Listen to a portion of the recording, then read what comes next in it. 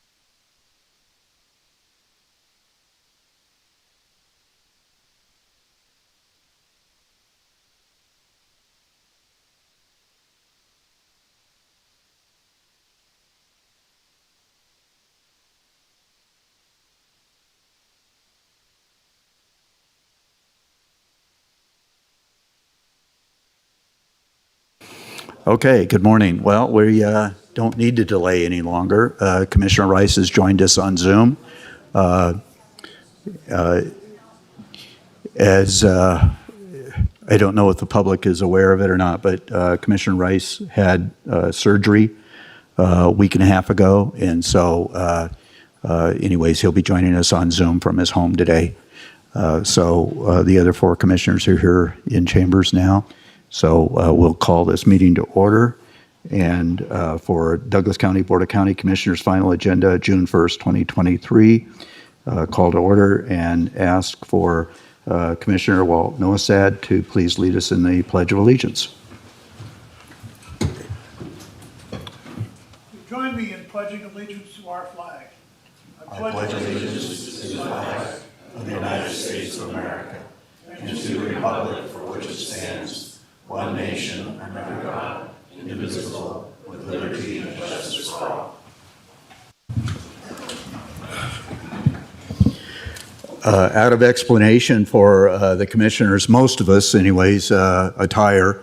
Anyways, today I did indicate at the last meeting that Carson Valley Days is next weekend, and the theme of this year's parade and Carson Valley Days celebration is Aloha. And so I would indicate that Sheriff Dan Coverly is addressed in appropriate attire, because I spent 8 years in Hawaii, and that's what the other departments wore over there as well. They didn't wear Aloha shirts. So you're good today.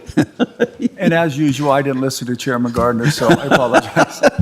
So, okay. Anyways, so that's, we're not dressing down. We're dressing to the appropriate occasion. So I just wanted to indicate that. In regards to lunch today, we have 2 items on the agenda that may take a little bit longer. Item number 6 and item number 7.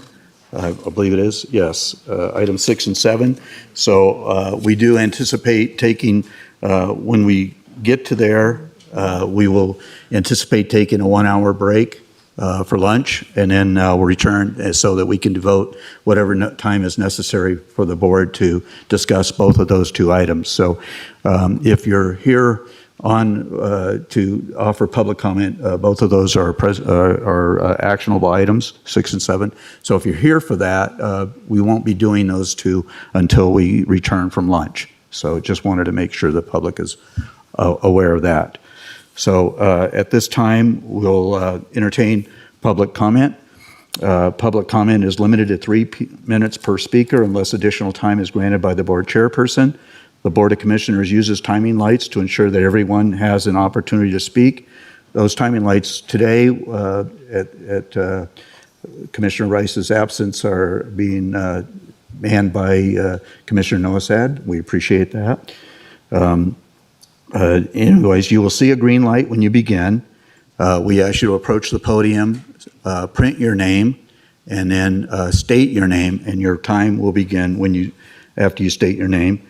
And so you'll see a green light, and then when a yellow light indicates you have 30 seconds left and should conclude your comments. Once the light turns red, we ask you to please sit down. In addition to opening public comment will also be taken on administrative agenda items that are identified for possible action, and again, for closing public comment.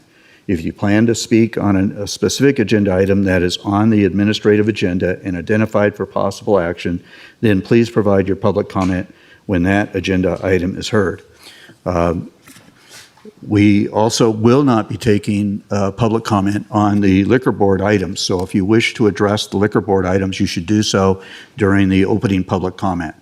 So at this time, public comment will be taken on those items that are within the jurisdiction and control of the Board of County Commissioners. Public comment.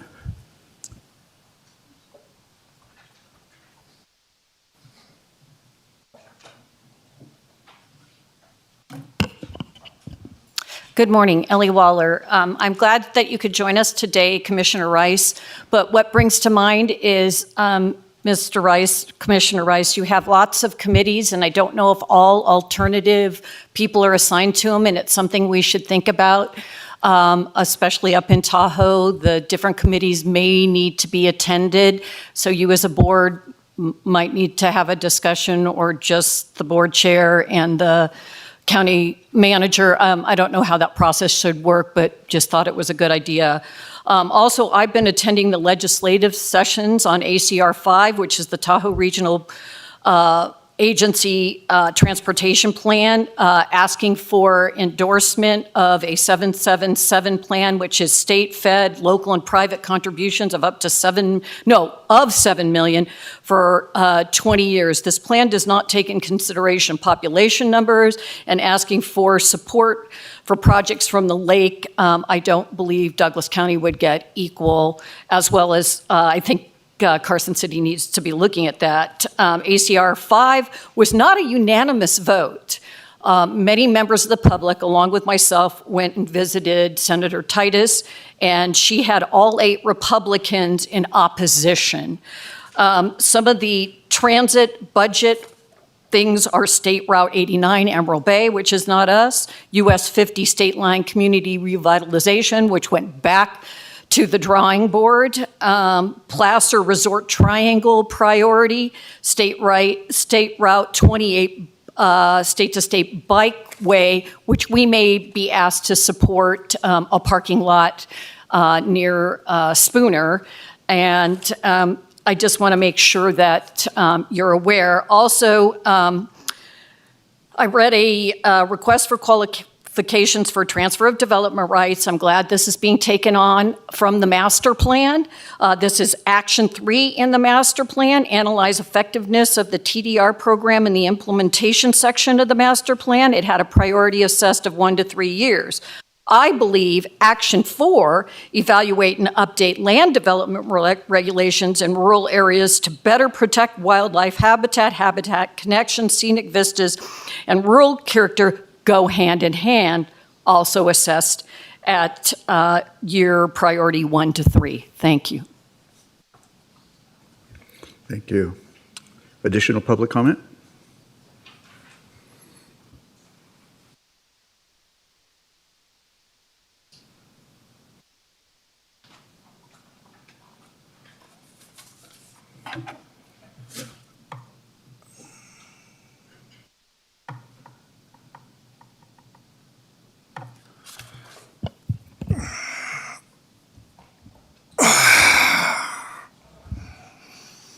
Good morning, Douglas County. Howdy ho. Hey, how about that hot air for hope? Out of sight. Magic flight. 180 degree in creativity, I must say. It's fantastic. I'm looking forward to the rest. I guess we have a shindig out at the ranch this weekend and other things on the horizon. So we're starting to see some changes here and there. They're starting to listen a little bit. Jason Gibson, the House of Gibson, on behalf of the Planet Art Network. I have to encourage and spur our folks at the Art Culture Foundation. Planet Art Network's been on the map since 1984. The works of Doctors Jose and Loydine Arguelles at planetartnetwork.info, serving as the forum vehicle for the World 13 Moon Calendar Change Peace Initiative. You haven't heard much about the Peace Initiative because we live in a war economy, and that's what pays. And we're here to overgrow the government. You can find us at lawoftime.org, calendartruth.info, theharmonicfactor.com, planetartnetwork.info, and a host of other webs that show that the movement's alive and well in 22 countries and a little slow here in the belly of the beast. You can also find us, for those of you who are deploying your social networking skills and your creative Facebook utilities, at Douglas County, Nevada Watch. Discover the Law of Time, Peace Through Culture Foundation. And these are pages and groups. We're getting about 250,000 hits a month now. So it'll be a matter of time before we overgrow the government. It's going to happen sooner and later. We're at Community Action Vision Council, Megatrends 2023, telling you the truth that doesn't sell, to tell you that which can't be told, and to sell you that which can't be sold. We're at Neighborhood Watch in the Ranchos. We're at State of the Nation. We're at Natural Time Psychotherapy.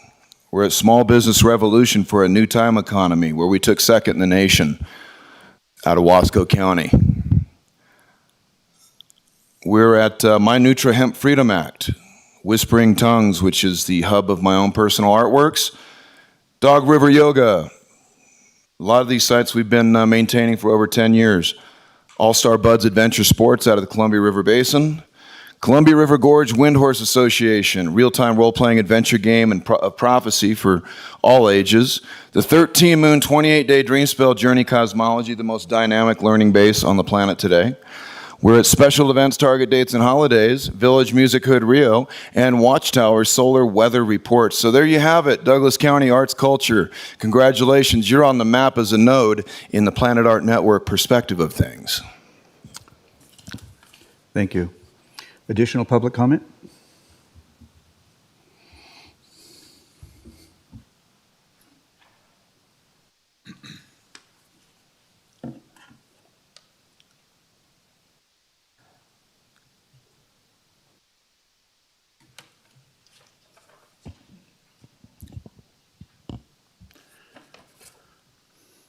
Jim Slade. In his blog last month, Commissioner Tarkanian wrote, quote, "People just accept the fact that politicians lie. There's no profession where honesty and integrity are more important than public service. The people who make the most impactful decisions for our county should be held to the highest standards of speech, not the lowest," unquote. I trust that we would all agree with that statement. Honesty and integrity are also the highest values in the Douglas County mission statement, seen right here. Yet Commissioner Rice lied to the board and the public multiple times earlier this year. He was aware that what he said was false, yet he lied to convince other commissioners to vote with him on matters before the board. Rice is consistently the advocate for special interest groups, particularly the development, gaming, and resort industries, with little regard for the public good. When Rice said there was not a planning commissioner from the lake in January, he knew that was untrue. He lied to his fellow commissioners to try to benefit his chosen candidate. Did he lie because of all the campaign contributions that he has received from the development community over the years? When Rice said that a previous board had obligated the future payment of 0.5% of TOT funds for microtrans at the lake, that was a lie. That funding at this point primarily benefits the casinos in Edgewood, with minimal benefits to the residents of Douglas County. Did Rice lie about the funding commitment of the county because of the $5,000 campaign contributions he'd received from both Edgewood and the South Tahoe Alliance of Resorts? Or because the presenter of that request, Lou Feldman, had also made a campaign contribution to Rice? Mr. Rice so far has refused to apologize to the board and to the public. Apparently, he would rather be reminded publicly of his lies on a regular basis than to actually apologize for making those lies. Why is he so stubborn? What's so difficult about apologizing? Mr. Tarkanian apologized for making a false statement earlier this year. Chairman Gardner apologized for waiting until after the vote was taken before pointing out that two commissioners had made false statements. I too apologized a few months ago for making an inappropriate comment. Mr. Rice, it's time that you showed some honesty and integrity and made a sincere apology to the board and to the public for your lies. If you refuse to do that, then you should resign for failing to live up to the mission and values of Douglas County.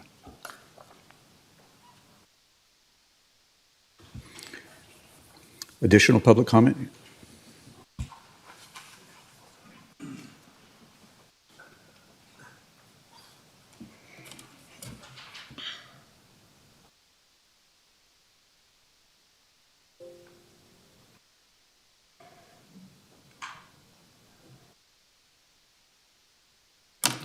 Ted Gaines. For the people who weren't here, I conferred the last meeting. I talked about Wesley and the untruth stuff he was telling then. How one meeting he says, we can't vote on this because we need to send it to the ballots because we can't come up with a quorum.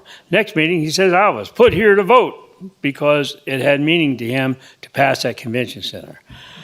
So I commend Mr. Slade, and he's right. We got commissioners that aren't telling the truth, aren't looking at facts. Now, we got a presentation today. I have filed complaints with the Attorney General's office, NRS complaints that are being investigated right now by the Contractors Board and the Attorney General's office.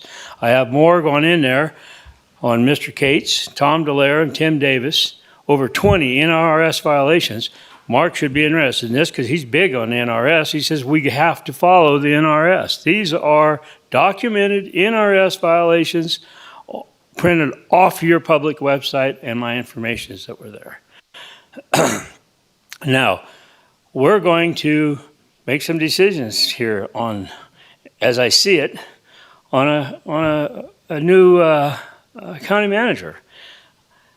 If 2 or 3 of you people have talked about it, it is illegal. It is a violation of the Browns Act on the side.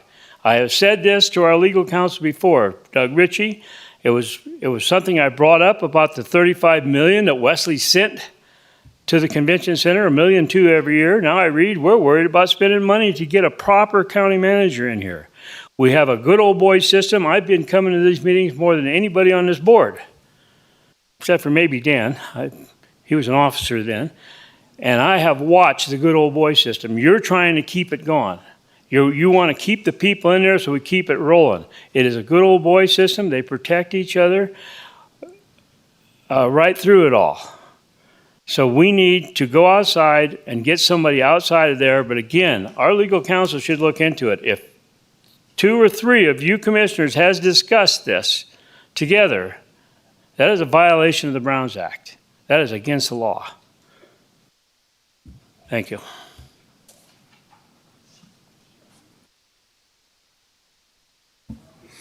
Additional public comment?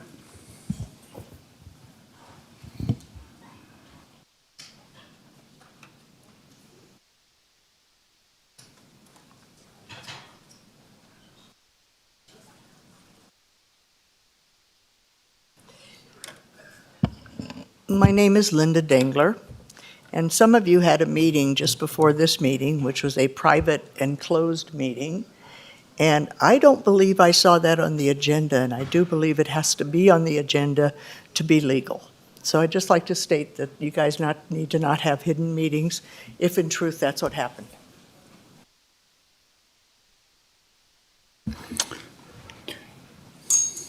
Additional public comment?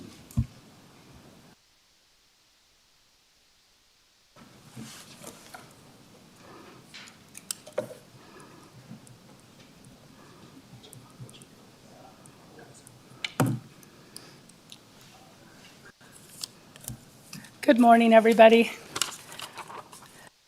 I'd like to ask that the county... Ms. Tanner, I Donna know Tanner. you, but could you please Donna state your Tanner. name for the record? Good Thank you. morning, sorry. I'd like to ask that you give strong consideration to the TRE GID's application for the second round of the ARPA funds. We have a sizable underserved community out there and a lot of elderly. And we've been hit pretty hard between COVID, inflation, natural disasters, and we continue to have flooding from these storms that are coming in and not being able to mitigate everything that happened during the storm. Just kind of please remember us when our application's in. I know that GIDs aren't at the top of the list, but we've had some pretty unusual circumstances, and we could sure use the help. So thank you. Thank you. Additional public comment?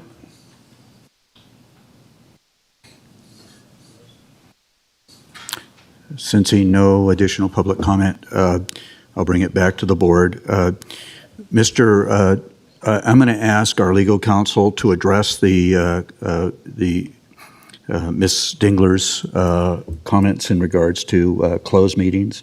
If you could address the public, Mr. Hames. Mr. Hames is sitting in for Mr. Ritchie, who is on vacation, I believe, right now. So we appreciate your attendance today. But anyways, could you inform the public about our capabilities in regards to having closed sessions? This is A.J. Hames from the Douglas County DA's office for the record. Prior to this meeting, there was a privileged attorney-client meeting between the board and legal counsel to discuss possible litigation. Such meetings are exempt from Nevada's open meeting law. Ms. Dingler, does that address your question? Yes, yeah. Okay, so it's not an agendized meeting, but when we have pending litigation, we have the ability to go into closed session without public notice to discuss that possible potential litigation. So that doesn't have to be... no, it does not. We don't have a fixed agenda for that, as I understand it. Mr. Hames, is that correct? A.J. Hames for the record. It's not a public meeting. It's a privileged attorney-client meeting to discuss litigation only, and so it's not considered a meeting in that regard. We actually refer to it as a non-meeting. I don't know how you have a meeting that's not a meeting, a non-meeting, but that's the way it's commonly referred to amongst the commissioners. So, yeah, that's fine. While you asked the question, I thought it was important that we articulate that process to the general public, both on the YouTube and on air in chambers as well, because that's an important distinction, okay? So, Commissioner Tarkanian, you had something? Well, I don't understand how it's a non-meeting either, so I think another thing we agree on. No, I just wanted to make an announcement. Next Wednesday, which would be June 7th, I believe, former Commissioner Dave Nelson and myself are going to have we're going to be up at, oh my goodness. Casey's, thank you. We're going to be up at Casey's from 4 to 6 to meet with anybody who wants to help us with an initiative that we are going to start to restrict VHRs up in the Lake Tahoe area. So it's not you don't have to be there from 4 to 6. We're going to be there the whole time, just taking down names and giving you information on it. So if you want to be there, we look forward to seeing you. Thank you. Okay, so we've ended public comment, and I just wanted to make sure that Ms. Dingler was... We got that laid out so that you understand that process. So it was also indicated by Mr. Gaines that a potential open meeting law violation has occurred in regard to more than two commissioners chatting about different things that might come before the board. I can assure the public that I have not been in contact with any of the other commissioners regarding those items, and I think in my indications from the other commissioners, they respect that restriction very, very carefully. And so we're certainly welcome, Mr. Hames, if you want to look into that, but it hasn't existed from this commissioner, I can assure you that. So anyways, at this time then, we will go into the approval of the agenda for possible action, approval of the proposed agenda. The Board of Commissioners reserves the right to take items in a different order to accomplish business in the most efficient manner, to combine two or more agenda items for consideration, and to remove items from the agenda or delay discussion related to items on the agenda. At this time, I'll entertain a motion to approve the proposed agenda as presented. So moved. Second. Okay, motion by Commissioner Nolasad, seconded by Commissioner Hales to approve the proposed agenda as presented. Is there any discussion in that regard? Sensing no discussion, all those in favor signify by saying aye. Aye. Motion passes. I believe Commissioner Rice is muted, but I would imagine he's also in concurrence. So you want to chime in here, Mr. Rice? I don't know if you can hear us. It looks like you're muted right now. So without the ability to get a response from Mr. Rice, I'm going to call that as there he is. You're muted, Commissioner Rice.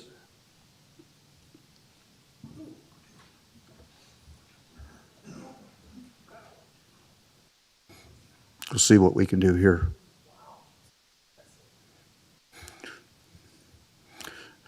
Mr. Rice, I don't know if you can hear us or not, but you're muted. There you go. Okay. All right. All right. Are you in Okay. approval of the proposed agenda as presented? I'm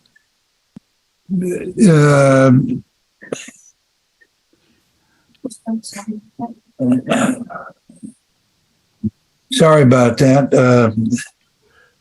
I moved that the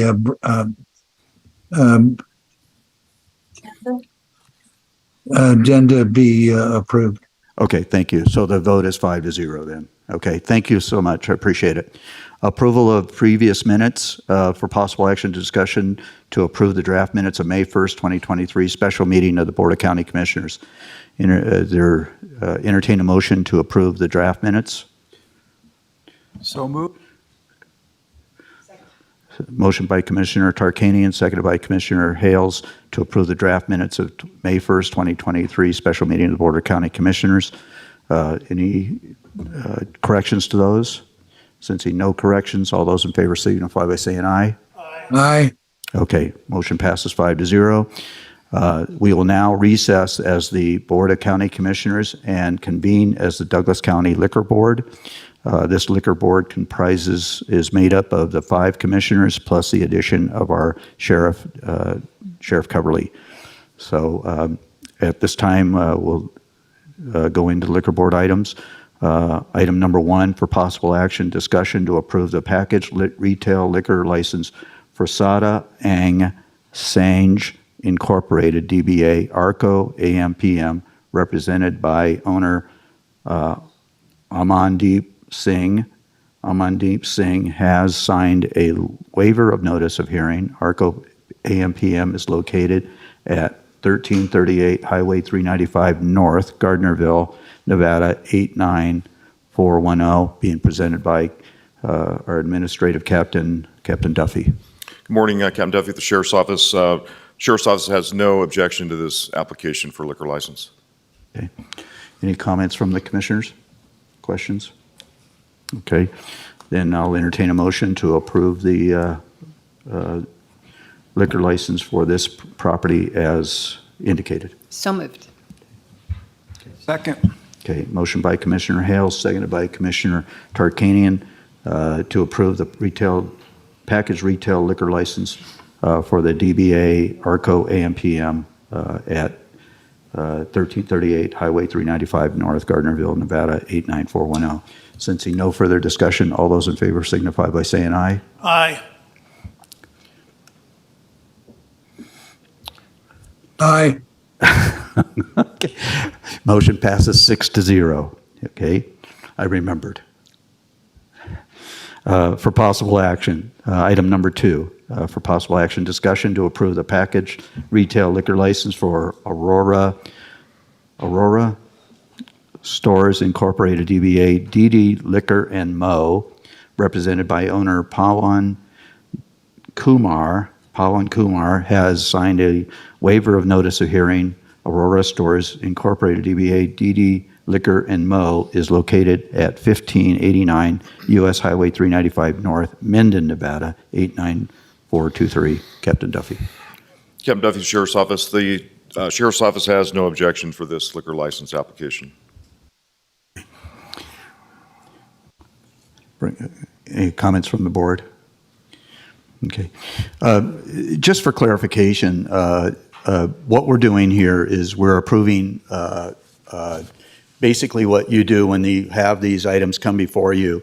You're doing a background check on these people to determine whether or not these would be appropriate owners. And, Correct. And is that correct? Is that Yes. the process that you Yep, go through? that's correct. Okay, it's not whether or not specific locations of liquor stores, it's just the applicants and whether or not their acceptability is correct. That's correct. Okay. Yep. So, since no further discussion, all those in favor, I'll entertain a motion to approve the liquor license for Aurora Stores Incorporated DBA DD Liquor and Mo.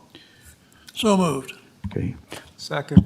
Motion by Commissioner Nolasad, seconded by Commissioner Tarkanian. Tarkanian, yes. Okay. To approve the package retail liquor license for Aurora Stores DBA DD Liquor and Mo as presented. Since no further discussion, all those in favor signify by saying aye. Aye. Okay, motion passes 6-0 again. Item number 3 for possible action, discussion to approve the on-site unrestricted retail liquor and caterers license with entertainment endorsement for Global Spectrum LP DBA Tahoe Event Center, represented by General Manager Kevin Borzecki and Finance Rebecca Blazer. Kevin Borzecki and Rebecca Blazer have signed a waiver of notice of hearing. Global Spectrum LP DBA Tahoe Event Center is located at 75 U.S. Highway 50, State Line, Nevada, and is pending the issuance of a certificate of occupancy. Captain Duffy. Captain Duffy, the Sheriff's Office. The Sheriff's Office has no objection to this license as well. Okay. Any discussion? Any questions? Entertain a motion?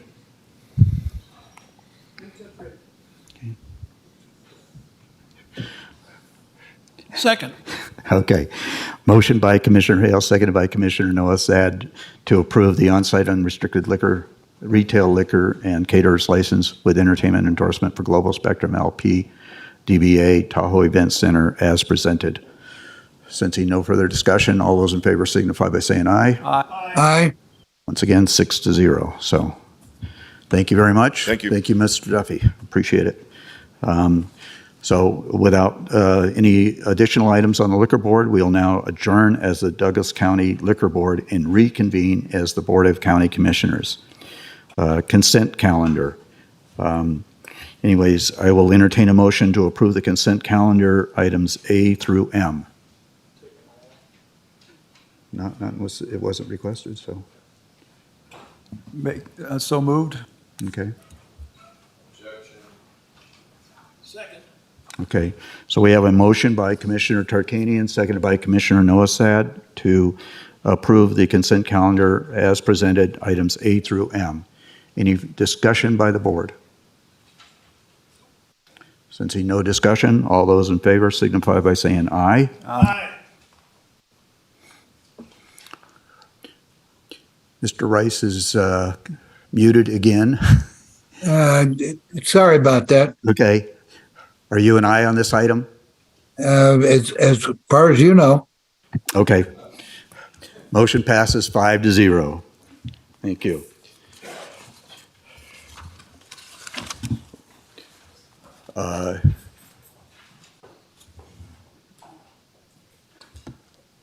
Okay.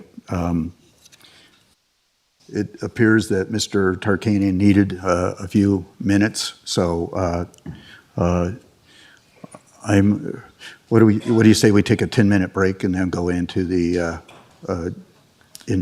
administrative agenda? Let's do 5. 5 minutes? Okay. We'll return at, I have 10:35 on my computer, so we'll return at 10:40. Thank you.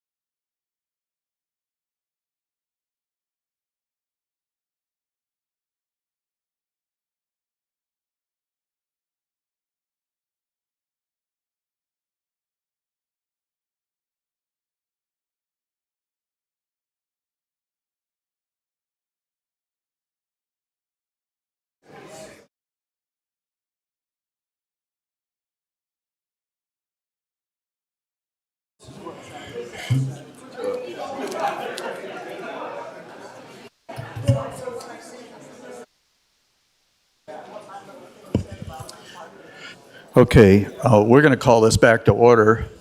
I would invite all those that may be in the outside of chambers to join us. And I'm going to invite also the other commissioners to join me down here. Commissioner Noah Sad, Tarkanian, and Hales, if you would join me down here also. And Mr. Cates, I would rather not be doing this, okay? So you know my feelings. You would rather not be doing it for other reasons, okay? So anyways, as been noticed back in April, I guess it was, our current county manager announced his desire to retire. I don't know that there's any going back on that because I understand he's already met with PERS to sign the necessary documents. So I don't know how we delay that. But anyways, today will be Patrick's last meeting with us as county manager. Hopefully not maybe the last meeting he will visit with us. If he gets bored. Public comment is limited to 3 minutes. That would apply to you as well, because you would be a member of the public then. So anyways, but I did, and I know that Commissioner Rice is very disappointed that he could not join us in person today also. But anyways, I thought it was important that all the commissioners be down here to assist in this process. So at this time, I'll read the, I have to read this into the agenda or into the minutes. For presentation only, ceremonial presentation of Proclamation 2023P-044, a proclamation recognizing the dedicated service of Patrick Cates to Douglas County and the state of Nevada. So I'll read this proclamation. It's quite long, so please bear with me. Proclamation, Douglas County Board of Commissioners, Proclamation 2023P-044, recognizing Patrick Cates for his dedicated service to Douglas County and the state of Nevada. Whereas Patrick Cates has spent most of his life in Nevada, including some early years in Douglas County. He has lived in Washoe County for over 40 years. We won't hold that against you. With his wife, they have raised 3 daughters and 2 nieces in northern Nevada. Northern Nevada is their home, and they wouldn't have it any other way. Whereas prior to serving as county manager, Patrick worked for the state of Nevada for over 26 years, working for several divisions and departments, including the departments of public safety, health and human services, cultural affairs, and wildlife.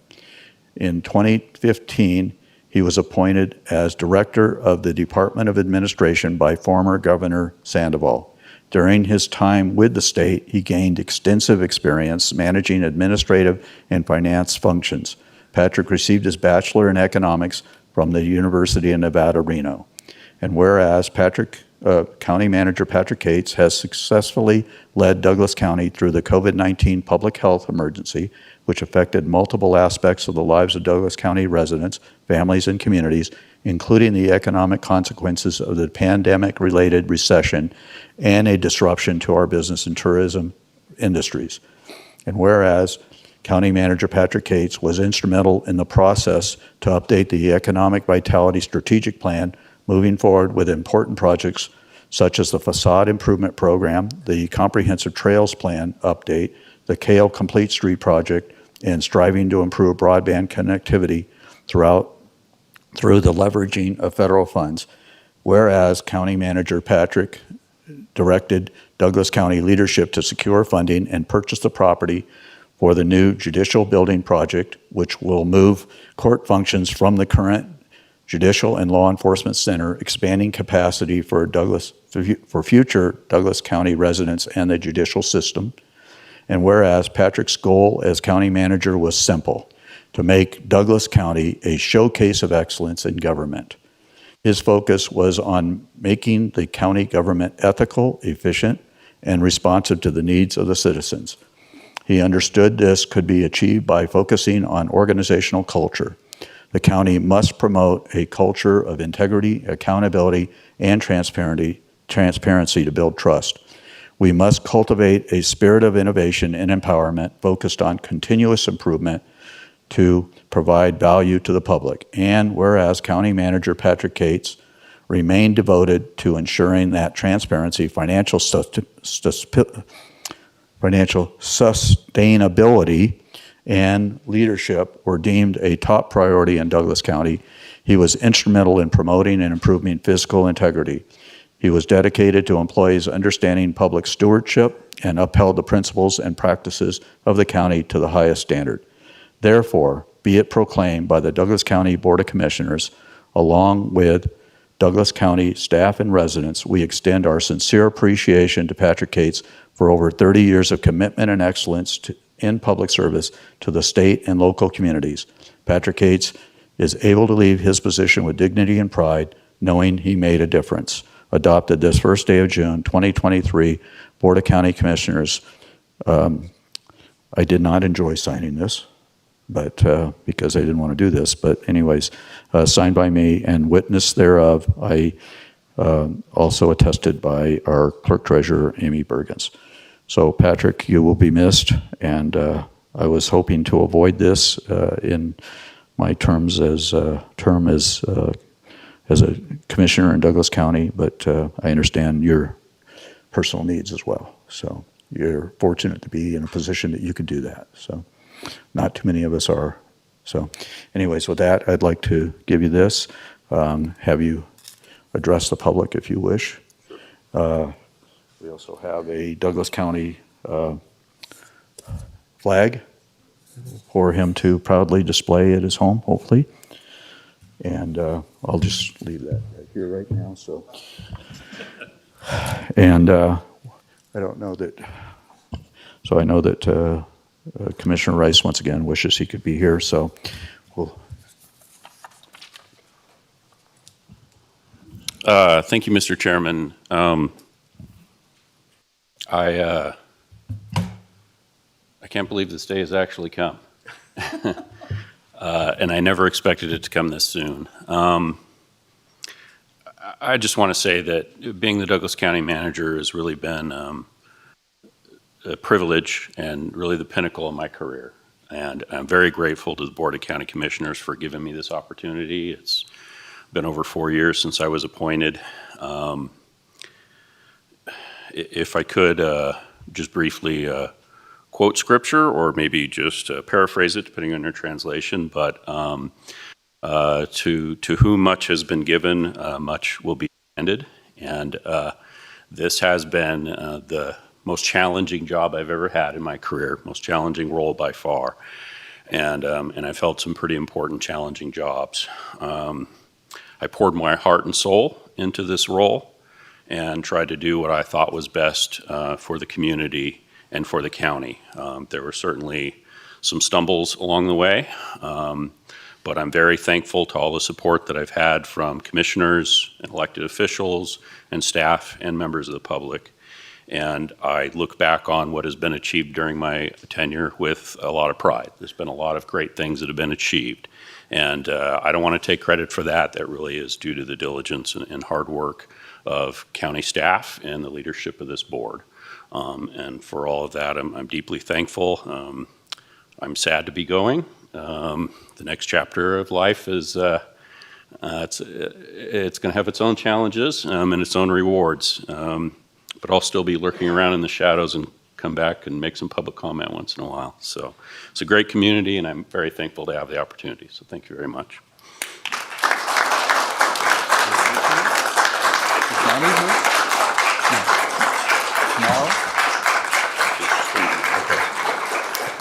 Come on.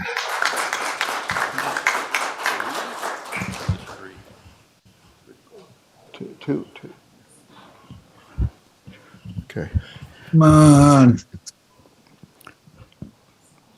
Commissioner Rice, did you have something you wish to add? Well, there we go. Patrick, I want to thank you for all the support that you've given me. I had hoped that I would work with you longer. Unfortunately, I did not foresee that my head getting pitted, but I wanted you to know that I consider you a friend, and I will truly cherish your relationship. Thank you very much.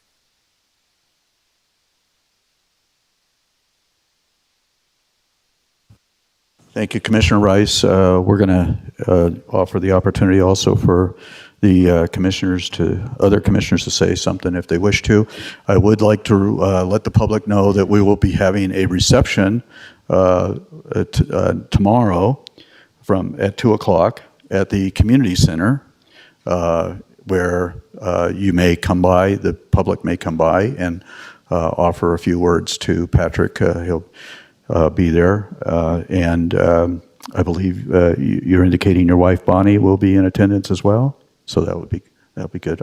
I've never met her, so anyways, so if you have something that you wish to share with Patrick on a personal level or professional level, so please take the opportunity to come by the community center tomorrow at 2 o'clock. Light refreshments will be served, I believe. Yes. Okay. Good. So, commissioners, other commissioners. I'll just say, listening to your goals in the proclamation and to the things you had to say, I feel that your tenure here has been very successful. And though we wish it were longer, that doesn't mean it's incomplete. I feel like it's successful, and you've done what you set out to do. And I slept better at night knowing you were managing our county. So thank you. Eric, did you want to come over?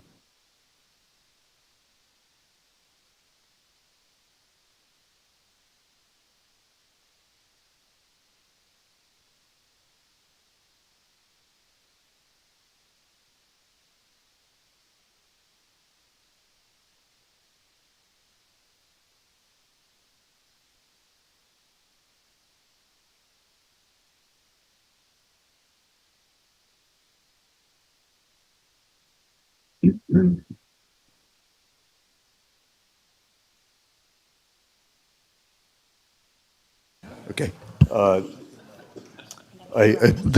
We have a number of our community directors here also, so department direct. So if they'd like to come up and get a picture taken with Patrick as well, please join us up here.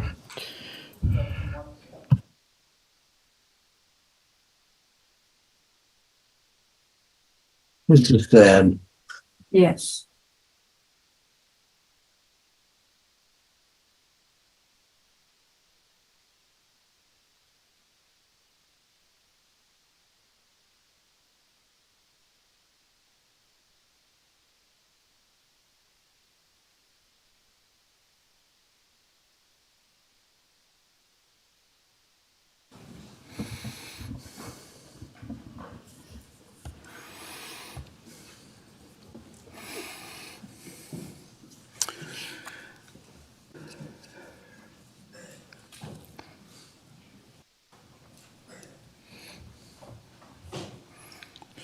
And Ms. Granahan, before you leave, can you come back in for a second?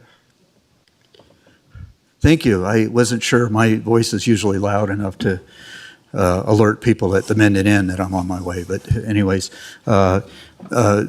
Granahan has also announced her retirement, and we had a reception for her yesterday at the Mendon Inn. And I wanted to take the opportunity before you left. When is your last day with the county? Tomorrow. Okay, Friday. So anyways, once again, thank you for your commitment to the county and your participation as our economic vitality manager. And so we wish you the best in your retirement as well. So.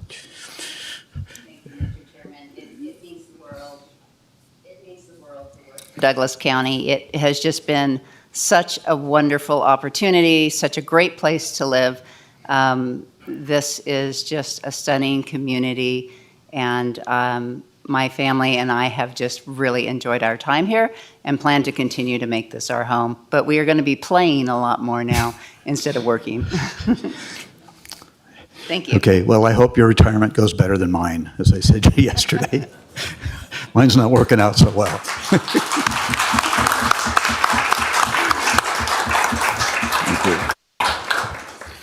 Okay, we'll go into item number 2 for possible action, discussion on one appointment to the Library Board of Trustees by the Board of County Commissioners to serve the remaining unexpired term of a member who has resigned from June 1st, 2023 through December 31st, 2023 in adherence with NRS Chapter 379. Mr. Cates. You don't have anything to share? Okay. So as I understand it, this vacancy occurred because Miss Bonnie Rogers, who has served us on the library board for a number of years, has moved out of state, as a matter of fact, to a location I believe is called Goodyear, Arizona, a community outside of Phoenix.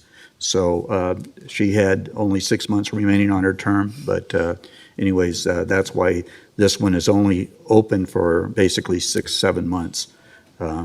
So at this time, is there any questions? We should hear from, I believe, all 4 applicants. I understand all 4 applicants are in attendance. Let me go down to that and make sure we do this in the proper, okay. I guess we're doing this in alphabetical order. So we would entertain each of the 4 candidates. I believe the first one is, and I probably will butcher this name, but I'll try it anyways. Jermaine, is it Jermaine Mercal? Is Jermaine Mercal here? Okay. Would you like to come up to the microphone and we'll entertain questions from the commissioners? And after we hear from each of the candidates, then we'll go to public comment and then bring it back to us for action. So, is it Jermaine? Jermaine Marco for the record. Okay. So, besides your application, do you have anything else that you wish to share with us about you and your life and your interest in the library? Well, I have lived here for 22 years. I grew up in Carson, went to university at Reno, and now I live in the Valley with my husband. We're over off of Foothill. We've been in the Valley for 7 years, and I think we're going to make this our home for quite a long time.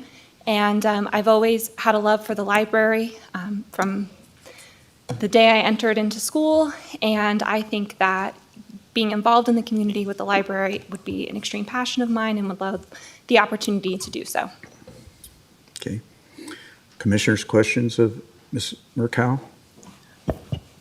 One question I have is, what has impressed you about the strategic plan, or have you had an opportunity to read that, and what's a takeaway for you from the strategic plan?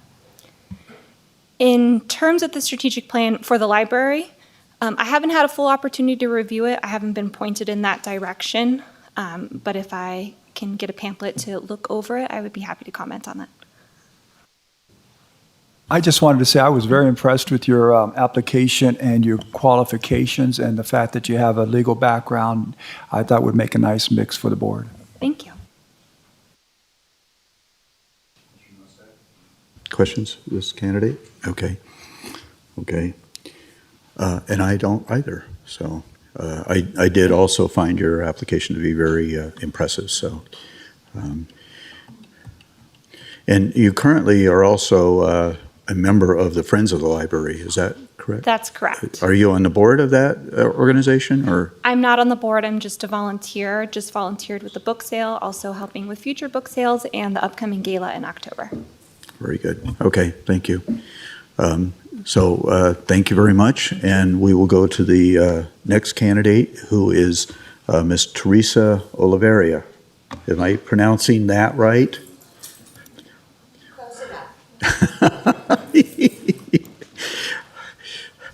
These, yeah.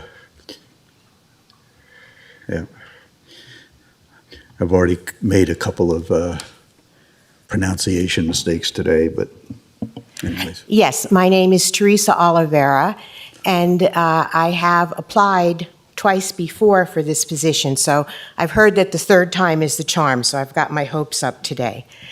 And I have applied because I feel very qualified for this position. I lived formerly in New York in the Catskill Mountains, and I served as a library trustee for the Hunter Mountain Library for 7 years. During that time, I was a trustee, I was the vice president, and I was the president of the board. Hunter Mountain is a very small rural community in the Catskill Mountains. It's in a ski area of the Catskills. It's also in the poorest community in the poorest county in New York. And so the function of the library was really significant for the community. It provided a place for internet, for social gatherings, for the schools to bring children to. It was very important. And when in my tenure on the board, we lived through COVID, and the county library wanted to close the library down. We did not. In our little community, we as a board of trustees kept that library open because we knew how important it was. So this is a really significant activity for me, being part of the library, so that when I moved out here, I moved to be closer to family. When I moved out here, the first thing I did was I went to the library. I became a member of the Friends of the Library, and that's where I met Bonnie Rogers, who spoke to me about the strategic plan. I attended several meetings about the strategic plan, and of course, the thing that excited me the most was the renovation that you were talking about, because I was part of the renovation of this little library in Hunter Mountain. We had a very limited budget, and we got local people to work on it, and we were very proud of the renovation. So I was excited about that piece of the strategic plan. I'm also very excited with our new director, Tim. He's got a lot of energy and a lot of ideas, and that's a wonderful thing for us, because the library is such a key piece for us. So I also would be proud to be able to complete Bonnie's term, because Bonnie was one of the first people I met, and she really took me under her wing and told me about what was going on in the community and helped me make other connections in the community. So I really would feel honored to do that. And in conclusion, when I was here the last time, you asked me what I was reading. So I brought what I was reading. I am reading Turn Right at Machu Picchu because this is something that's on my bucket list. And I will tell you that being on this Board of Trustees is also on my bucket list. Thank you. Thank you.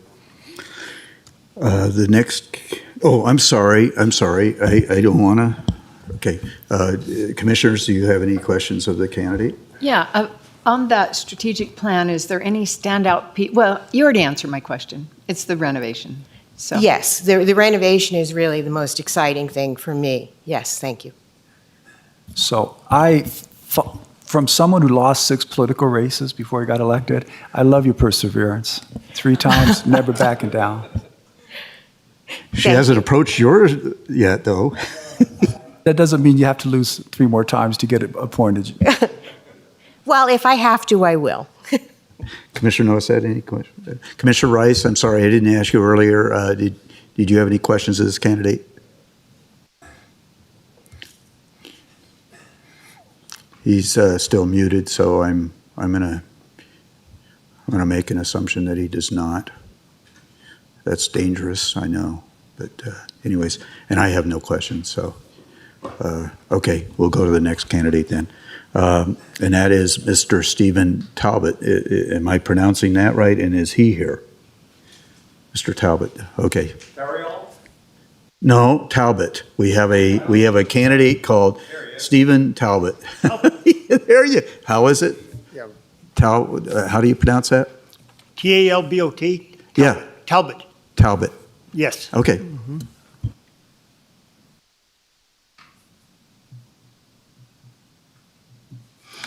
Yes, good morning.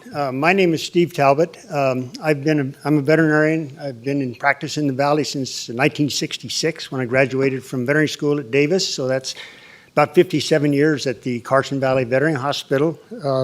I think on the application, I'd let you know that I've been members of various boards. Was 20 years on the Board of Equalization for the county chairman for a few of those years. I was Minden Rotary president. I was on the Nevada State Board of Veterinary Examiners for 12 years, president of that for 2 or 3 years. And also the Nevada State Veterinary Association, been a member of that for 57 years. So I've been around a while. I still practice a couple days a week. I think the job or the responsibility of a board of trustees is to policy, planning, budget, oversight. I think our current library director, Tim DeGurit, get his last name right. I met him the other day. DeGelder. DeGelder. I think I'm getting that There right. you are. Yes. Am I right, Tim? DeGelder? Yes. He's doing an excellent job from what I've read about the reviews from our current board of trustees. And in my opinion, with his staff, he and Tim is the professional. The Board of Trustees' job is not to micromanage the library, but to set policy and that sort of thing. I've been an avid reader. Our house is full of books. We've donated hundreds to the library over the years. I don't know how many are still there, but they've been sold to raise funds for the library too. I think public libraries serve a great service to our community. A lot of countries in the world that don't have public libraries. I think that's an important thing to do. Access to services available to the public, not only books, but the computers, everything else is a really important part of the library. As an incidental finding that gives me something a little different than everybody else, in the library, there's 2 cats on the wall, Baker and Taylor, pictures of them. They're Scottish Folds. For those of you who don't know the breed of Scottish Folds, look at their ears next time you're in the library. Anyway, I did the veterinary care on those 2 cats for about 16 years while they were the resident cats at the library. Their job was, as in historical times, keep mice out of the books. So anyway, I think I can make a valuable contribution to the Board of Trustees just because I've been around a while and been a big part of the community. So thanks. Okay. Commissioners, questions? Commissioner Hales? Yeah, are you familiar, if you're familiar with the strategic plan, is there anything that stands out to you from that? No, I won't say. I obviously, if I get to the point where I'm going to delve into it a lot more than I have so far, but nothing that jumps out, right? I was going to just say, what a great resume you have too, and all of the things that you have done and the qualifications. We spoke outside. You're Jill's husband, right? Yes. Mm-hmm. Oh, nobody I love more in this entire valley than your wife. Anyways, I just wanted to make everything clear. Thank you. Yeah. She's a big fan of your father. Your wife aside, right? I mean, you said nobody My wife else. might be a close second. His wife. His wife. Notice I am listening. So. Yeah, my wife and his wife are friends too. Yes. So. Just an observation. Commissioner Noah, had any questions? Commissioner Rice, I see you're unmuted now. Do you have a question for this candidate? No, I do not, and thank you for asking. Yeah. Okay. Thank you very much. I don't have any questions either. Appreciate your interest. Thank you. Yeah. So, Commissioner Rice, you were muted previously when Ms. Oliveira. Did I get that pronunciation correct this time? Oliveira. President, did you have any questions for her? No, I did not. Okay. I just want to give you. Thank you. Yep. Okay. And then the last one is candidate Steve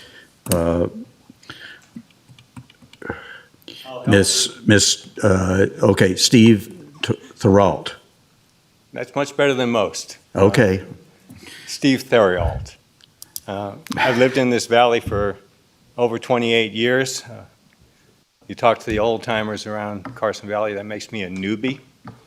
But we raised 2 children, and we now are raising 4 grandsons.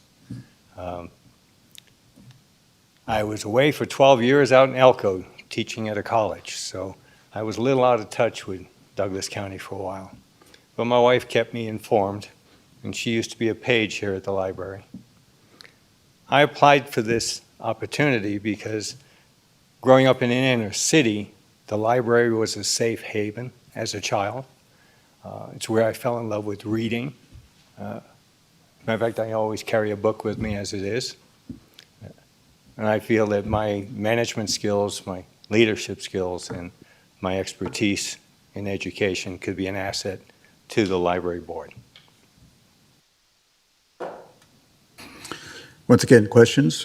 Commissioner Hales, the standard one or? Standard. If you're familiar with the library strategic plan, can you share with us anything that stood out to you from that?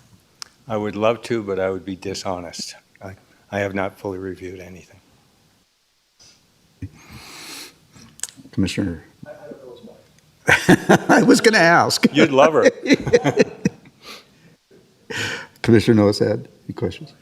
Okay. Commissioner Rice, any questions for this? No, sir. Okay. And I don't have them either.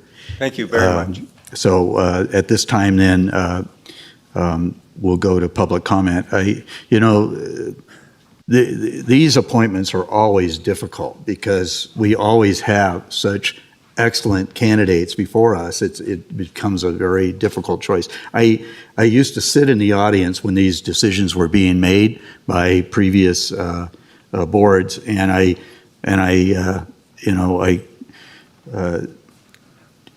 watched them struggle with this as well and didn't understand it until you actually sit in this chair and then have to make these decisions, because we have such an outpouring of individuals within our community who want to volunteer for services to us, and an overwhelming amount. Some communities actually do go struggling to find volunteers to become involved, but we're not of that community, and so we appreciate that, the giving nature of our community.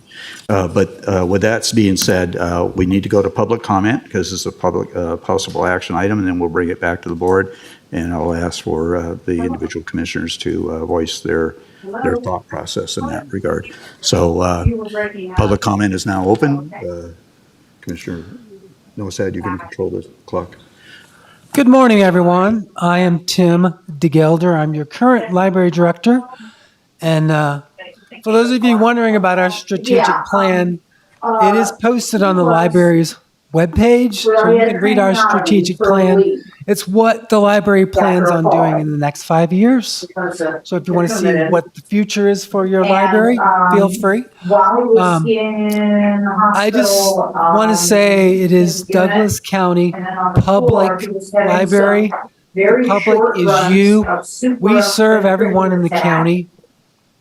And they kept dorking around his metropolol. What they sent him home with was 100 milligrams. Ms. Rice, I don't know if you have do we have that ability here? Oh, they muted it. Thank you. I'm sorry, Mr. DeGalder.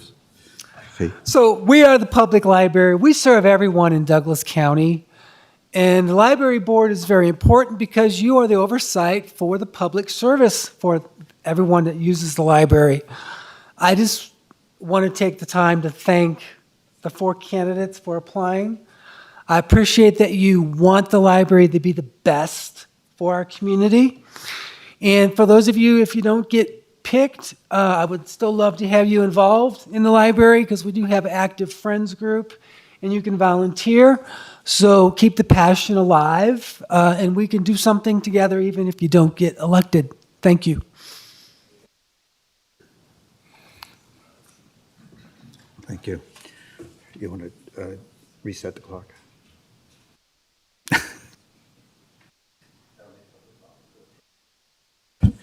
Additional public comment. James McCallum for the record. I too want to thank all the applicants. I think everybody that knows me knows how much I've done to encourage people to apply for boards and commissions. in my group and outside my group. I think it's an important thing. It's an important way to help the community. So again, I thank all four. I too, looking through the resumes, I was impressed by, I'm not going to get the name wrong, Jermaine Murkow. Several people have approached me who knew I was going to be here today and asked me also to speak for her. So I just want to put in my 2 cents, again, thanking all of the applicants, but I really encourage the selection of Jermaine Murkow. Thank you. Thank you.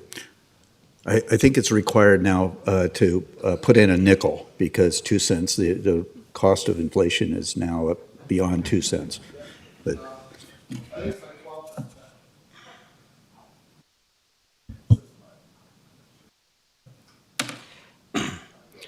Ted Gaines, this may be a shot in the foot for somebody, but I've been dealing with Dr. Talbot for over 36 years since I moved here. His partner, Dr. Cornforth, what you get, and I'm sure all the other applicants are honest, good people. It sounds like they looked at your applications. What you get with Mr. Talbot's what you see, honesty, integrity, morals, and he's been here. I just want to give you my opinion of 35 years of dealing with him. Kind of partial because he saved my last dog for me. Thank you.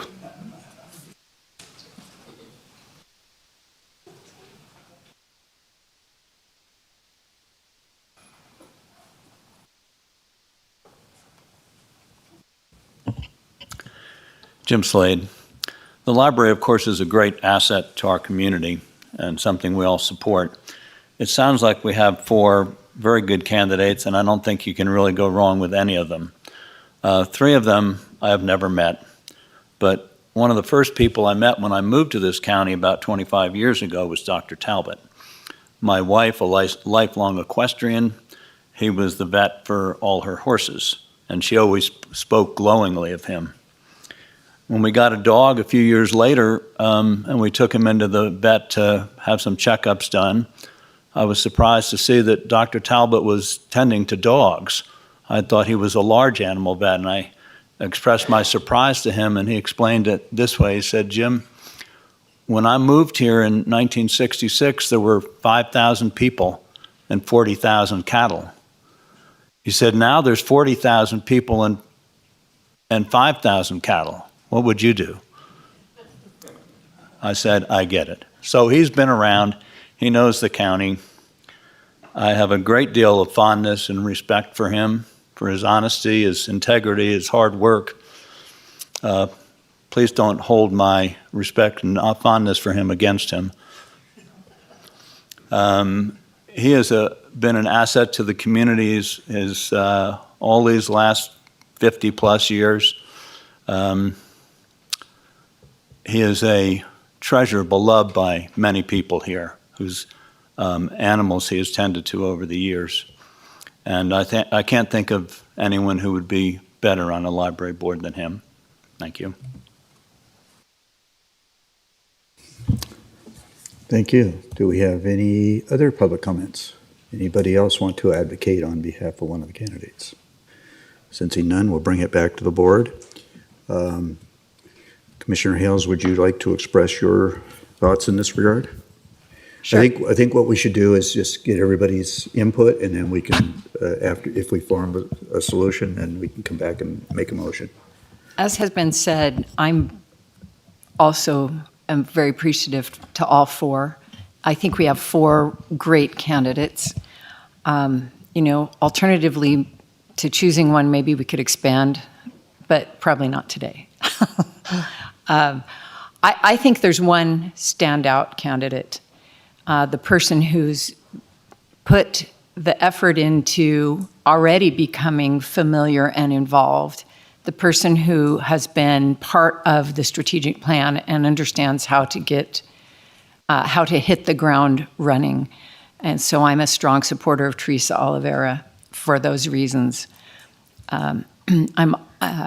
If I had to choose a second candidate, it would be Steve Talbot because of his impressive investment in the community, doing many things already. So those are my thoughts with appreciation to all four. So Tarkanian, you'd like to- we keep going over everybody saying the same thing, how impressed we are with the candidates, but I've been on the board now 2.5 years. I don't think we've ever had a better group of people to apply. First of all, with Ms. Mirko, if I'm saying it right, first of all, at your age, your qualifications, the way you presented yourself, and the fact that you have a legal background, what you could help with the law library and all of those things, I would love to see you on the board. Teresa, I think that your not only perseverance, as I mentioned, has been wonderful, but your knowledge and background in trying to understand the needs of this board is really great. Stephen Thurall, I would love to meet your wife someday, and you have some great qualifications too.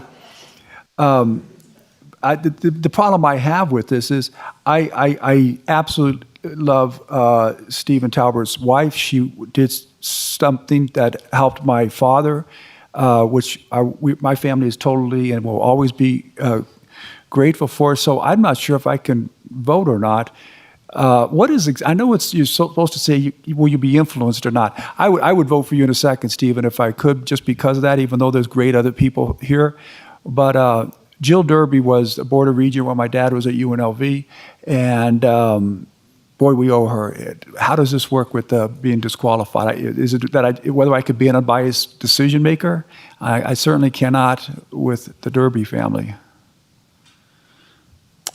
This is AJ Hames from the Douglas County DA's office. The Derby family being the Talbot. in-laws to Mr. Talbot. No, his wife. Yeah.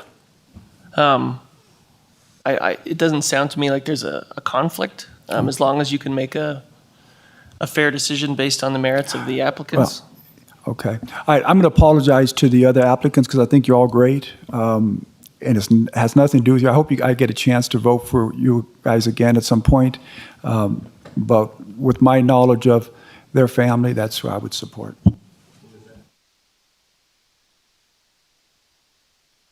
Commissioner Nosad? Yes. Glad that there were 4 applicants. When I ran for office, I was the only one around at the time. But I'm looking at the field, and I've got to say that of the 4, I'm for Jermaine. Jermaine Mirko. Commissioner Rice, you want to weigh in on this?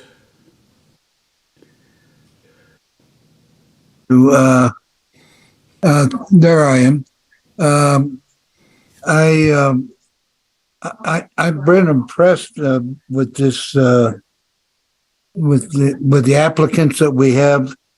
The only reason I know that Jesus. I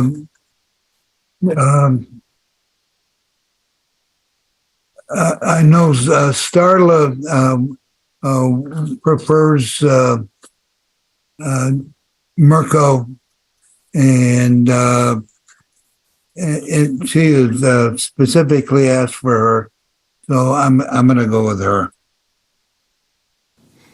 Okay, so that brings it down to me, I guess. Yeah, I got it going. We'll see what it And I got to admit that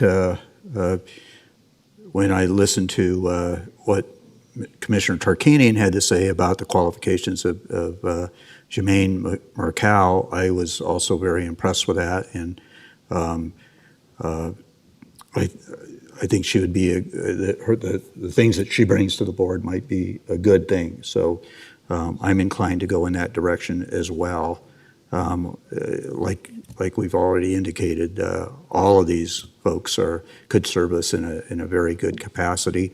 But this will be coming back to us in another 6 months, so perhaps maybe I would be inclined to go with Ms. Mirko and see how that works. So I think that's where I stand. So Commissioner Hales, you look like you're looking to activate your microphone. I honestly am perplexed Teresa Oliveira has specific, successful experience in the exact thing that is listed on our strategic plan. And I am in strong support of her and would still like to win over more candidates. I think simply because one candidate gets the support of someone on the board is not a good reason.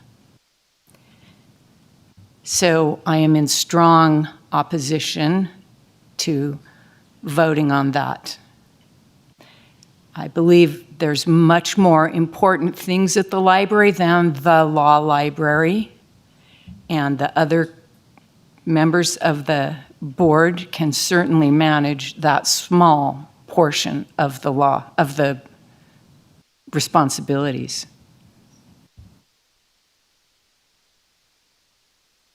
Okay. Well, I mean, that's where we are. By my calculations here, Commissioner Rice and Commissioner Noasad and myself have indicated a desire to appoint Ms. Mercow. Ms. Hales has indicated a desire to appoint Ms. Oliveira, and Mr. Tarkanian has indicated a desire to appoint Mr. Talbot. So that's kind of where we stand. I'll entertain a motion to see where we want to go with this. Mr. Chairman, I make a motion that we appoint Jermaine Mercow as the next librarian. I'll second it. Okay. So we have a motion by Commissioner Noasad and a second by Commissioner Tarkanian to appoint Jermaine Mercow to the unexpired term of June 1st to 2023 to December 31st of 23. Do I have any other observations? Questions? Okay, sensing none. All those in favor signify by saying aye. Aye. Okay. And those against? Nay. Nay. Okay. So that motion passes 4-1 with Ms. Hales dissenting on that. So, okay. Ms. Jermaine Mercow, welcome to the Library Board for the next 6 months. And then if you feel comfortable with that, and then in 6 months, we'll see what happens with that. So, okay, thank you very much. And to the other candidates, thank you also for applying, and we hope that, as Mr. DeGelder indicated, we're always anxious for other folks to join us in the Friends of the Library and other functions of the library. So we hope that you take that opportunity to do so. Okay. Before we go to the next item, item 3 for presentation only, I did want to announce that we have also a board member that has resigned from the Airport Advisory Committee as well. I don't know what the timetable on that is, Mr. Cates? Have applications closed yet, or? I'm not certain. Okay. Okay, so we don't anticipate that at our June 15th meeting. We would anticipate that at a July meeting. I would think so.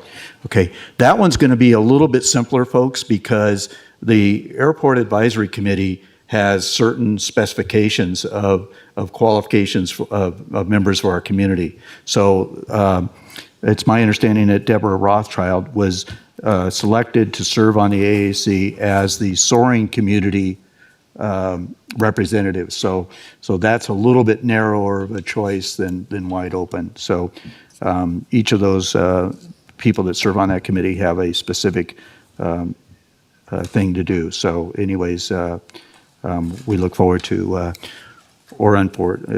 anyways, we'll make that appointment probably in the July 1st meeting, or the first meeting in July, I should say. So, okay, we'll go to item number 3 then.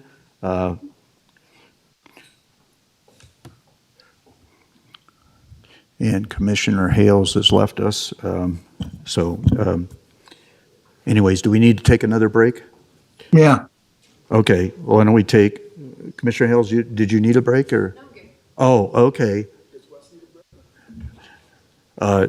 Okay, so we have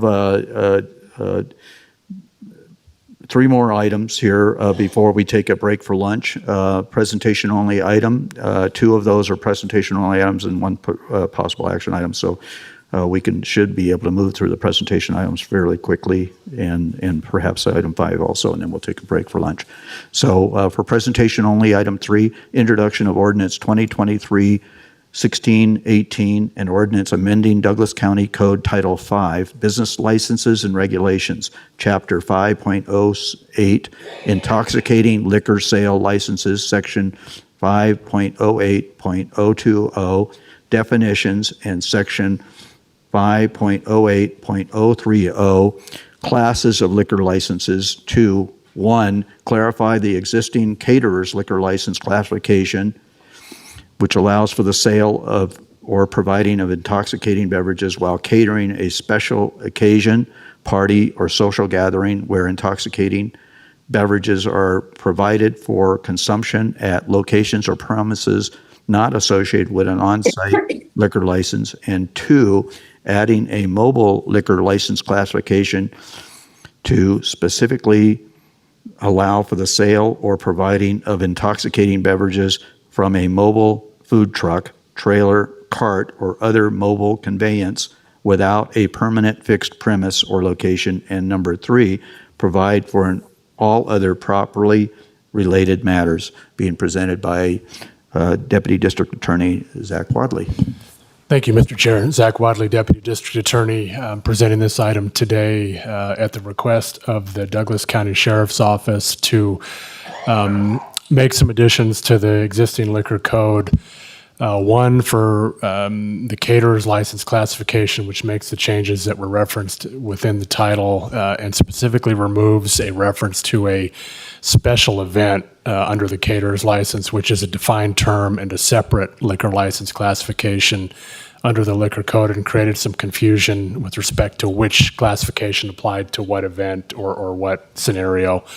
And then also, recently, the Sheriff's Office has received more inquiries for food trucks and food trucks wanting to sell liquor as part of their operations. And under our existing code, our existing liquor code, there wasn't really a clean classification that would apply to a food truck that was mobile, that wanted to obtain a liquor license. So a mobile liquor license classification was created. We've specified under that language that if you obtain a mobile liquor license, you can't otherwise sell liquor in an area of the county where it would otherwise be prohibited under county code or specifically Title 20.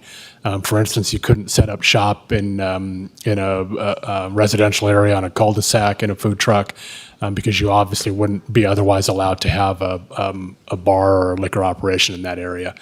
But anyway, if there's any questions, I'm happy to take them. This is for presentation only at this point in time, and after introduction, will be brought back to the board for second reading. Thank you. Thank you. Questions by the commissioners? Commissioner Rice, did you have any questions?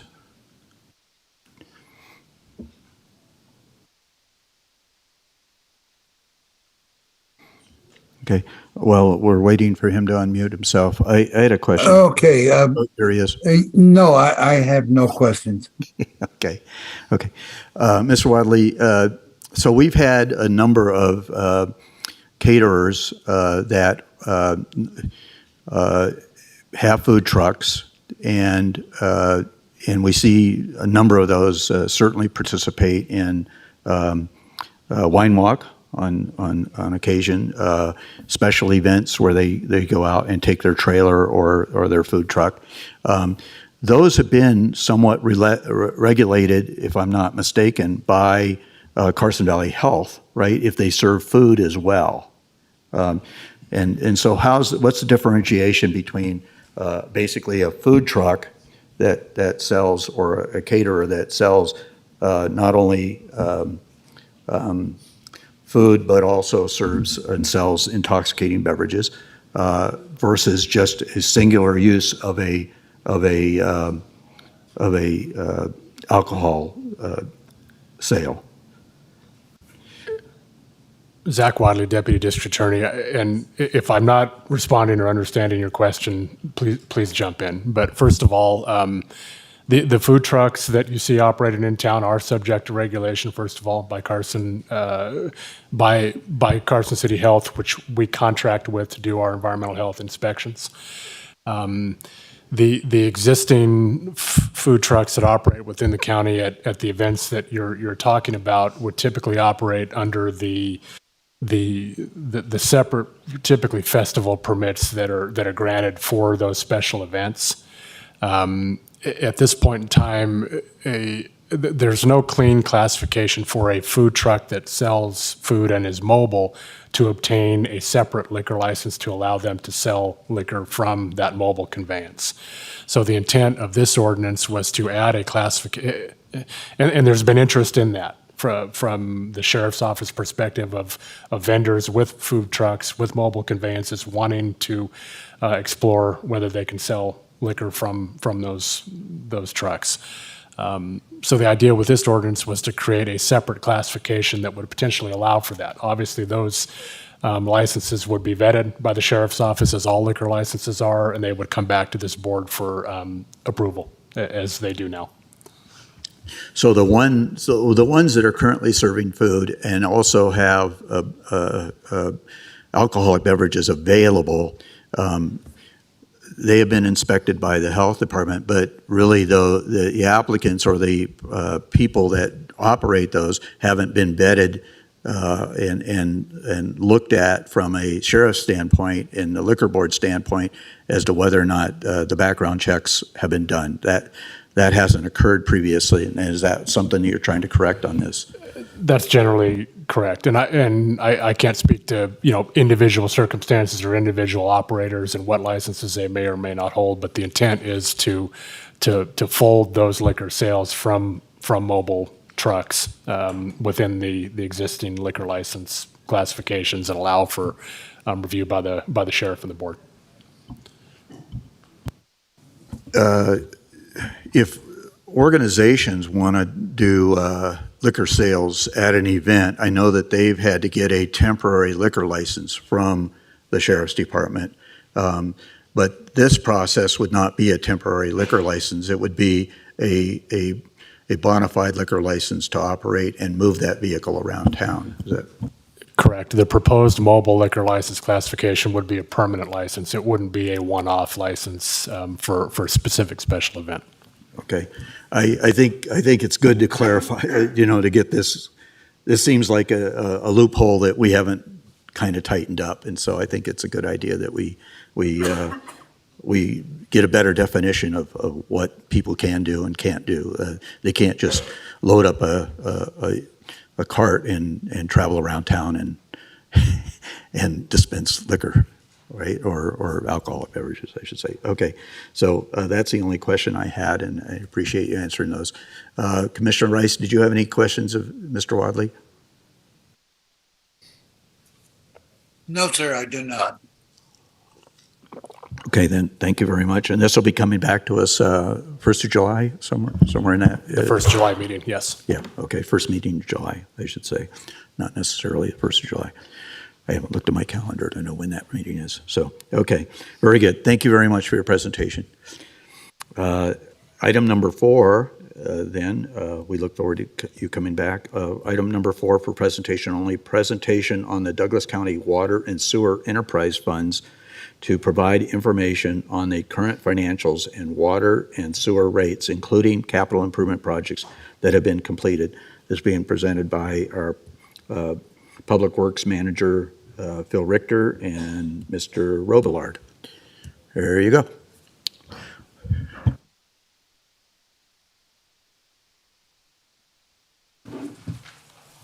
Thank you. We'll get the presentation loaded here.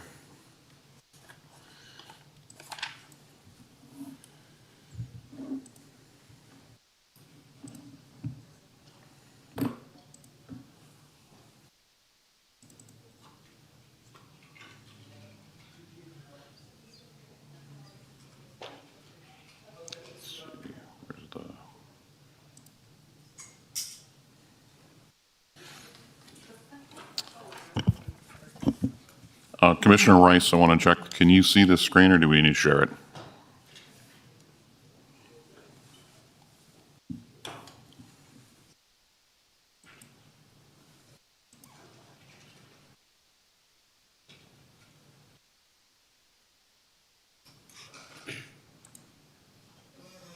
Bill, this is Marcia. We Yes. cannot see your share screen. Okay. Let's see. Do you know how we get to that?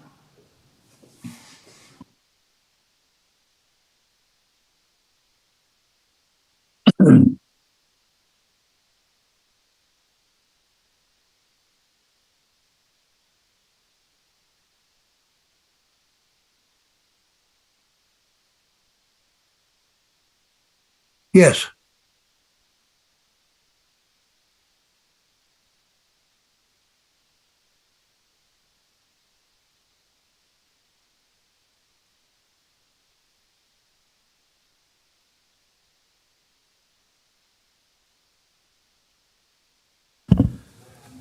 Thank you, Chairman, Commissioners. Rick Rollard, Deputy Director of Public Works. Phil and I are going to have a brief presentation to go over the Douglas County Water Sewer Utility Enterprise Funds Financial Condition Update. I'll walk through the presentation and then pass it off to Phil for some of the financials, and then we'll go back into some of the capital improvement stuff. So we'll get started. Next screen. Here's the presentation outline. We're going to go over what is the Douglas County Water and Sewer Utility. We'll talk about the enterprise funds, which is 324, 325, and 328. We'll talk about the rate resolutions that kind of govern the rates within the enterprise funds. We'll go over financials from FY 2021, FY 21-22. I'll walk through some of the capital improvement projects within the utility. And then we'll have a couple recommendations moving forward, and then we'll open up to any questions you may have for us. You just hit the next arrow. There you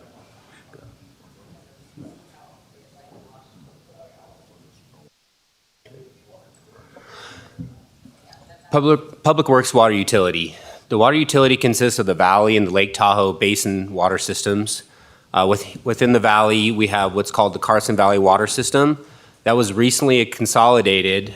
We had separate public water systems known as PWSs through the Nevada Department of Environmental Protection, which was considered the East Valley System, the North County System, the Clear Creek System, the West Valley System, and the Montana System. We recently consolidated all that into one public water system, which streamlines compliance sampling, regulations, et cetera. So that was a pretty monumentous for us. We have the Foothill Water System, which consists of Joe Peak, Sierra Country Estates, Sharon Acres, and they're all groundwater systems. So the groundwater systems here in the valley, and then the Fairgrounds Water System, which is a groundwater system. I just want to interject one thing in terms of that water consolidation that we went through. Tom White, our new water operations manager, was very instrumental, along with Rick and the engineering team, of pulling that together. This was the first water consolidation of public water systems that has been accomplished, or that NDEP has accomplished in their history. So it was actually a learning curve for them and in the process, and also for us to undertake that task.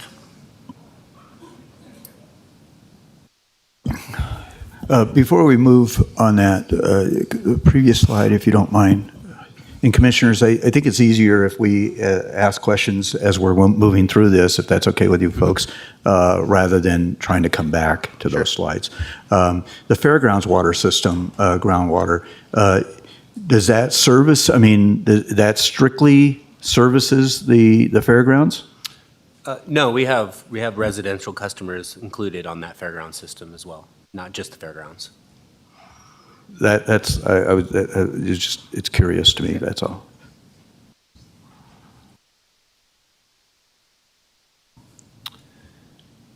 The Lake Tahoe Basin water systems consist of the Zephyr water system, which is a surface water system from Lake Tahoe, the Cave Rock Skyline water system, which is surface water from Lake Tahoe, and the Upaway water system, which is considered a groundwater lake-influenced water system up in the Tahoe Basin.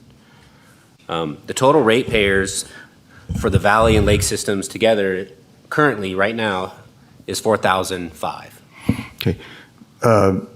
So, Mr. Robillard, I know the answer to this, but I don't know if all the public understands the difference between surface water and groundwater. Could you give us an explanation of the two differences between surface water and groundwater? Certainly. So groundwater is groundwater extracted through wells, supplied to the customers. Surface water is water taken from lakes, streams, rivers. In this case, in the Tahoe Basin, it's from Lake Tahoe, and then it's treated and then provided to distribution. Okay.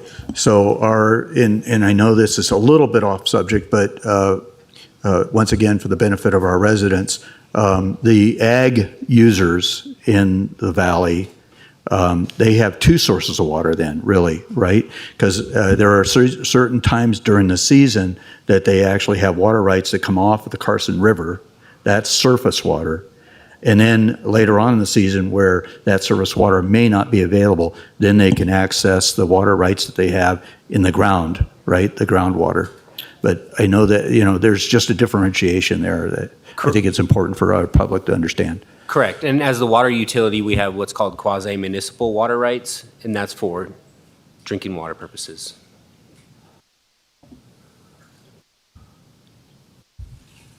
So here's the service areas to get a better idea of within the valley.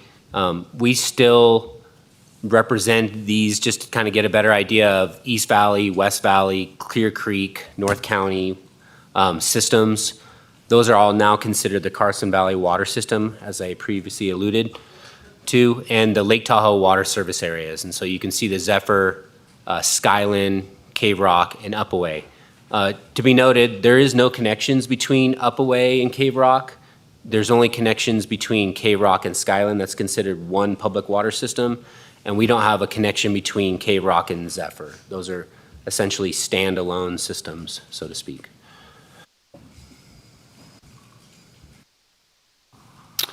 So now we'll move to the sewer utility. The sewer utility consists of the North Valley wastewater system. That's solely here in the valley. We have no sewer systems that Douglas County Utilities operates in the Lake Tahoe Basin area. So the North Valley wastewater treatment plant, which is considered a 0.7 MGD, million gallons per day, SBR, which is called a sequence batch reactor plant. And then we have collection systems throughout the North County of Douglas County, which includes multiple lift stations and collection mains. And currently our average treatment is 0.4 MGD, so 400,000 gallons per day. The total ratepayers for the North Valley system is 2,172. This is a diagram that shows roughly the service areas of the North Valley treatment plant. And so we move sanitary sewer from the Clear Creek area. The Clear Creek area actually goes down into Carson City to be treated. But the North County and the West Valley service areas move into the East Valley area, and then our plant is located within the East Valley off of Hayborn Road. Now, these are public facilities. What about, there's a differentiation between our public facilities and, for instance, the Minden-Gardnerville Sanitation District? That's correct. Okay. And so the Minden-Gardnerville Sanitation District services what portions? Minden-Gardnerville Sanitation District does town of Minden, Gardnerville. I'm not sure exactly how far they reach down south of Gardnerville. You have Indian Hills GID, which also has a wastewater treatment plant that does solely for Indian Hills. And so we're Douglas County Utility, so sewer utility just pretty much takes care of that East Valley, West Valley, Clear Creek area. So as I understand it, I believe the Gardnerville Ranchos also contract with Minden Town, Gardnerville Sanitation District. Yeah, okay. Correct.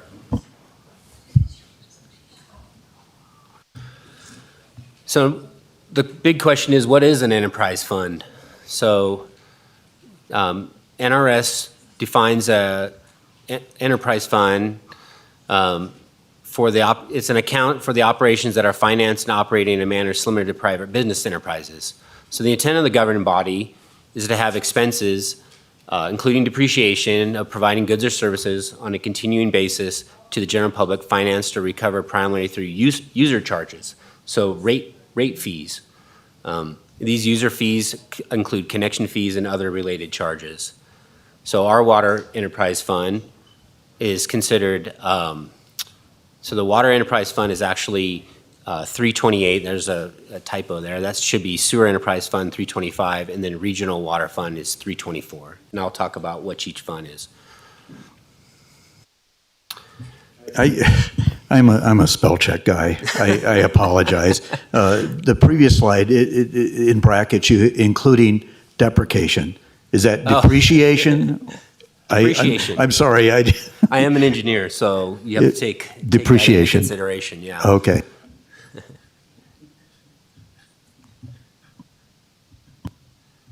For the record. Proves I'm actually reading this, right? So. It's proofread by an engineer. So. Yeah, I was going to say, for the record, I'm an engineer as well, and I proofread this.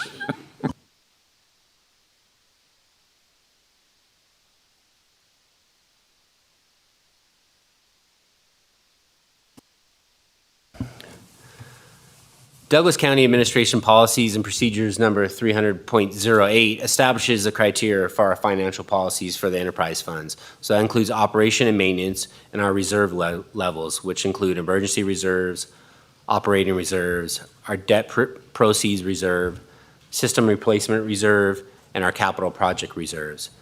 And it also sets our debt service coverage county goal to be 1.25.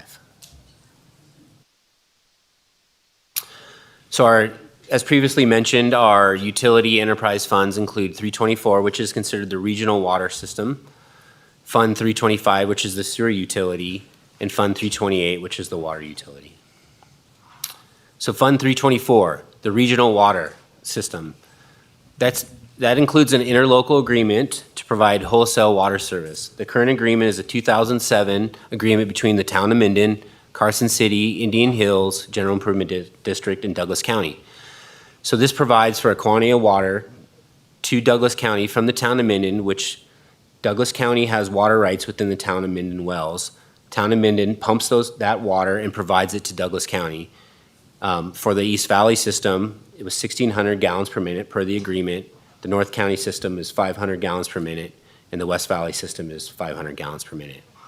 This also establishes the rate at which we pay for the water being pumped from town of Minden to provide essentially our water, which is our water rights, to us per 1,000 gallons.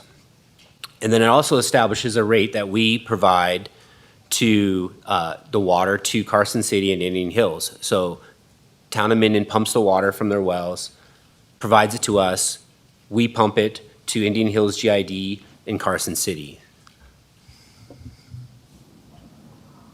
I do have questions. Yeah, I need to go back. Go ahead, Commissioner Hills. I don't fully understand the town of Minden, Douglas County, Carson City financial scheme. I mean, I guess I don't understand why Douglas County's involved. Does Douglas County make money as the water passes through it to Carson City? We do. We make money is we charge a fee or a delivery fee, so to speak, per 1,000 gallons. Do you want to fill in? Yeah, Phil Ritker, Director of Public Works, for the record. In the wholesale agreement and the way it's structured is we recover our operating costs to maintain the infrastructure in the system that passes from Douglas County into when it leaves Douglas County and goes into Carson City. So We have a booster station up in the Sunridge area, which is where functionally it leaves Douglas County and enters Carson City. So maintenance of that facility, maintenance of the pipeline, the capital improvements, capital structure for that is all built into the rate structure that we charge for the water that leaves Douglas County and goes to them. We have a separate rate structure for the water that we consume as Douglas County here in the valley as well. So it's intended to be, I would say, it's not intended to be a revenue generating process for the county, but it does need to cover all of our operating expenses, our maintenance expenses, and future capital needs. So I don't fully, I totally understand when we're providing water to our residents, we want to cover our costs. I don't fully understand when we're selling water, why would it not be at market rate? Or maybe it is, but what you've just described sounds more like the rate is based on our costs rather than market rate. Phil Ritker for the record. I wasn't involved in the initial discussions or negotiations. I know we're looking at the new rate structures. As a matter of fact, that is what will come out of this presentation is the regional water system. That agreement has essentially expired, and we are now moving forward into a new rate analysis on that to look exactly at those issues. It has covered the costs and the expenses. I can't speak to whether Minden generates revenue off of it. I believe they do. I think for the rest of the entities that are recipients of that, it was more intended to just cover our operating expenses and costs and not be revenue generating. Is Minden at the table? Or is there a table yet? Yes, Minden will be at the table when as part of this part of the renegotiations. Yeah, it's a joint effort. That there is a joint or group between Minden, Indian Hills GID, Carson City, and ourselves that will work that negotiate this process. And then just one more. Did Douglas County build that booster station specifically and uniquely for the purpose of selling water to Carson City? No. Phil Ritker for the record. That was actually built with funds from the wholesale water system. So the wholesale water system as an enterprise fund is self-sustaining. It does not take funds from our ratepayers in the water utility fund. It does not. So there's no. Yeah, they're separate. They are completely separate funds, and it is self-sustaining. So the enterprise fund itself is responsible for all the maintenance and all of the fees and costs and expenses related to that system. So it's not tied in with the with the Douglas County water system itself. So it just happened that we were able to use the same equipment for our own residents as well as to sell to Carson City. For the transmission, for the main transmission main, yes. Okay. So the main transmission main is we can tap off that into and supply to ourselves, but it's not the transmission mains and that booster were built with the enterprise funds. I appreciate you bringing these questions because it leads into some of the things that I question as well. I've taken an opportunity, Mr. Frisbee, the Minden town manager, gave me a tour of the town a couple of years ago and showed me all their facilities. And it's my understanding, and I don't know the public understands this, so there's always been a question about the availability of water. And I know that one of the hot topics that previous Commissioner John Ingalls always had a question about is that, to our understanding, our current obligation to Carson City is 1 million gallons a day. Is that a correct number?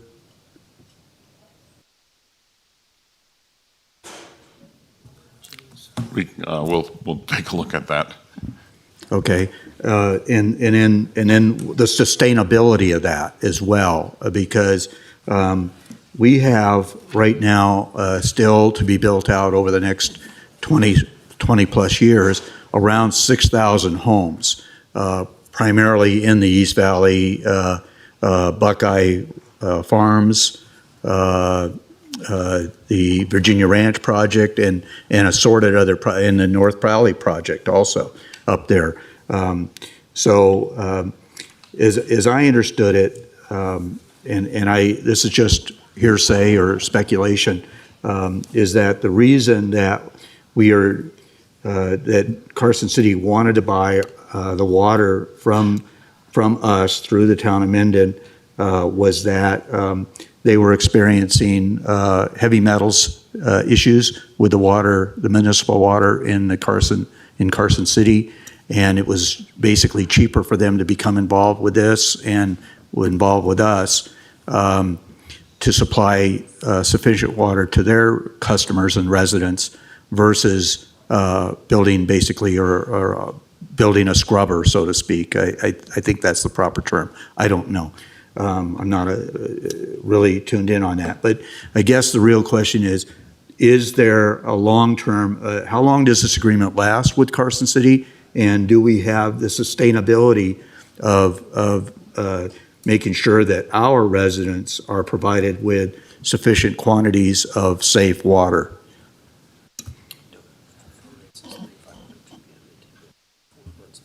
Right, okay. Phil Whitaker, Director of Public Works, for the record. And I apologize because we didn't bring all of the information on the wholesale agreements with us today. And I was not at the table back in the early 2000s when these original agreements were negotiated. What I can tell you anecdotally is that both Douglas County, Indian Hills, and Carson City at the time were looking at sources to supplement their water supply. We, as Douglas County, on the East Valley system, which really are wells that are located near and around the airport system, it wasn't necessarily heavy metals, but an arsenic issue. It's a naturally occurring byproduct in the ground here, which does affect wells, especially on the east side of Douglas, of the entire Douglas County area. And I think affects obviously Carson City similarly. So it was in our best interest at the time, and I think still is, to have entered into an agreement and transferring water rights down to Minden to their wells, which are high production wells located in a very advantageous place within the valley, to be able to move water into other areas. Under the agreement, as you'll see, under this agreement, between East Valley, North County, and West Valley, we are entitled under the current agreement and future agreements right now at least to the equivalent of 2,600 gallons per minute of flow. We currently utilize probably 4/10 of that amount, something to that level. So in terms of the build out in the North County, the Valley Knolls developments, the areas up there that are the next big developments for us,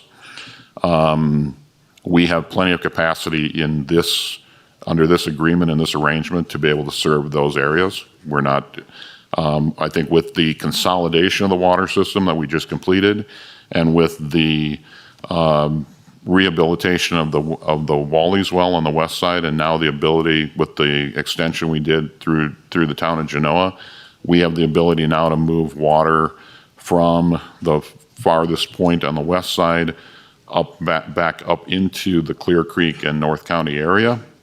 So between these two systems, we now have sufficient capacity. As a matter of fact, we're actually reducing the amount of water we're taking out of Minden at present today, just because of the other improvements we've made in our system.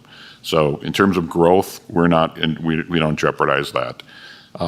Carson City, under the current agreement, actually is using 100% of their capacity, and they, under the water rights and the way the system's structured, they're looking for other sources now for water to support their growth, but it will not come out of this valley.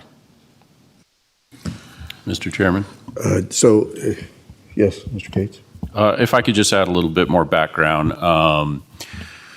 Carson City, although I wasn't in Douglas County when the agreement was achieved between the jurisdictions, I was at the state and responsible for the Marlette Lake water system that also feeds Carson City. And my understanding is that Carson City purchased the water rights from the town of Minden, legally purchased those rights. As far as I know, that was at a market rate.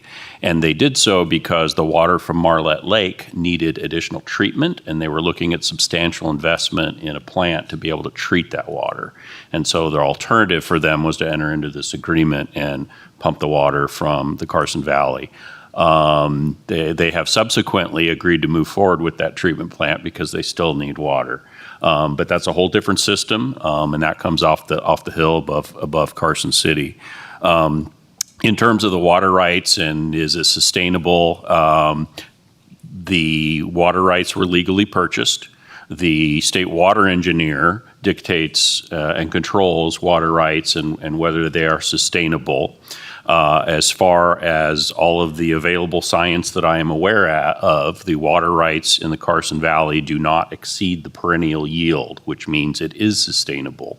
That's based on the best available science. So I would also just mention that I believe it was last year, the board approved funding for the USGS to do some additional studies on the aquifer and about the sustainability of its yield, given that the growth that we're expected, and that's in progress. But based on what we know today, the sustainable yield is sustainable based on the water rights we have today. And they're lawfully purchased by Carson City, and the state water engineer approved the transfers to Carson City to pump that water up there. Mr. Cates, I had a couple quick questions. How long is the term of this agreement between Minden and, I heard it was perpetual, but that's can't be. I don't think that's even legal. So how? Yeah, I don't know that off the top of my head. I have to get back to you. No, I don't. And then the other thing you said, it was at the fair market value in 2000. Obviously, with all the drought and stuff, it's probably gone up. I assume we're talking about renegotiating those rates. Is that what you're referring to? Yeah, I think he's talking about the fees to transport that water. The water rights have been purchased, they own them. And I'm assuming they're at market rate. I don't know that with any certainty. That's just speculation.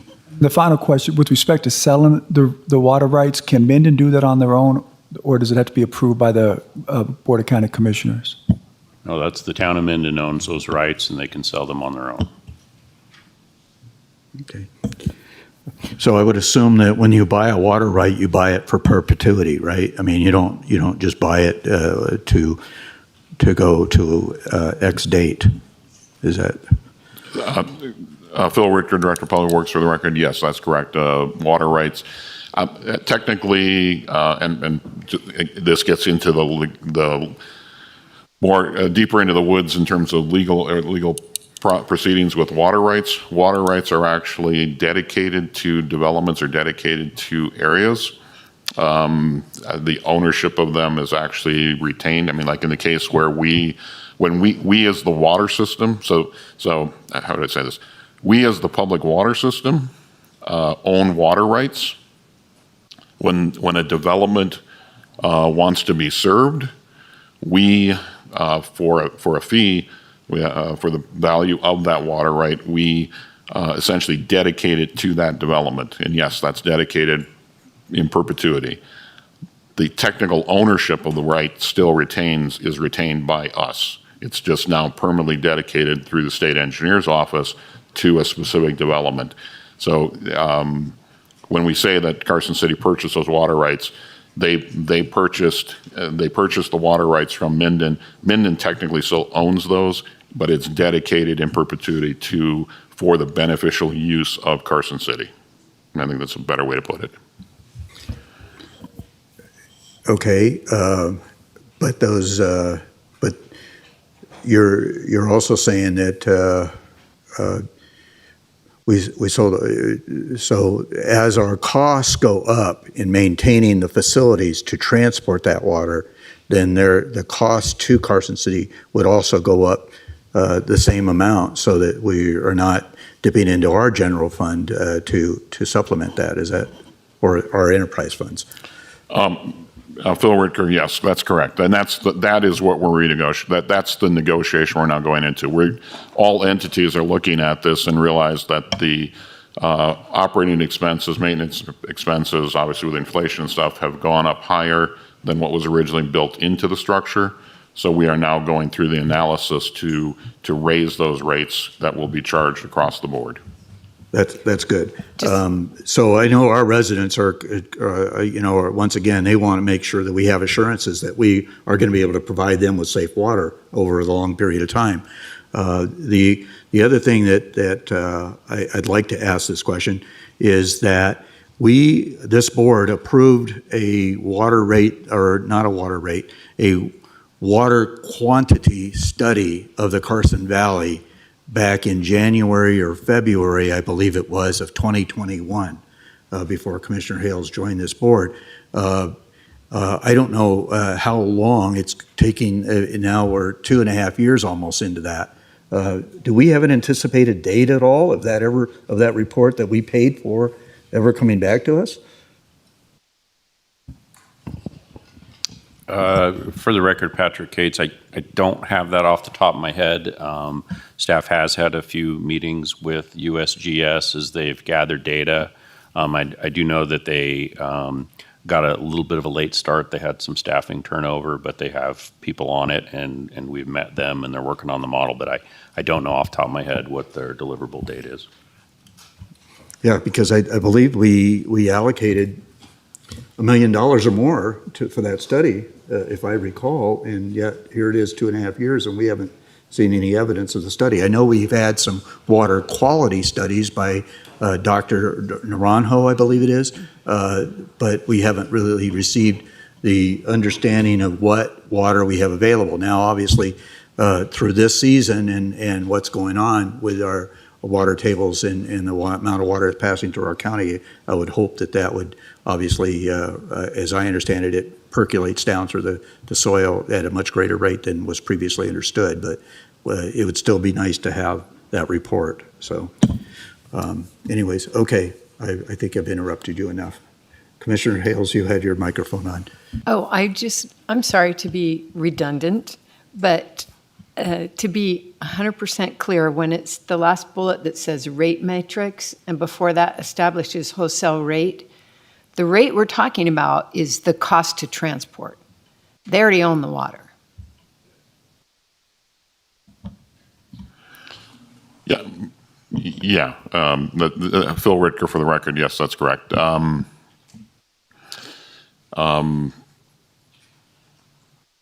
we all know, water's free. It's just getting it to your house that's expensive. So. Appreciate that clarification.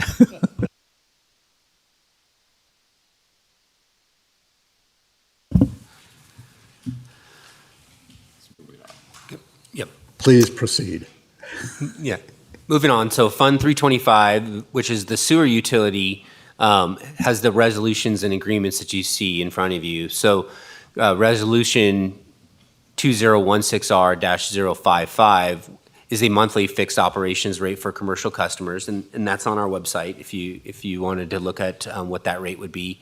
And then Resolution 2014R-030 amended the monthly sewer rates for the Douglas County Sewer Utility. So the current rate right now, which was last increased in FY 2019, is $72.08 per EDU. So you may be asking yourself, what is an EDU?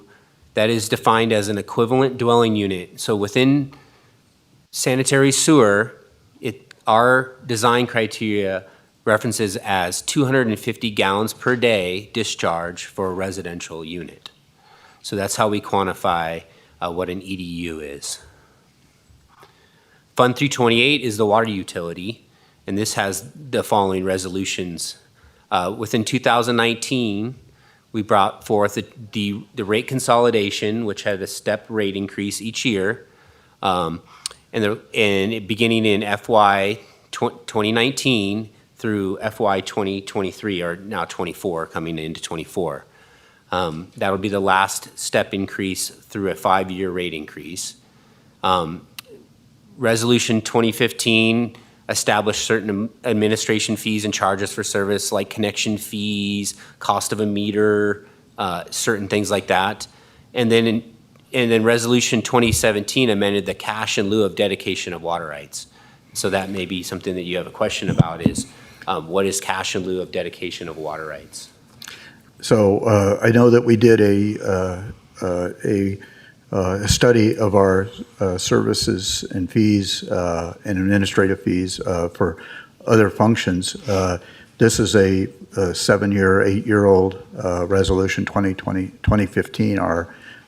Have we done any studies in regards to whether or not we are charging the appropriate fees because we've had a lot of inflation since 2015. What have we done in regards to, or is that part of this presentation later on here to take a look at that?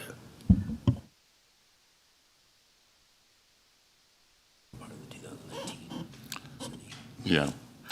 So on the water utility side, Phil Ricker for the record, on the water utility side, when we did the rate analysis in 2019 and brought that forward in terms of the user rates themselves, the consulting group did look at that time at the connection fees and other miscellaneous types of fees like that. And they were deemed appropriate at the time, so we did not bring those forward to have those increased. I know in terms of some of the administrative fees, the connection fees, the charges for the meters, it's probably something we've looked at it this last year. It's appropriate right now, but as those costs go up, we will be increasing them. But those will be minor increases. They're not out. Nothing is so far out that it has to be handled immediately. On the sewer side, that is not to jump ahead, but that is one of the recommendations we will be coming forward with is that we will be re-engaging FCS consultants and bringing forward a new rate study on that. I think that's important, Mr. Richter, really, because like I said, 8 years now, salaries have gone up substantially, other inflationary structures, equipment, things of that nature have gone up substantially. So I think it's certainly time to take a look at that, the costs involved in this, to make sure that we're not incurring costs beyond our capabilities.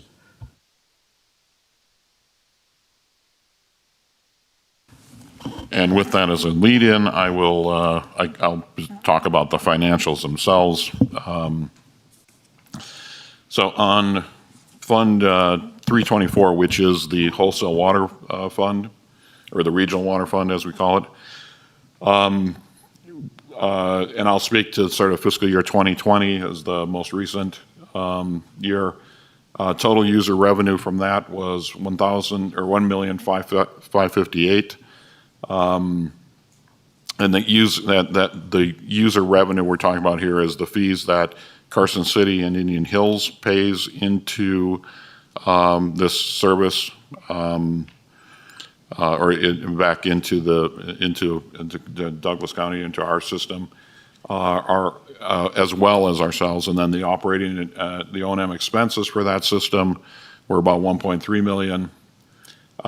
So the net revenue from operations was just around $240,000. What I do want to point out is that because the personnel, staff time and personnel that are on the Douglas County utility, Fund 328, are the ones who are basically servicing the systems within the 324 fund, that we do a transfer, and that's part of the contract. We do a transfer of $125,000 annually from the regional water system into the into the Douglas County water system to pay for those services. So it's it's essentially a neutral event for the Douglas County water system. We're not using our ratepayer funds to subsidize any of this money or any of this account. I think what's important here in terms of one of the things we looked at in terms of rates, and I'll speak to this in the other financial analysis, is that the system reinvestment, you'll see it under the reserves here. System reinvestment is essentially the depreciation, the book depreciation on these systems. And from our perspective, the rates, the user fees and rates, need to at least, at the minimum, maintain or be neutral in terms of the depreciation value. So you're trying to pay through user funds. You're trying to pay for not only the operating costs, the maintenance costs, but also cover your depreciation and debt service. And as you'll see in this one, and this is one of the reasons we're going back to the table, is our current net revenue from the system is not sufficient to support the system reinvestment or the depreciation on the system. So we're in the process of truing that up. On the sewer utility fund, you'll see that the user fees, a little over 2.5, just under $2.6 million, operating expense of 1.338 million. And our debt service is around 612 or 620,000. That is projected to go up as the new plant has come on board. So that number will increase in the next few years.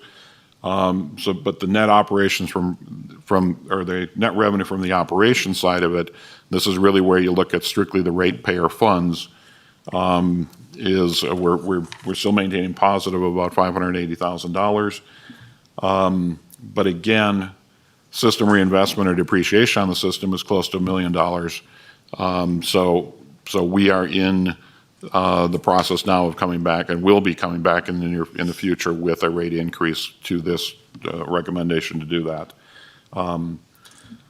Everything underneath it on the bottom half of this is a non-operating revenue, which is your capacity fees. Those are the connection charges, the proceeds from loans and grants, and then any miscellaneous revenue. So, and again, the capital outlay, this is based on the current financials, but what it doesn't, it's a timing issue. It does not really reflect the amount of capital investment that is being put into the system. So Rick will speak to that later when we talk about the new capital projects.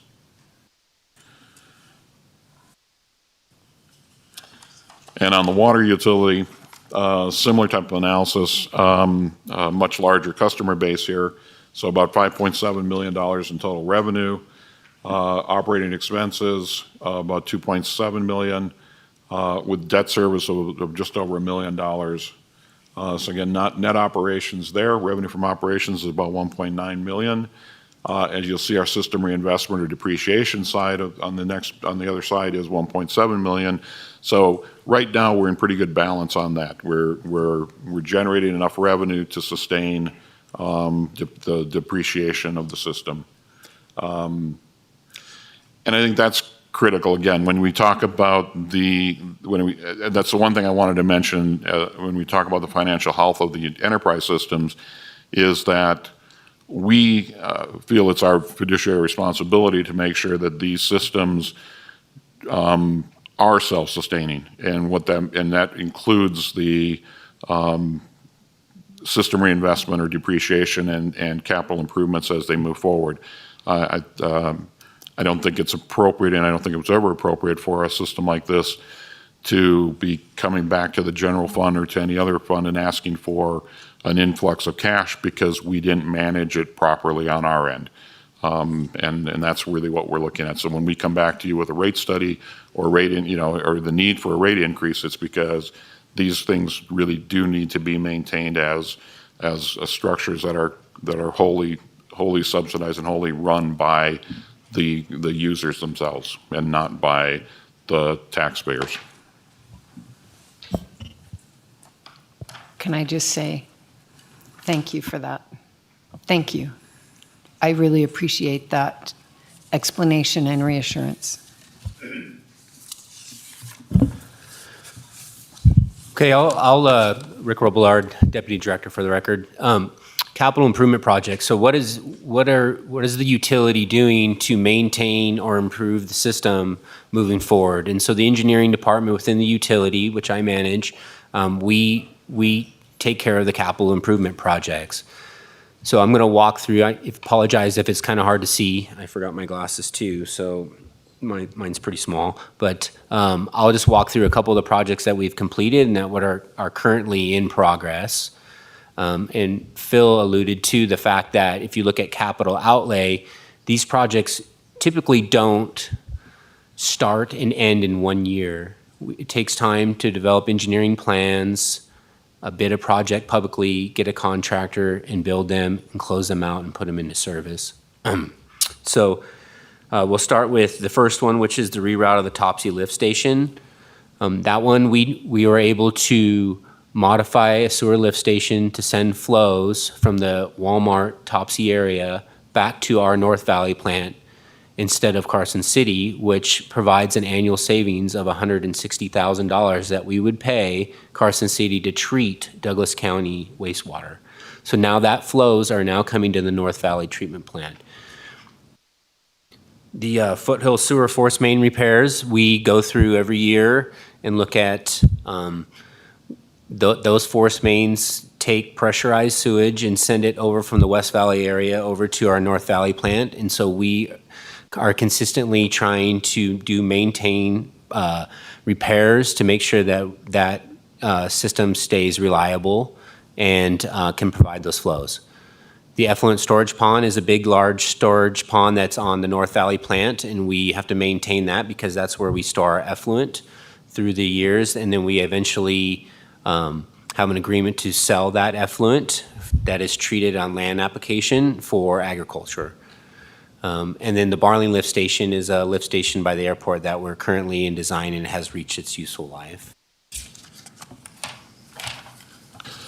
One of the projects that's not listed here, and it came, or it's become very critical, I think, in the first part of this year with the flooding, is the system or assessments on our gravity main system, and especially manholes and manhole restoration and sealing.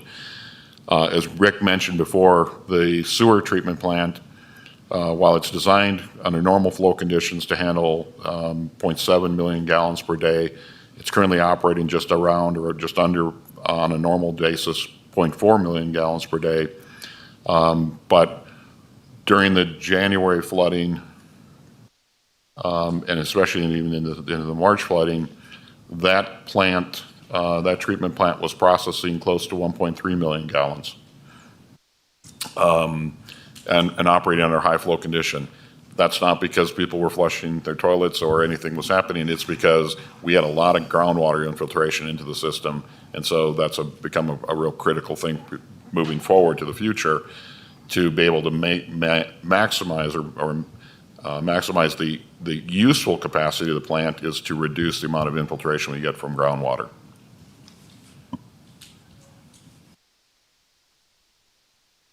So here's a list of the capital improvement projects that are been completed or are currently in progress within the Water Utility Fund 328. To save time and not walk through every individual one, I just want to draw your attention to the Cave Rock Water System Improvement Project, which is in its final year this summer of a $20+ million project. We're wrapping that project up. We installed over 16,500 feet of pipe. We've rehabbed a water treatment facility. The last segment this summer will be a booster pump station and a remaining portion of pipeline. This has significantly improved the Cave Rock water system, and it's been a very big task to take on a $20 million project in our department.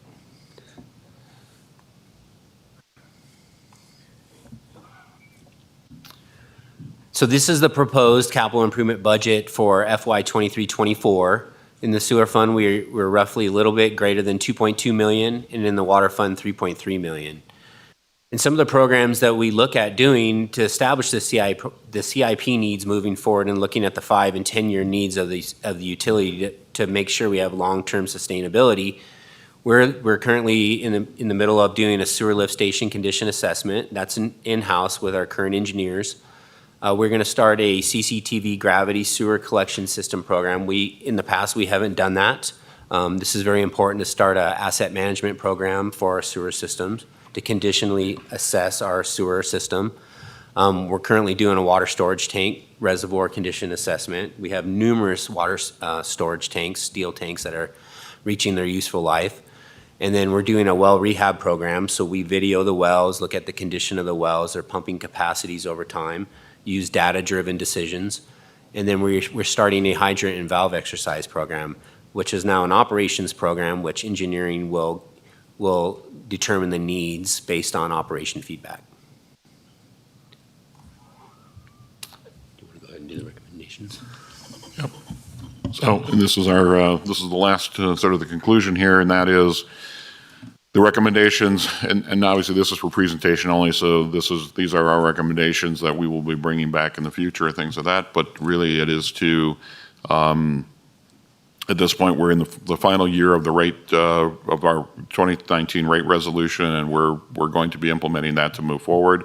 The rates that were proposed in 2019 have proven out to be accurate and adequate to sustain the system moving forward through this time. We are, as I said earlier, we're going to revisit the 2019 FCS rate study and have that updated with based on current inflation and market trends, and be bringing that back to this board at a later date, as well as to workshops for implementation, for acceptance and implementation. And as we mentioned, the 4 entities, Minden, the town of Minden, Carson City, Indian Hills GID, and ourselves are as a stakeholder group, are meeting on this regional rate water fund to update those wholesale water rates as well.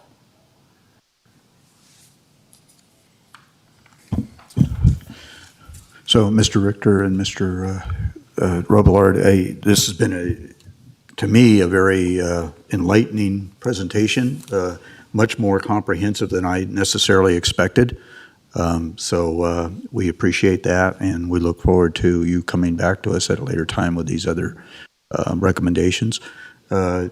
Commissioners, anything to add here before we let these folks go? Commissioner Hales? No? Commissioner Tarkanian? No? Okay. Anyways, thank you very much. Commissioner Noasat had to leave us around 12:15 and will not be with us in person the rest of the day. I just wanted to let the public know that. He does intend to join us later on today as we return from lunch in a remote capacity. So anyways, I don't have any other questions, and once again, I really appreciate your presentation. So, Commissioner Rice, did you have something you wish to add? No, I did not. Okay. You can let Eileen know that we're going to be taking a break for lunch now then, okay? So anyways, she can prepare that. The rest of us, I was expecting, I didn't realize this was going to be such an expensive process. So anyways, I was anticipating we'd get it through item 5, but we have not. And it's 12:35 by my clock. So anyways, and I indicated we were going to take a lunch. And so I asked for the indulgence of Ms. Walker and Ernie and the others that are making presentations later on today. But we were going to take a break for lunch now. We'll return at how about 1:45? Okay, that should give us ample time. So we'll return it at 1:45 and resume the meeting in person. So thank you very much. Recording stopped. Okay with that.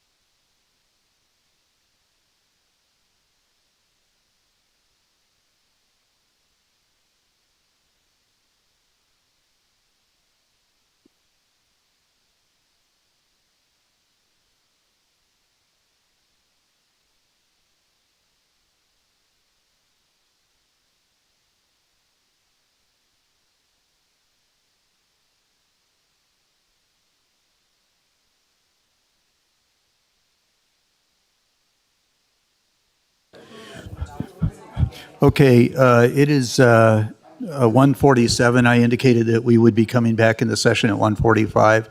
So I would ask that now Commissioner Noasat, as I indicated before we took a break, Commissioner Noasat had to leave us, but will be participating the rest of the afternoon, or at least the next couple of items via Zoom. And I believe Commissioner Rice is also on Zoom. So we still have a 5-member quorum available to us today. So the communications lag is a little bit slow, so I'll make sure I pause to make sure that Commissioner Noasat and Commissioner Rice have an opportunity to add comments as we go along with the rest of this. So right now, we're back into session, and we're going into item 5 for possible action. So this will have public comment available, and so item 5 is discussion to retain a third-party consultant to prepare a county-wide stormwater master plan and adopt Resolution 2023-R-048 to augment the fiscal year 2022-23 budget by $125,000 from Fund 101 to Fund 245. Sorry, I'm almost dyslexic there. They're being presented by our stormwater manager, Courtney Walker. Courtney, and joined by Mr. Richter still. Good afternoon. Thank you for the opportunity to be here. I'm Courtney Walker, for the record, Stormwater Program Manager. I'm going to go through a quick PowerPoint just to kind of give you some context as to what this plan would potentially address. And it will also just kind of give you a little bit of an overview as far as what some of the things that we dealt with this past winter. It's pretty exciting, if you like that kind of thing.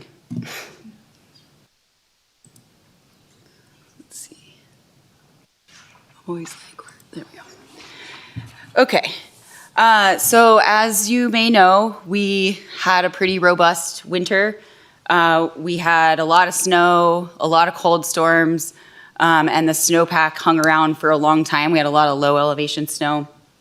And then in March, we got some rain events on top of that. So this photo actually is on East Valley Road, just to the north of Pine Nut Road. One of the many washes that come out of the pine nuts, and the focus of this presentation is a lot on the pine nuts. That's where we saw a lot of major issues this past winter. So I'm going to start in the Ruinstrath community, which is just south of the town of Gardnerville. And there's the Smelter Creek is one of the major drainages that runs through that neighborhood. And there's also an unnamed tributary that is also impacting several roads and residences in the area. And so these are just a few of the pictures. The issue really is maintaining access to residences. There's a couple different cul-de-sacs that the Smelter Creek crosses over. And as it does so, it deposits sediment and makes those roads unpassable, which cuts off access to residents and also emergency vehicles and things like that. So there was definitely a lot of concerns in that particular area. Here's a few more pictures. We did have to mobilize contractors to assist with some of the emergency efforts there, just trying to maintain that access for residents. We have recently completed the Ruinstrath Area Drainage Master Plan. So we do have improvements identified for this neighborhood that would improve the access and keeping those accesses open. They do come with a price tag. We are exploring the possibility of grants and things like that to try to get some of these. However, there usually is a match requirement that comes along with that too. So we do have a plan. It's just gonna take a little bit of funding to get there. So now I'm going to move a little bit north. Pine Nut Creek is the major drainage in the Fish Springs area. It behaves similarly to the Smelter Creek in Ruinstrath. However, it's a larger watershed. It produces a lot more runoff. And it also has some natural springs in it too, so it flows often. We had an issue along Fish Springs Road here. This is looking towards the west, but as the Pine Nut Creek was cruising along, it was starting to kind of erode the bank, and we were concerned about the safety of the roadway. So we had to do some emergency measures there to try to place rock and things like that to keep that bank stabilized so that we didn't lose the road. I'm sure that you all have heard about the upper Alderman and lower Alderman issues once the Pine Nut Creek hits it. This is one of those locations where actually it has breached and it's going more to the west instead of to the north as it has done historically. So we're seeing definitely a lot of impacts with the amount of water coming out of that watershed. The water in that watershed also ends up making it to the Dangberg Reservoir, which is over on East Valley. And this was kind of a big to-do during our March 10th event. We had to take some emergency precautions to try to release water out of this reservoir so that the dam didn't breach and flood town. So that was a pretty big project to try to empty that out quicker than the water was coming in. So we partnered with the ditch company on that as well. We had our staff out there with excavators trying to clean those irrigation ditches that hadn't been maintained in several years because they don't carry irrigation flows anymore. We had pumps going to try to pump water over the roads and everything like that. So we are underway on a feasibility study currently for the Pine Nut Creek and trying to figure out how we can get some upstream storage on that watershed as well, since it is extremely difficult to control once it gets moves more to the west and into the developed area. And so really high level study right now, but we're about to kick off the second phase of it where we can really kind of hone in some of the designs for some of these improvements and get some better cost estimates and things like that. I'm going to move to the next watershed north, which is Buckeye Creek. You may have heard that Buckeye Creek ended up breaching its banks and flooding out the town of Minden maintenance yard, which is an issue. That's where they store all their equipment that they would use to mobilize any sort of flood cleanup stuff. Buckeye Road is a fairly new road, so it caused some pretty heavy erosion of the roadside, as you can see this little waterfall here. So we had to mobilize a contractor to cut an emergency channel to try to alleviate that issue, because the picture I was showing before with the reservoir where that is overflowing actually dumps into the Buckeye Creek. So in order to add more water to Buckeye Creek, we had to rectify this issue first. This is just kind of like an overview. This is Buckeye Road. This is like the Bentley Science Park, just to kind of orient you. I think Aspire High School is over here. They also experienced some flooding as well. So it was definitely causing us some issues. This is about where it was breaching and where they cut the emergency channel. So that was pretty effective. Once that was done, we didn't see water over the roadway there. So speaking of solutions, we're also trying to do a mitigation assessment for Buckeye Creek to see where we could get some upstream storage on that watershed as well. We're currently working with the Grandview Estates Homeowners Association. They have a parcel that Buckeye Creek runs through. They may be open to giving us an easement to do something like that. So we're progressing on at least getting a plan in place for what the solution could be. But again, it's going to take funding for that as well. Sure. Sorry, I'm there. So you shown that there was a study being done in Rosenthal. I can't pronounce that right. I live there too. And the second place, in the Pine Nut area. You said those are already being done, and I assume there are already money being paid for those. This one is one that you said needs to be done. So when you're asking us to put the $150,000 into a new drainage study, is this part of it? No, Okay. it is and not. if you could identify what that is, that would help me out later on. Thank you. I will, absolutely. So most of these studies where we're trying to come up with the solutions for each watershed are typically funded by FEMA through the Carson Water Subconservancy District Grant Program. So typically we don't have to pay the costs of the planning. Usually what we're looking for funding for is the finishing the engineering design and construction. I'm going to move just to one more watershed north here in Johnson Lane.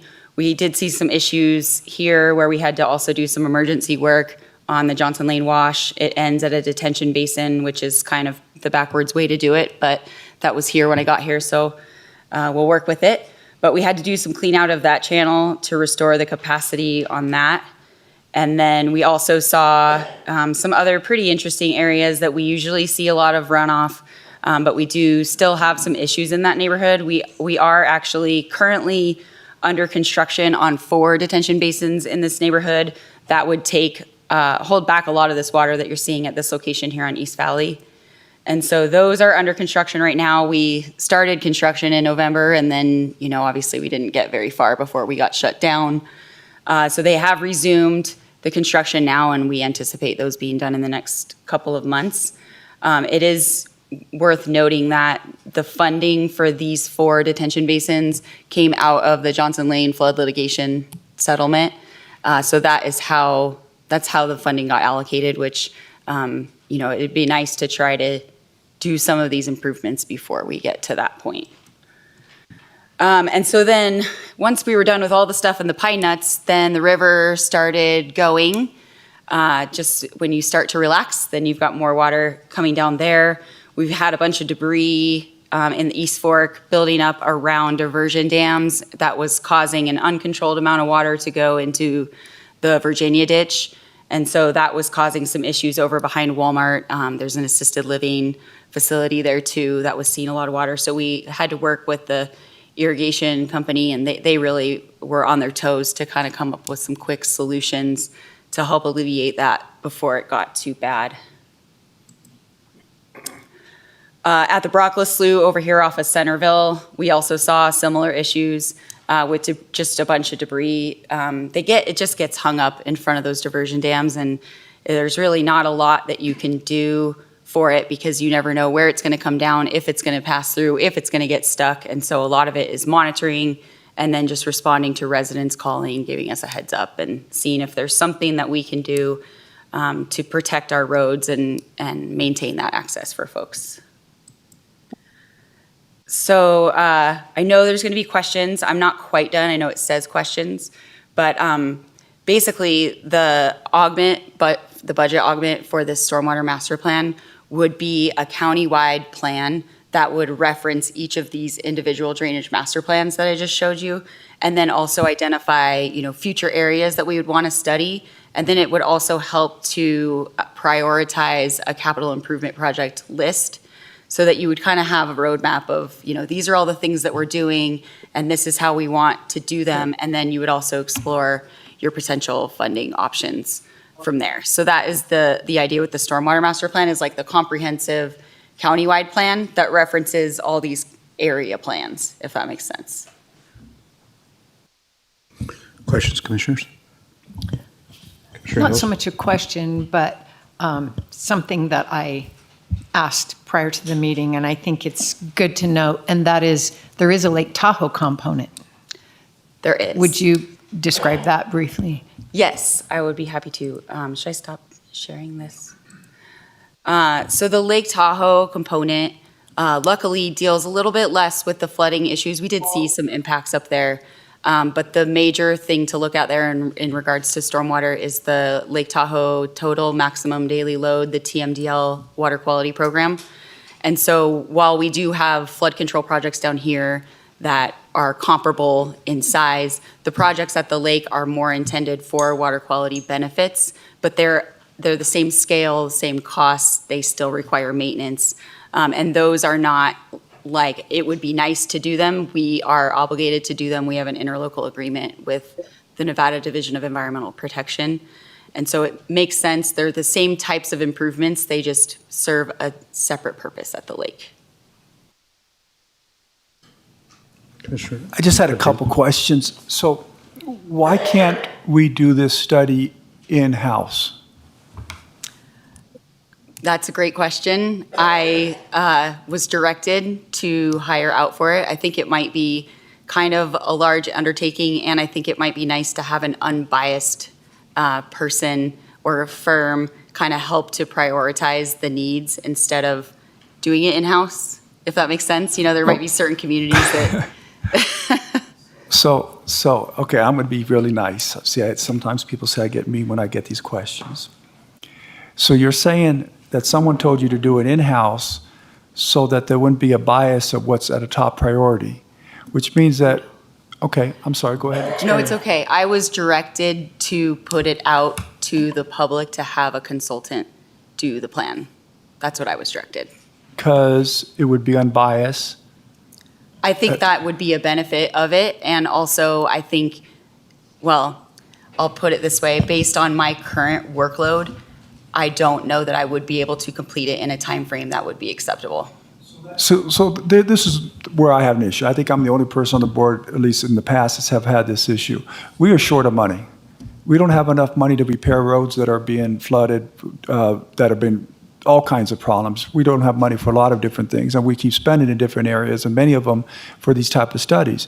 And we just approved a study for the classifications, adding, I think it was $75,000 for the classifications of the employees, and that was based upon someone in human resources being sick and out of the office for an extended period of time, and there wasn't the ability to do so. So I voted for that. And if you're going to tell us that you don't have the manpower to do a study like this within a time needed, then I would say, okay, well, then we probably need to get it done, because the flooding is a huge issue here in the county, and everybody knows that. But if we can do it in-house, and I would hope there wouldn't be a bias to it, people would look at it and say, hey, this is what's best for the county, not what's best for my neighbor or my boss or something, and that's what it should be, then we should save the $150,000 and put that into something where it's needed. So, I mean, that's why I'm trying to get an answer from. If you can do it in-house, you could help some other neighborhood that needs it. And plus, you have control over it, which I think is important. Instead, I don't know why you need an outside agency to tell you what's unbiased. We know you should know, living here in the county, what's most important, better than somebody outside the county. I see your red light on, so I'll let you answer. Okay. Phil Riedker, Director of Public Works, for the record. I think the request from community development and from the county engineer to go outside with this is, while one of the benefits may be the perception that it's not a biased study, is really the fact that there is not the engineering resources in-house to be able to do the study. Courtney has a team of maintenance operators who work the field. She is the only resource in-house that deals with the stormwater issues, and it is outside the scope of her skill set, essentially, to be able to take on an engineering study. And if community development doesn't have, or the county engineer doesn't have additional resources, that it becomes one where we have to go outside for these types of studies. They don't have a choice. I mean, there really isn't an internal option in this case. That wasn't what Courtney had indicated to me, and that was what my follow-up was, but I suspect Mr. Delaire is going to add something new for me. Tom Delaire, Community Development Director, for the record. Nothing new. We have 3 engineers on staff, one of them 2 licensed, one not licensed, she's an EAT, I believe, and they are reviewing project applications from the public. They are behind. We are behind on our reviews at the moment, and we don't have time to focus on a report and study like this to get it done in a timely manner.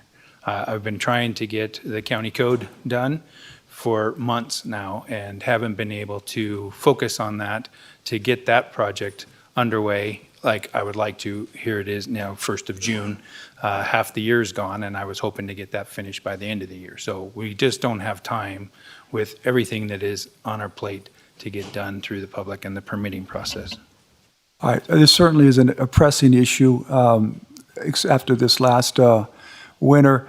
But I would expect that after so many different times, I've only been on the board 2 years, and we've had half dozen requests to come in and do different studies. I would hope that we can somehow consolidate and do some of these things in-house and save money. I had one final question. There was a gentleman that emailed me and said that in 2014 and 15, there was a master plan, stormwater master plan done. Is that correct? And if so, what's happened with that plan, or why can't we just update it? I'm not aware of a countywide stormwater master plan that exists. Anybody else? I'm not aware of the stormwater master plan in 2014. Okay, well, he may be wrong. It's Patrick Saunders is the gentleman who emailed me. He said the study was done by flood experts from Arizona with subsequent public meetings. I would assume we would know that. Yes, that was the Johnson Lane Area Drainage Master Plan. So that's just only for that community. Yeah. And that's the one we're currently under construction on a Thank portion you. of. Mr. Cates had something to add? Thank you, Mr. Chairman. I just want to add, just as a general statement, when it comes to doing studies with outside firms, part of what Courtney talked about was prioritizing our capital improvement plan. That's going to cost a lot of money, and the only way I see that it's going to get done is to chase grant dollars. And to get federal grants, I can tell you, having been on both sides of that equation, that grantors weigh heavily planning processes that are put in place before they'll grant money for projects. And right or wrong, I think there's a perception that an outside firm with particular expertise has a certain level of knowledge and lack of bias that I think it gets weighed heavily by grantors. And that's where I think it has a lot of advantage to go outside to an outside firm. Thank you. Sure. Thank you. Anyways, just a couple of observations, I guess. And I was going to bring up the fact that you're a very small department, as you're indicating, 3 engineers and yourself. That's a 4-person department, and it's a fairly new department in our county, right? 2018 is when this stormwater division was formed. Correct, but we don't have any engineers. It's myself, a stormwater maintenance supervisor, and 4 operators. 4 operators. Yeah, okay. and they're strictly mainly field And of course, staff. this season, you've just been inundated, and you're continuing to be inundated with the most recent runoff and the rain that we've incurred. So it's a small department. But before we go any further, and I didn't want to forget this, Ms. Walker made this same presentation to the Carson Water Subconservancy District a few weeks ago at our meeting at the end of May, and so I wanted to thank you for that. I think not only was it eye-opening for Commissioner Hales serves on that, I serve on that, we have 3 other members of our community that serve on that. I thought it was very eye-opening, and it gave the other counties, Carson City, Story, Churchill, and Lyon, a better understanding of what we're facing as commissioners in this county in regards to these recent storms. So I thought that was important, and I really appreciate your taking the time out of your personal time and coming and doing that. That was very much appreciated. And the other things you're trying to do. As I understand it, we are also applying for federal funding for detention basins, not only additional detention basins in the Johnson Lane area, but also in the Smelter Creek area, in Ruinstraw, and in the Pine Nuts. And I'm hopeful that those federal funds will come forward, but I was going to, before Mr. Cates mentioned it, I was going to indicate that generally it's my understanding that those types of funding and resources are looking for more verification of needs than just our county staff identifying those and going forward with that. I think, and so I did talk with Senator Rosen several weeks ago, and she indicated that she's extremely supportive of our efforts in that regard and helping us with our flood problems and detention basins that we, and hopefully that funding will come forward.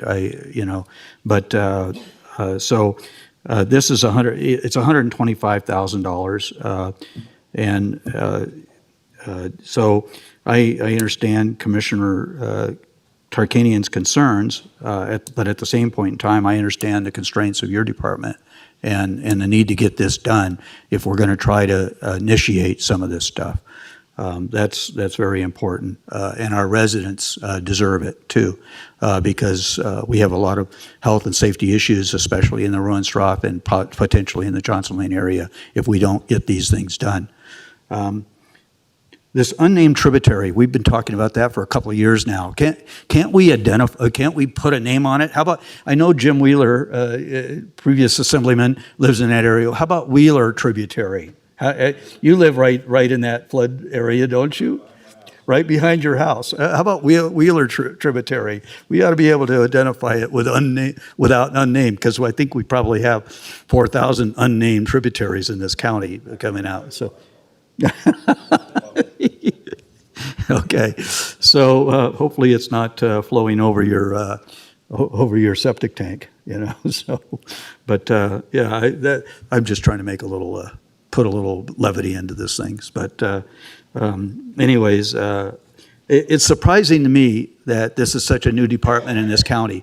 Flooding has been a problem. I mean, for eons, right? I mean, not just decades, but centuries in this valley, potentially. And it's surprising to me that we just designed or created this position in this department in 2018. But the job that you've done, and I've witnessed it, and your crew is remarkable. And I can tell you on behalf of the citizens of Douglas County, we're very pleased and very thankful for your efforts. So we just learned about alluvial fans, by the way. I didn't, but a couple of commissioners had no idea what an alluvial fan was earlier today. But I think we have a better understanding of alluvial fans too. So anyways, I don't have any other comments. Commissioner Rice, Commissioner Noasad, do you have any questions or comments? No, I have nothing. I know that the complete street, hopefully that'll be going soon. And I think we're in a place where we hit a standstill, and I believe that the sooner we can get prepared, the better we will be. Thank you. Commissioner Nosad, did you have anything that you wanted to add or question?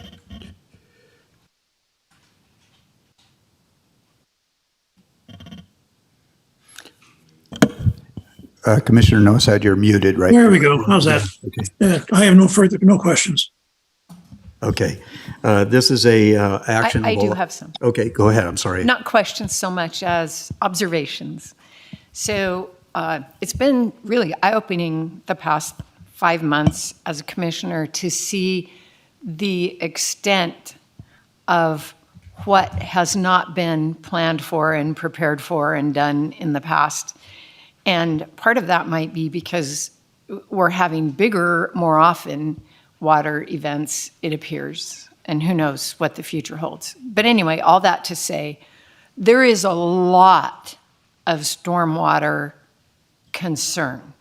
Things that, water going where nobody ever wanted it or thought it would go, for a variety of reasons, but this is where we are right now. And the price tag to fix those is sometimes jaw-dropping. So I really feel like we owe it to our community to really get information on what is this, what is the extent of this problem, what's the information, what do we know? We need to have the best information possible to be able to think about how do we address this. And so I'm in favor of this, especially because then we can seek grants to help solve these problems. All that is sort of background to me saying we are not going to solve every stormwater problem in the county because there's a lot of them and they're super expensive. I want the best information possible as a commissioner so that I can tell the community, we know what our problems are, we've prioritized them, And we need this community to tell us, what is it worth to the community to fix these problems? You know, after we get as many grants as we can and do as much as we can, there's going to be more problems than we can afford to fix. And so the community very definitely deserves to be part of the conversation about what is it worth to fix the ones we can't get grants for. And we need good information to be able to do that in an informed and really quality way. Thank you. I have one additional question. Once again, we and Commissioner Tarkanian brought it up, we commit funds for studies and development of plans, but we don't necessarily always have a good time frame on when it should be completed and brought back to us. What is your anticipation of, should we approve this, what is your anticipation of a report timeline for back to the community? Good question. There is a schedule in the scope of work for the Stormwater Master Plan. We have the RFQ, the request for qualifications, advertised currently. It's due by June 9th, and so we should have someone, well, I should be bringing a contract to you if this is approved on August 3rd, and then we have the schedule set for the deliverables to be completed by February 29th, 2024.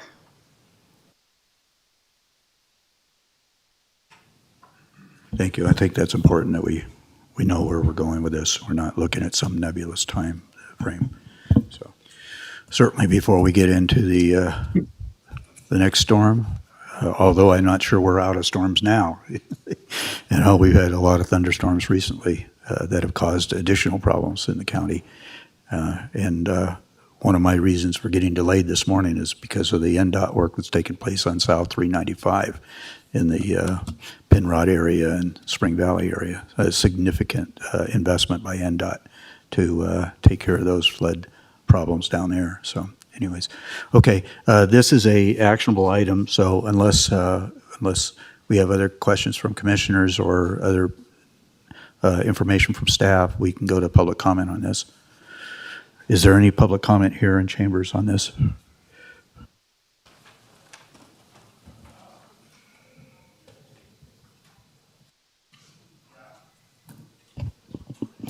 Good afternoon, Ellie Waller. I would like to commend Courtney, and I'm glad this is being brought forward. I'm in one of these drainage master plans, and her staff, herself, the field people are all wonderful people. We had a proactive approach to asking Courtney to come talk to our homeowners, and on her own time, out she comes. Her dedication to this community needs to be acknowledged and commended. These drainage management plans are easy enough for the local residents to understand, and any questions that we had, Courtney could readily answer. I think we should be supporting this based on how the Commissioner Hales just framed it. It's about all of you as commissioners being able to give qualified answers to the constituents about the future of the valley. And this one is a prevalent one. And as Mr. Gardner stated, it's been going on for centuries. So it probably is time to have a comprehensive plan that can be addressed, prioritized, much like the master plan, and when we can carry some of these projects forward. Thank you.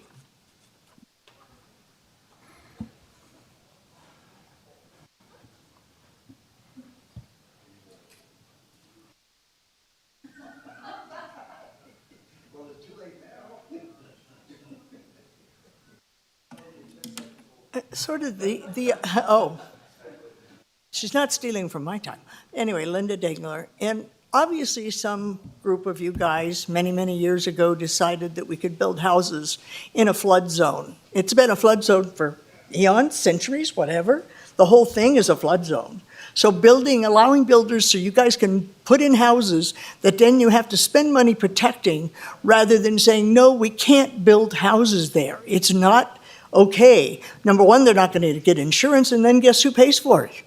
I do. I live on the mountain. I don't live where it's going to flood. I live where my house will fall off the edge, but I don't live where it's going to flood. And I really think you guys need to consider in your big plans, are you really going to continue to let developers sell their property so people can put up a whole bunch of houses and you're going to approve of it in an area that obviously can't take that? You'd save a lot of money if you did that. Thank you. Jason Gibson, Maladministrative Audit Counsel for Douglas County. No, Ellie, we don't follow plans. We don't even follow our norms and procedures. We got 22 committees that are supposed to be churning this information, helping the board make policies.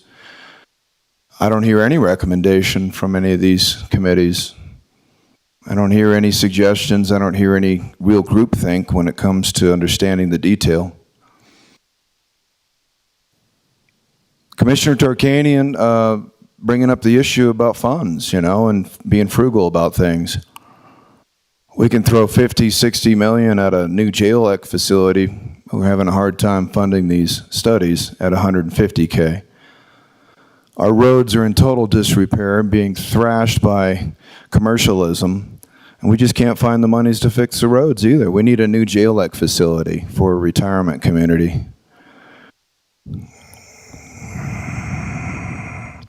As far as this master plan goes, we're going to present some ideas for the American Rescue Plan.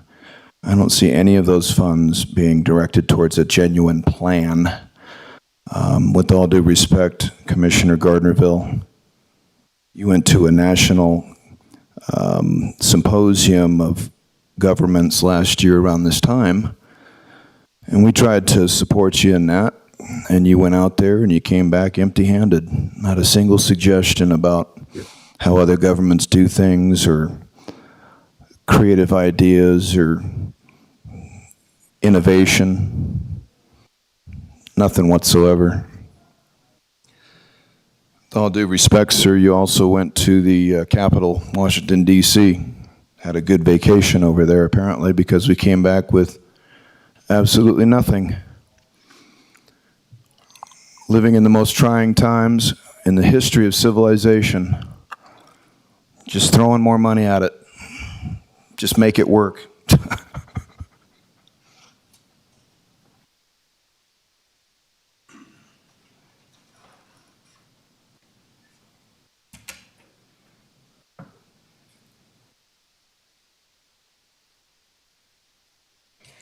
Ted Gaines, back to the point here. If I heard right, I heard Mr. Gardner mention that the $125,000 would be a small price to pay for the expertise to get this flood stuff done. Would that be correct or almost correct there? At the same time, Sheila said we owe it to the community to get the best advice we can for our floodwaters. And I agree with that. I think you're right. We want the best info available to protect our citizens. I'm kind of going to remind you that what you guys just said here in the next item or two. Now, you also mentioned detention ponds. Our district attorney's office has been eliminating detention ponds. Ones that were put in that actually worked, that removed them for officers that wanted them removed. So the detention pond thing is kind of a problem here. But anyway, I just wanted to remind you of what you said for the community.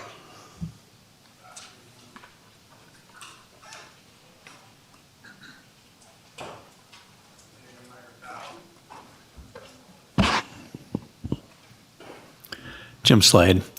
I agree that there's been too much building in the flood zone, and that should be kept in mind going forward.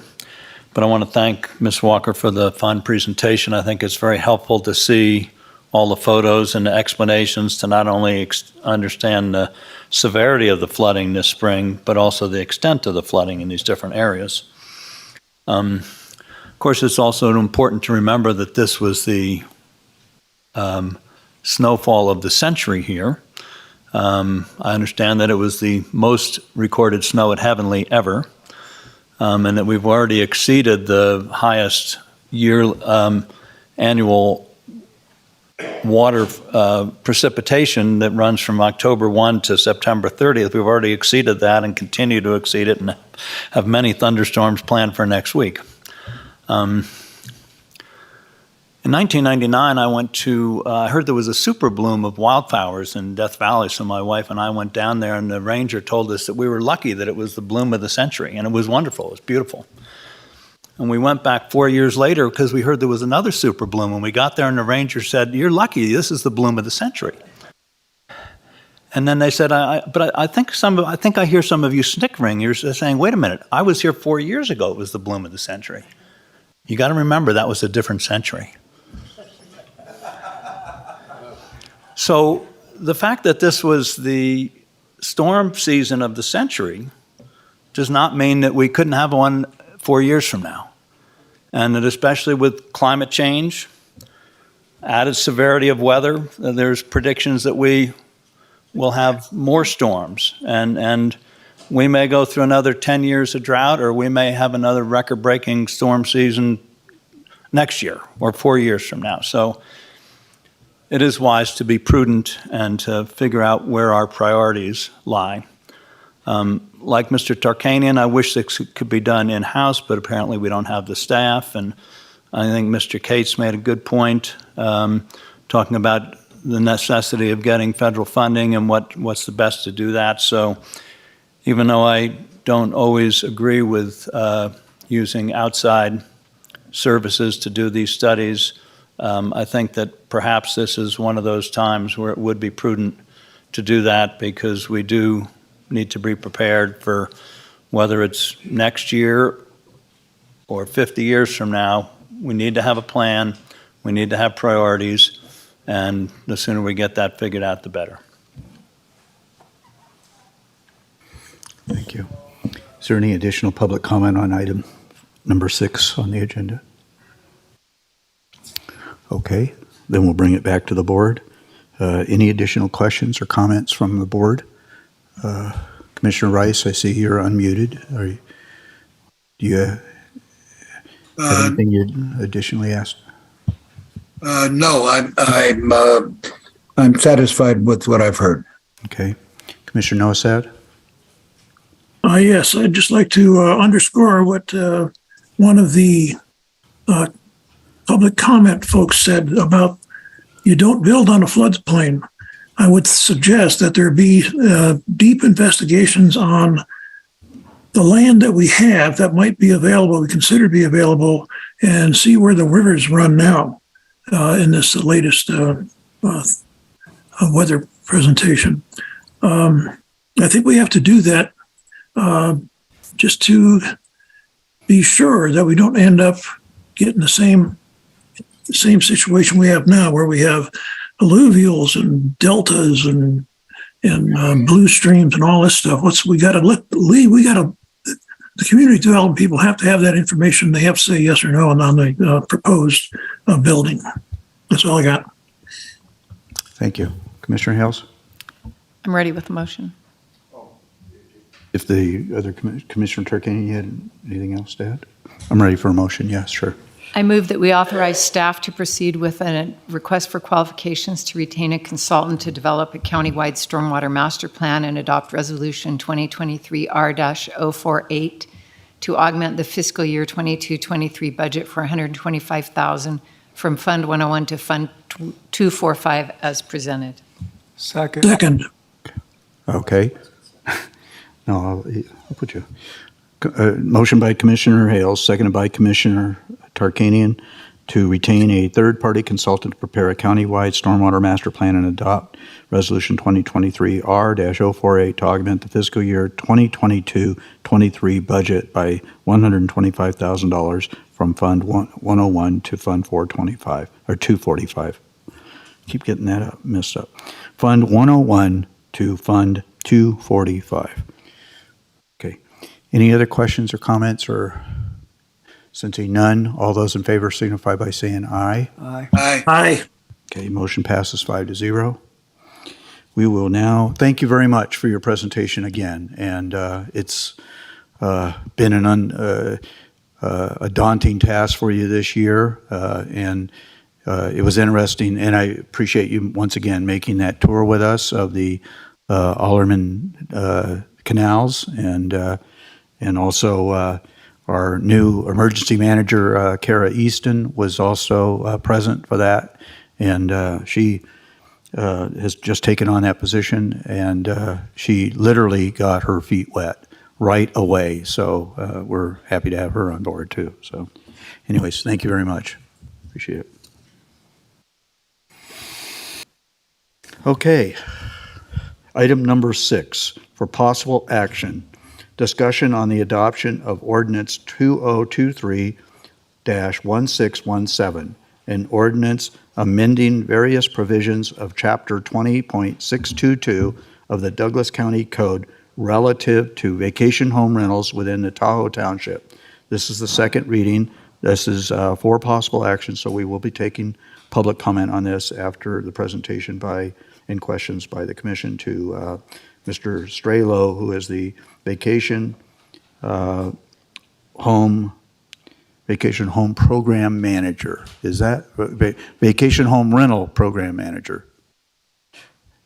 Am I getting your title right at all? Kind of.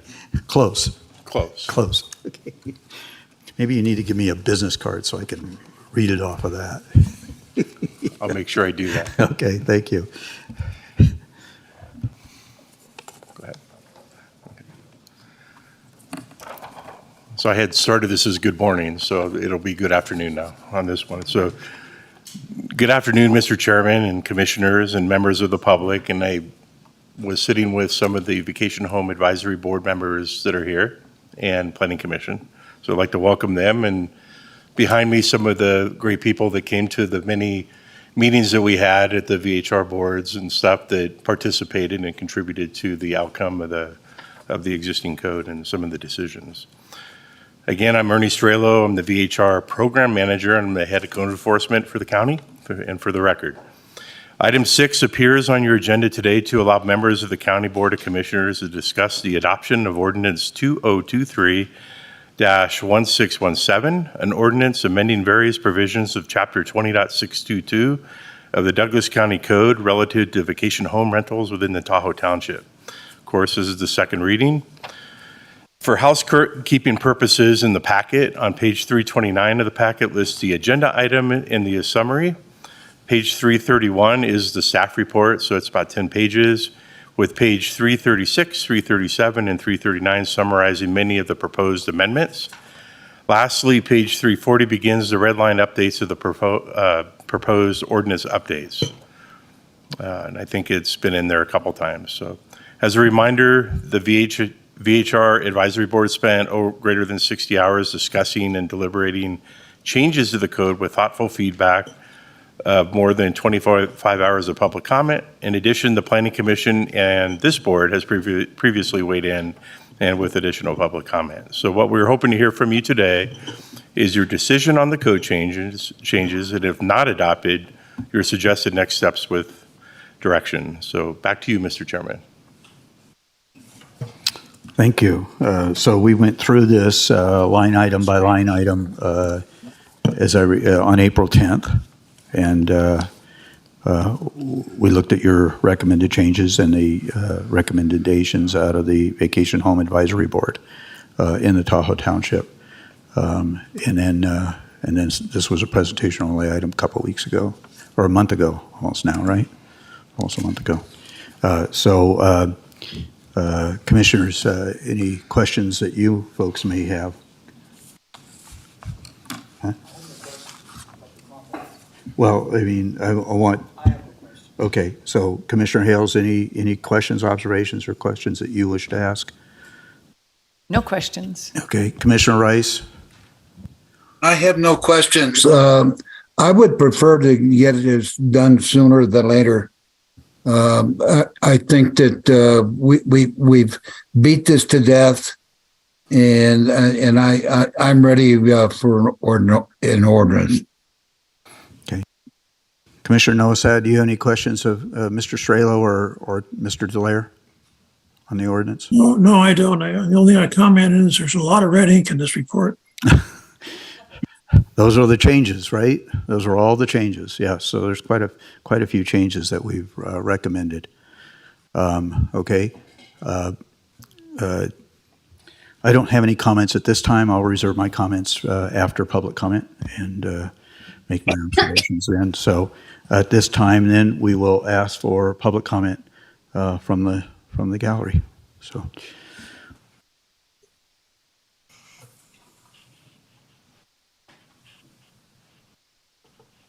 My name is Nancy Gilbert. I attended a number of the VHR task force in terms of the meetings to go over this ordinance.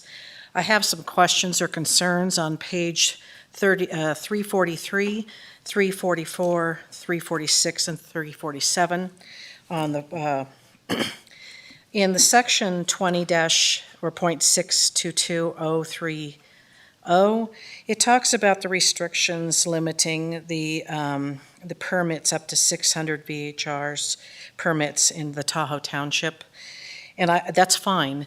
But if you look at the next page in section 4, it says those restrictions don't apply 1 through 3, which limits to 15% max in certain neighborhoods, and in the Tahoe Village to 40%. It says that the restrictions set forth in 1 through 3 will only apply to new permits and not to the renewal of existing VHR permits. If I read that correctly, that means we could have 1,200. And it could also mean that there's no restrictions of the 15% on existing permits or 40% in Tahoe Village. So I'd ask that you please really seriously look at that in terms of a concern. The other thing is on page 346. And my background is I'm a lawyer, and I've represented HOAs for about 20 years in Nevada, so I have some kind of background on how people would read this. The other thing is in the section in terms of if an applicant for a new VHR permit or renewal unintentionally provides information that is found to be inaccurate, the applicant will be provided a reasonable opportunity to correct the errors. However, if the submission of any intentional false information, it would constitute a violation of this chapter. Intentional is absolutely impossible to prove. Unless you should know. It's knowing. You need knowing. You don't need intentional. You just can't even enforce that. How do you, well, you can, but it takes an enormous amount of litigation. So I'd ask that they consider to use the word knowing. Knowing is an easier standard. The other section is in section 8 in terms of the parking.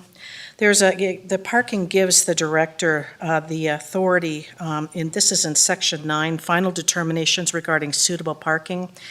And the amount permitted parking spaces will be made by the director based upon the size of any parking area located on the owner's property. Now, I'm looking this in terms of a large HOA or a association, but it gives the director authority, additional authority, basically, to permit a VHR owner to use association parking. But the problem is, and if you look at through A through G, it doesn't really limit him in terms of the director, in terms of having to comply with the homeowners association rules about parking. So I'd ask that you really seriously look at that, because can the director override an association's rules about permitted parking in an association? So those are the only 3 areas. Otherwise, I think that there was a lot of good work done on this, and I wanted to commend the group, the VHR task force. They did a great job. Thank you. I was you brought up a lot of questions there, and you said 343, 344, 345, and 346, and I just wasn't convinced that you were going to be able to get through your comments in 3 minutes, covering all 4 of those pages. So you did a very good job. Or she was fortunate I forgot to start the clock again. Oh, okay. I'm starting now. Okay. Well, we forgive you this. You don't get any additional pay for that. So anyways. My name's Linda Dangler, and I'd like to address, in the last little session, you brought up a lot of things about wanting to have all the knowledge you could have about something before you made a decision.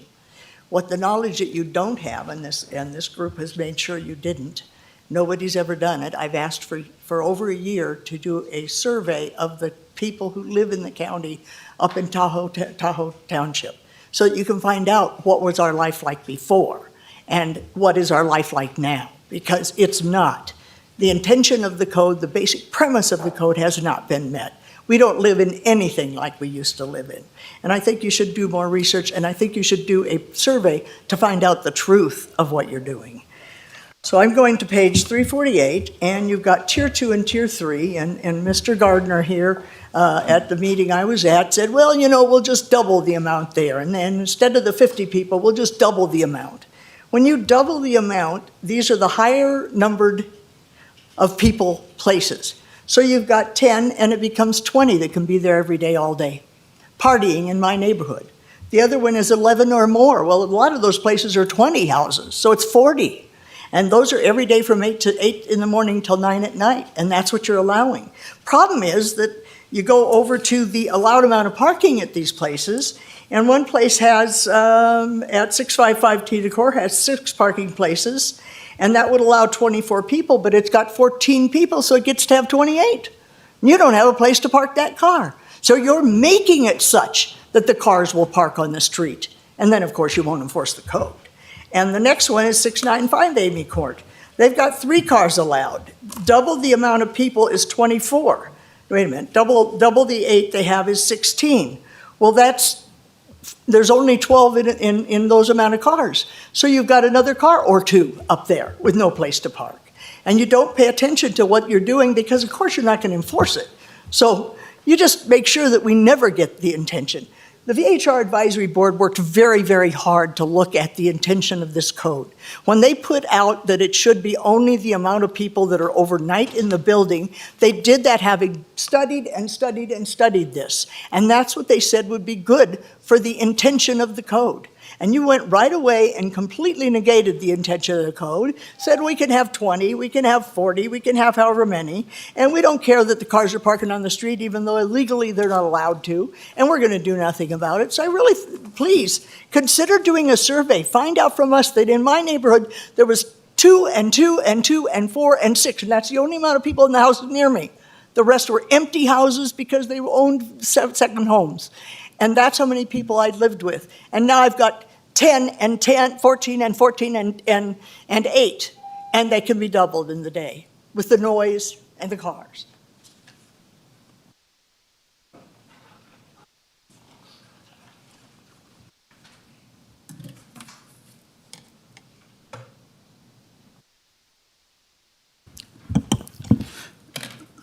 Before you start, please. Sure. Mr. Strelo, are you writing these questions down? Because I'm not catching them all, and I would like to see us have some answers for these. Thank you. Hi, my name's Karen Packman, and I submitted a letter to the board with a few changes I recommended. Just to note, I bought a vacation rental in Douglas County in 2002 and sold it in 2021, but I'm still a Douglas County resident.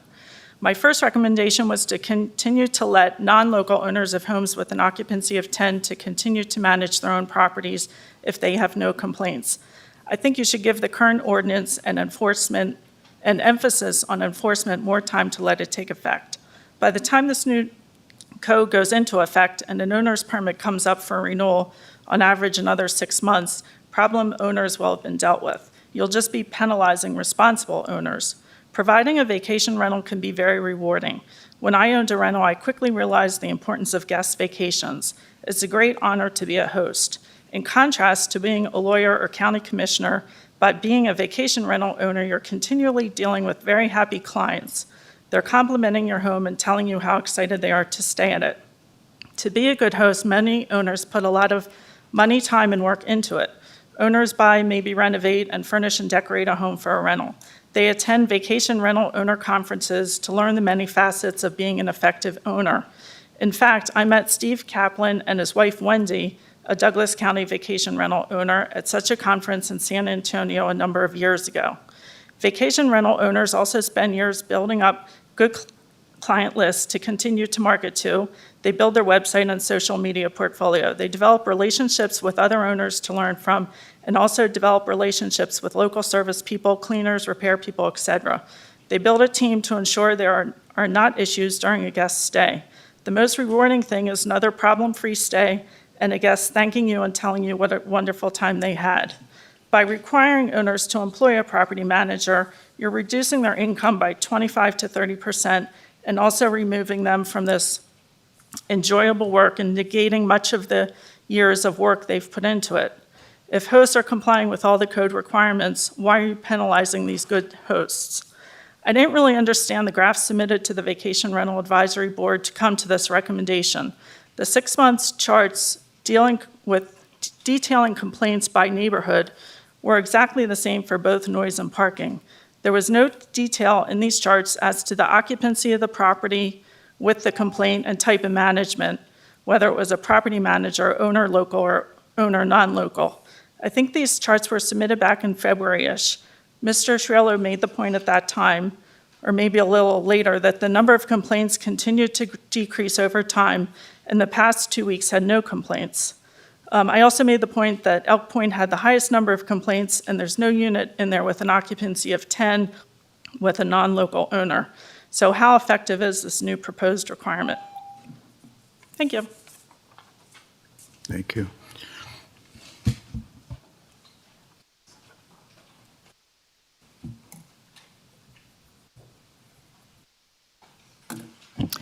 Good afternoon, Ellie Waller. I participated during the 18 or so months in this process. I'm happy to say that I could participate actively as we've gotten through this. I just want to be on record, object to the +2 as related to the continual discussions of this being like a timeshare.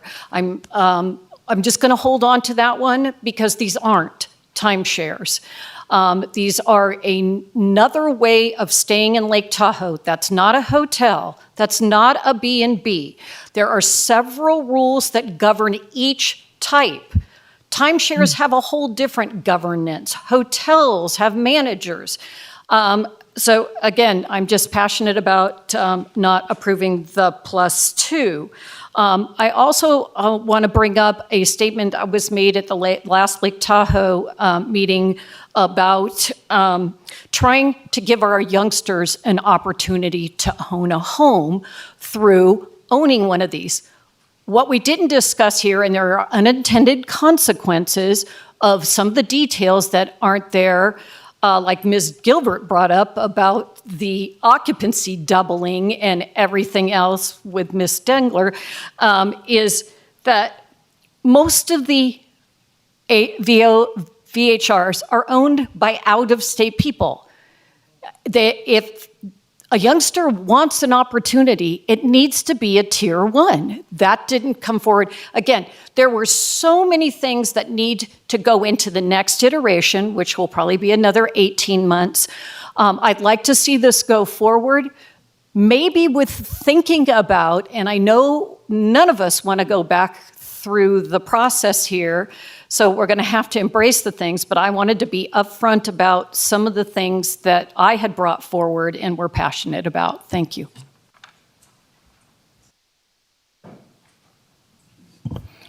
Additional public comment?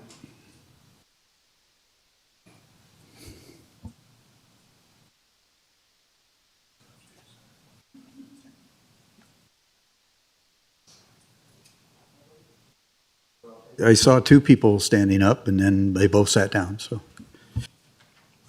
Hi there, Stacy Kruger, resident here in Douglas County for over 22 years.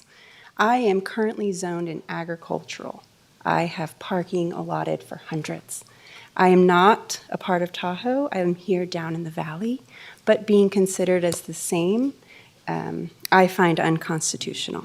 So I am here asking you to hear me out, asking commissioners to not adopt any of the proposed ordinances amendments from 2023-1617. As a resident, I find the proposed amendments unacceptable, micromanaged by the local government.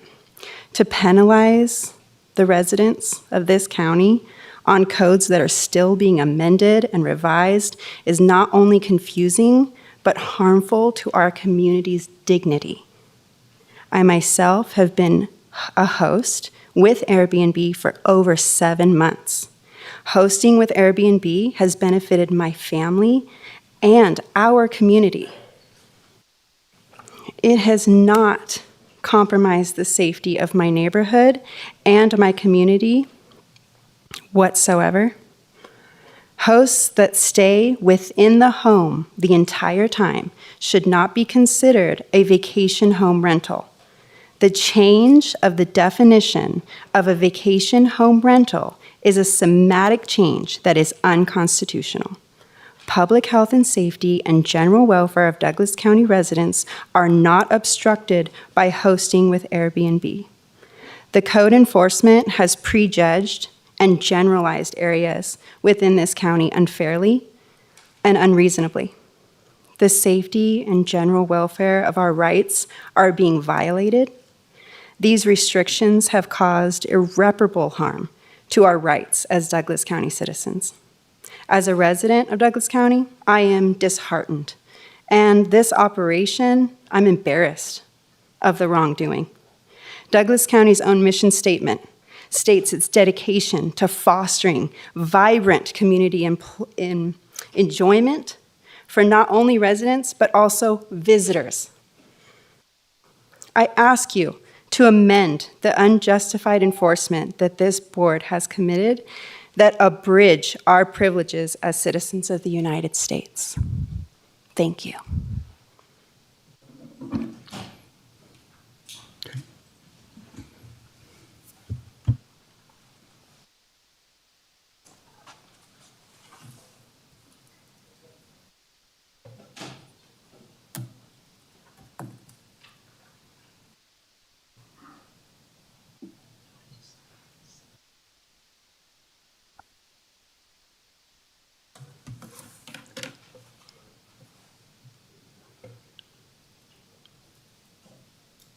Good afternoon. My wife and I have had a bit of a harrowing day. Could you state your name for the record, please? Yes. And thank you for the blessing of listening for just a few minutes. You're I stopped the upstairs. clock, so. Upstairs on. Sir, can you state I'm sorry, your- we still need to have your name for the record. George Keel. Okay. I am very, very, very excited with the companionship as they are willing, and if it is according to the rules. And we are finally doing something other than the building that has been across the street, which is not really across the street. It's a driving street that goes to the back and attaches to the library.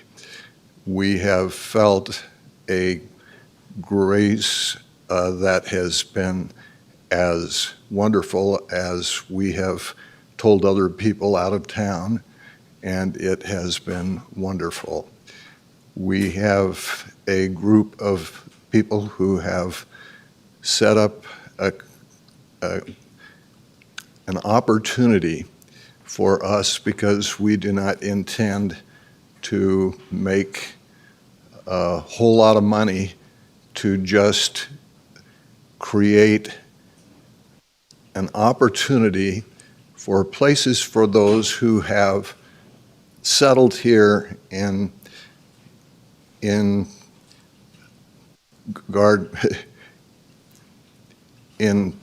this sweet little Minden. And I have, because of an uh, out of, the doctor will tell you about it, but 3 years ago, I was caught sideways and I was taken out of business, and I am hoping that I will be able to continue to make progress.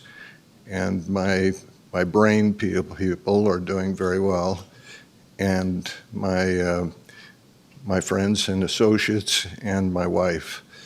And I have a great feeling that because and Judy, you've heard enough for her. That Judy is I'm sorry. My wife, Judy, is the president of the Dean Seaman Ranch in what was Dean Seaman died in the late hours of 2007 and 8, and he had long since, through another, and I had nothing to do with it. Judy had nothing to do with it. He took his wishes to some people in Reno, and whatever is done will be done in that circumstance. I personally, I'm going to sit down if that's okay. Mr. Seaman was a little bit of a person who loved the Carson Valley and helped with the rail, and certainly with all of the ranch matters, until it became clear that the rail is going to continue. And that happened, but it ultimately turned around and came back. Can I interrupt here? So that I just really appreciate these comments, and maybe we could take a short break. Thank you. Yes, that would be a good idea. Ms. Jennifer, Thank you very much for your comments. Is Yeah. telling me, George, shut up. And so Never, Mr. Keel, never. It's very good to see. We're going to take a 5-minute break to use the facilities, and then we'll come back and we'll take additional public comment on this item, and then bring it back to the board. Thank you. Recording stopped.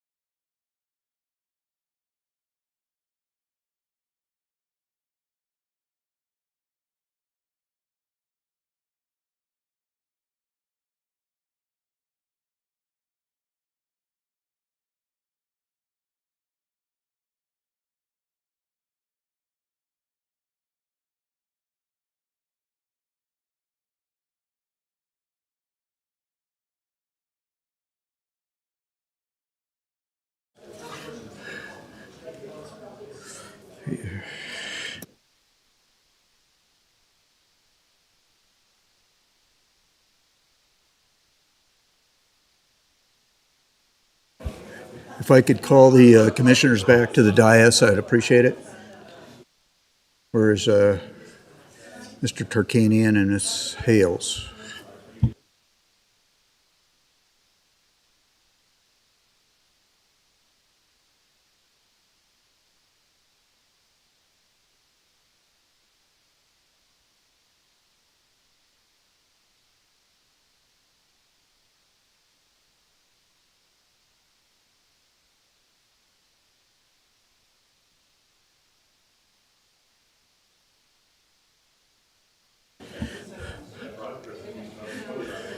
Is Commissioner Hales around?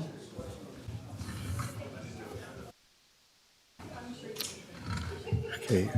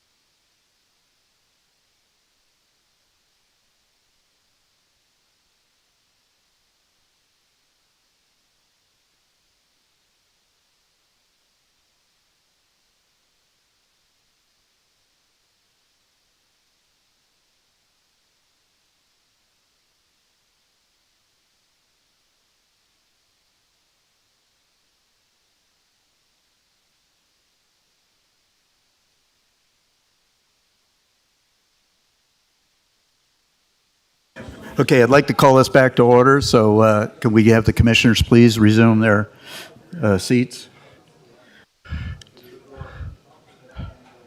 What's that?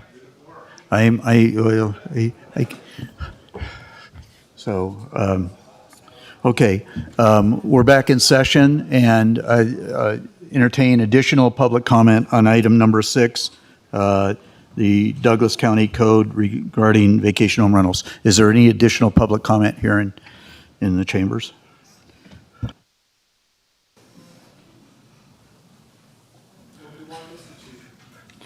Don't forget the timer. Jim Slade. Nice to see and hear from my old friend George Keel. I normally don't comment on this issue. I have other interests that supersede this, but it is a concern to a certain degree to everyone in Douglas County. We all believe in property rights, but no property rights are unabridged. You know, they always have to abide by the zoning, by the land use, by the master plan, and by various regulations. My concern is not so much with the often out-of-state property owners that have purchased these wildly expensive homes as an investment and are trying to maximize their profits. I do have some more concern about local residents who are trying to make ends meet, but primarily my concern has always been with the neighbors and their right to the quiet enjoyment of their property. And I think that's something that the committee and all of you are trying to keep in mind, but to me, and I think to a lot of people, that is the priority in this process, and I think and I hope and I know you'll keep that in mind. Thank you.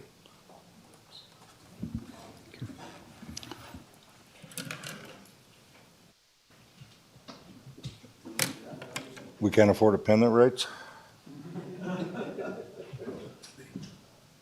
That's right, they got 3 of them up here just in case. Hi, for the record, my name is Jim Wheeler, former assemblyman for this district. I really wish, guys, that you could put amendments in like we do in the assembly. I really do. so that you don't have to go through this all over again all the time. I wanted to make it short and sweet, but we've heard a lot today about different problems, and the ones that bother me the most are the legal language problems, because legal language will get you in trouble later. And it would be my recommendation for one of the commissioners to make a motion to table this for another 30 days, let those legal problems get done. I know this thing has gone on forever, and that everyone, wants it done with. But sometimes expedience is going to get you into trouble later. So anyway, that's the only thing I want to say is I would love to see one of the commissioners put a motion in to table it, get the legal language settled, maybe have another public meeting on it, and get it done so it's done correctly the first time when it's finally done. Thank you for your time.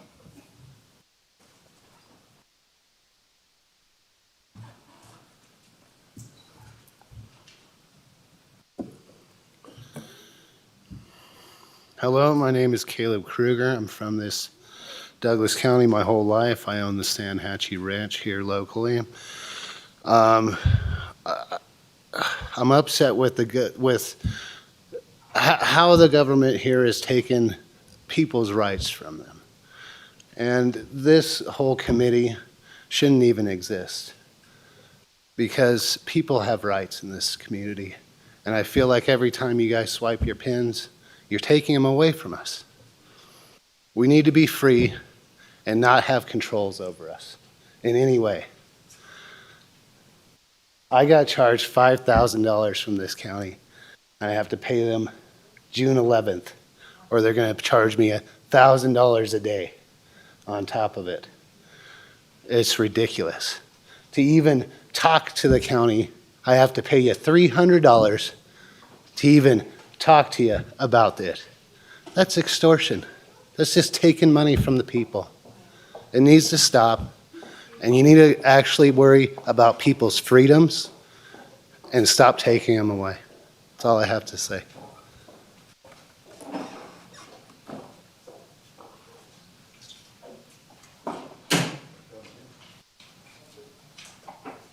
Now, is there any additional public comment? Speak now or forever hold your peace. No, I shouldn't say that, because this will be back before us again, I'm sure. So, okay, sensing no further comment, we'll bring it back to the board. I had some questions and comments. Anyways, to answer the question regarding the 600 limitation by Ms. Gilbert, is she still here? She's not here. Okay, this ordinance, as I understand it, does not expand beyond the 600 limit to an additional 600. It's strictly the 600, and all we're doing is amending this document. We didn't amend that particular section. We did, on the 600 limitation, add the true host as part of that 600, which was previously exempted. Is that, I just want to make sure I'm clear on that. That's correct, Commissioner. Okay. The other question I have, and I'm also concerned about possible language in here that is not legal. So I do know, happen to know that Mr. Hames is the attorney for the Vacation Home Rental Board. Is that right? And so I'm asking the question then, you're the one that was specifically involved in writing this code. Is the language legal? Is it all proper and legal? This is AJ Hames, Deputy District Attorney for the record. The ordinance is legal in the sense that it is, there's a rational basis for its provisions. The recommendations that were offered by the advisory board were drafted over many months and numerous hearings with public comment, and were based upon information provided by the county, information provided by code enforcement. Experts came in to talk about things like noise and measurement. We heard information from VHR owners, VHR managers, people who are generally anti-VHR residents, permanent residents, part-time residents, and all of that factored into the recommendations made by the advisory board, so there were a rational basis for those. Some of those, of course, changed at the meeting that we conducted in April, but again, the changes that were suggested and that ultimately made their way into the ordinance are supported by reason. There is a rational basis for those. And so in that sense, the ordinance is legal. There were some issues that Ms. Gilbert brought up. One of them I think you've already addressed, which was the 600 cap. This would not increase the cap, as you noted. Another one of the objections she referred to was a reference to a penalty that can be imposed if a person provides intentionally false information in their application. She suggested that that was difficult to prove and recommended inserting the word knowingly instead of intentionally. That wouldn't be a legal challenge to the ordinance itself. It's just a preference as to what should be or shouldn't be restricted. In this case, there's a fairly high burden. To prove somebody's intentionally submitted false information is difficult, a little more difficult than proving somebody knowingly submitted false information. And so her suggestion was just that the bar should be lowered, but that didn't speak to the legality of the ordinance itself. And then I think the third issue that she raised dealt with parking. Her concern was that the factors that are enumerated in the code as far as how to calculate parking could be used to contradict the wishes of an HOA, for example. If you had common area parking, her thought was that an individual like Ernie or whoever was our program director could say, there are 20 HOA spots, so I'm going to go ahead and permit this person for 20 parking spaces. I don't think that would be consistent with the code, so I don't know that that's a valid concern. But again, that wouldn't be an issue of legality. That would just be something that she generally disagrees with. Thank you for that explanation. I know that Ms. Dingler has also talked about and one of her pet peeves, I don't want to be paraphrasing your comments, but I know that you've had a number of complaints over the last couple of years in regards to occupancy levels of 50 that I've heard. Now, we limit occupancy to 2 per bedroom, and I don't know that we have any homes overnight occupancy to two overnight, maximum of 2 overnight occupants per property per bedroom. Am I reading that correctly? I'm not quite sure understanding your question. I think what I'm getting at is that previously we allowed events, I believe, or occupancy or attendance up to 50, and I believe that has been stricken from this particular ordinance. But overnight occupancy is still limited to 2 per person per bedroom up until up to in tier 2. Once it's tier 3, it's still the same 2 per bedroom, but we don't have any 25-bedroom homes up there, so we can't have 50 occupants in a vacation home rental overnight in any of these. Chairman Gardner, Ernie Strelo for the record. So the current code there's tier 3s that are permitted a certain way. If some houses have 8 bedrooms and they want to have a 16 occupancy, they get permitted to 16 people, which is typically 2 per bedroom. That's how it's determined. That's typically only allowed during the nighttime hours, during the quiet hours. The 50-person cap is applicable only to a tier 3. There actually is no cap on a tier 1 and a tier 2. We talked about this in April. The new code that you guys, that the commission recommended and suggested to us to write into the code was to double the occupancy during the day. So if they have if the same house in the future has an occupancy for 16 during the day, they would be allowed to have twice that, right? So during the non-quiet hours. Wasn't the there VHR a- advisory board had recommended no extra people. Wasn't there a parking requirement in that also? In other words, During the day? Yeah, during the day. No. I So don't- an 8-bedroom home could still be allowed to have during the day. And what are those daytime hours? Daytime hours, or was it 8 in the morning until 9 at night? 9 at night. Okay. So they would still be allowed to have up to 32 occupants. And is that the largest vacation home rental that we have? No, sir. No, sir. There, What- I think I'm going to kind of go out on a limb here. Ernie Strela, for the record, I believe the largest occupancy Tier 3 I currently have is 22.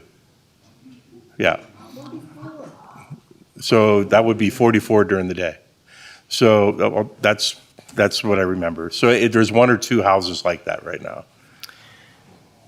Mr. Chairman, can I interject? Sure. This is AJ Hames, Deputy District Attorney.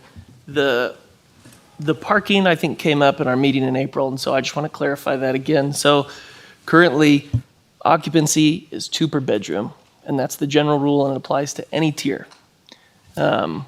That would be the nighttime occupancy level. And then this board wanted a daytime occupancy level that was twice that, which we've already discussed.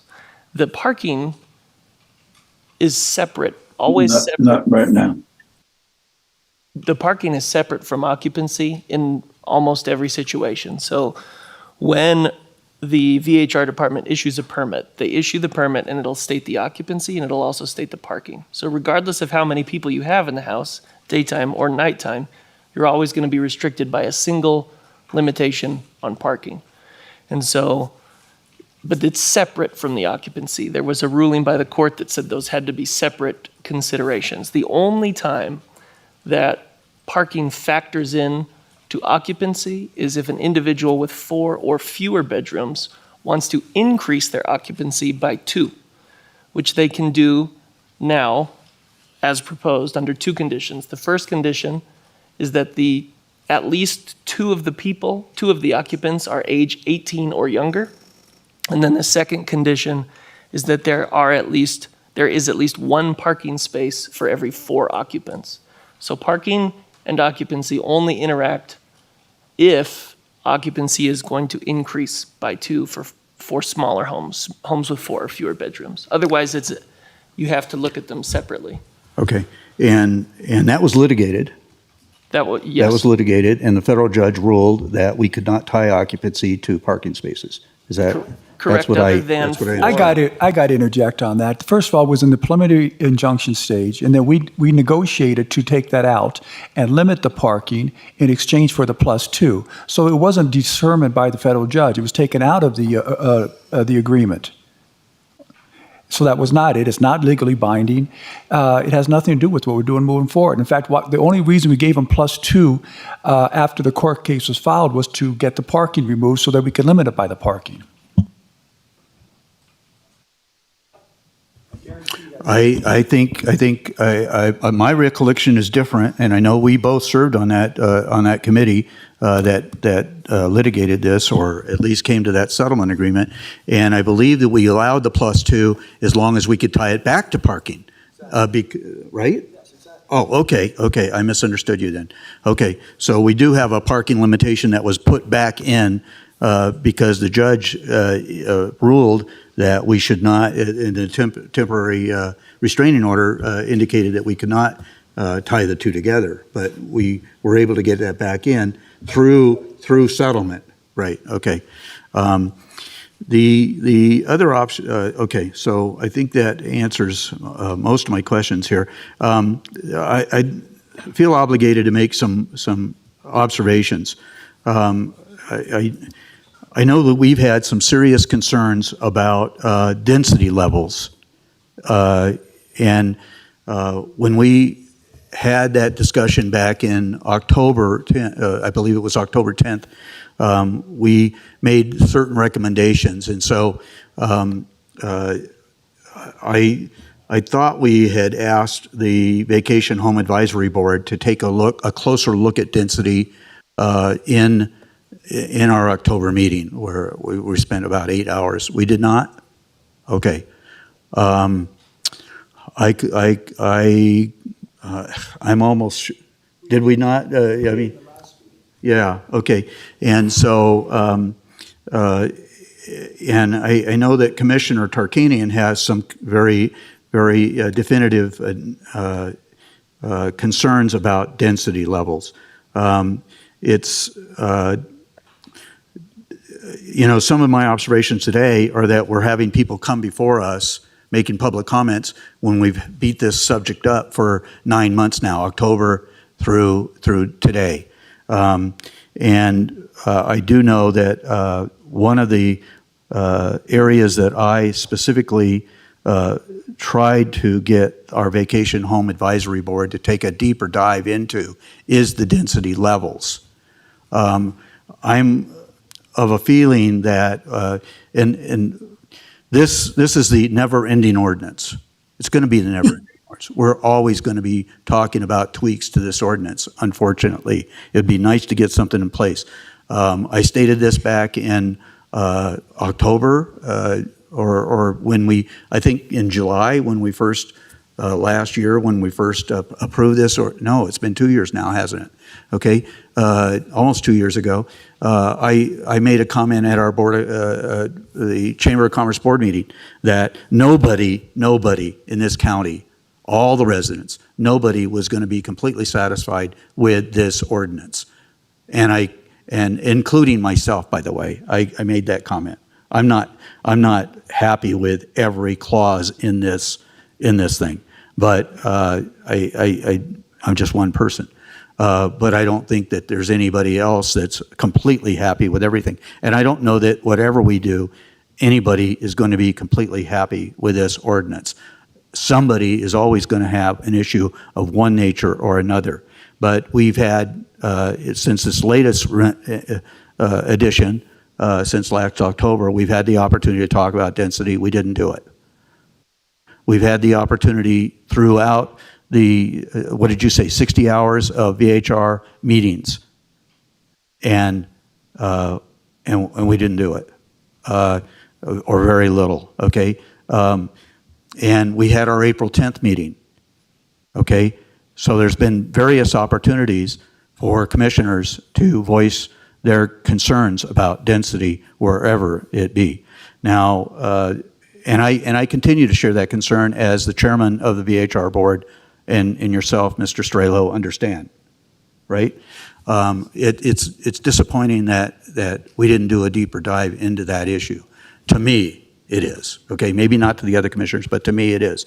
We have 39 identified neighborhoods in the Tahoe Township, is that right?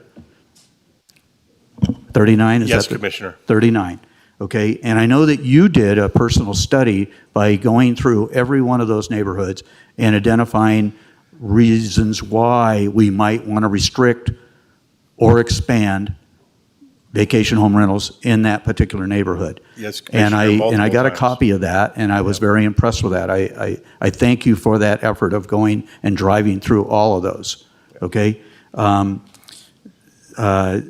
There's been a couple of commissioners that have suggested that the Tahoe Summit, Tahoe Village, should be allowed a greater density than other areas, okay?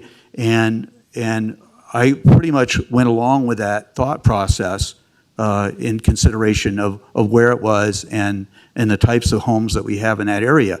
However, since that time, and I believe all the commissioners probably got copied on it as well, is that we've had an outcry from residents that are permanent residents in Tahoe Village that have said, we have very constricted parking up here, and why are we being asked to bear the brunt of the vacation homes to the tune of an increase from 20% to 40%? And so that particular issue really, really, really concerns me. Not that I want to delay the process today, not that I want to delay getting, because there are some critical issues in here that the Vacation Home Advisory Board did come forward with and tweak, and I think those are very, very important things. So I don't want to delay this. I want to get it in place.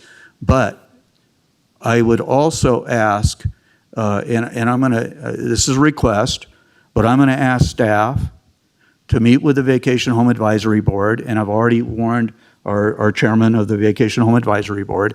I think it's important that the density issue once again be looked at in a very fine-tooth comb method, okay, and take a look at your proposals, because I think there's some very, very appropriate requests there. There are neighborhoods that probably could allow more than 20% that we currently allow in multifamily neighborhoods. Maybe there's an area where we could bump that to 25 or 30%. I'm concerned about doing that today, because if we amend this, then we have to come back for a presentation again, a first reading and a second reading again, and that's going to delay putting these important issues that are in here into place now before we get into the summer season. But at the same point in time, there are probably neighborhoods, and I think Commissioner Tarkanian has identified some of those, as maybe 15% is too high.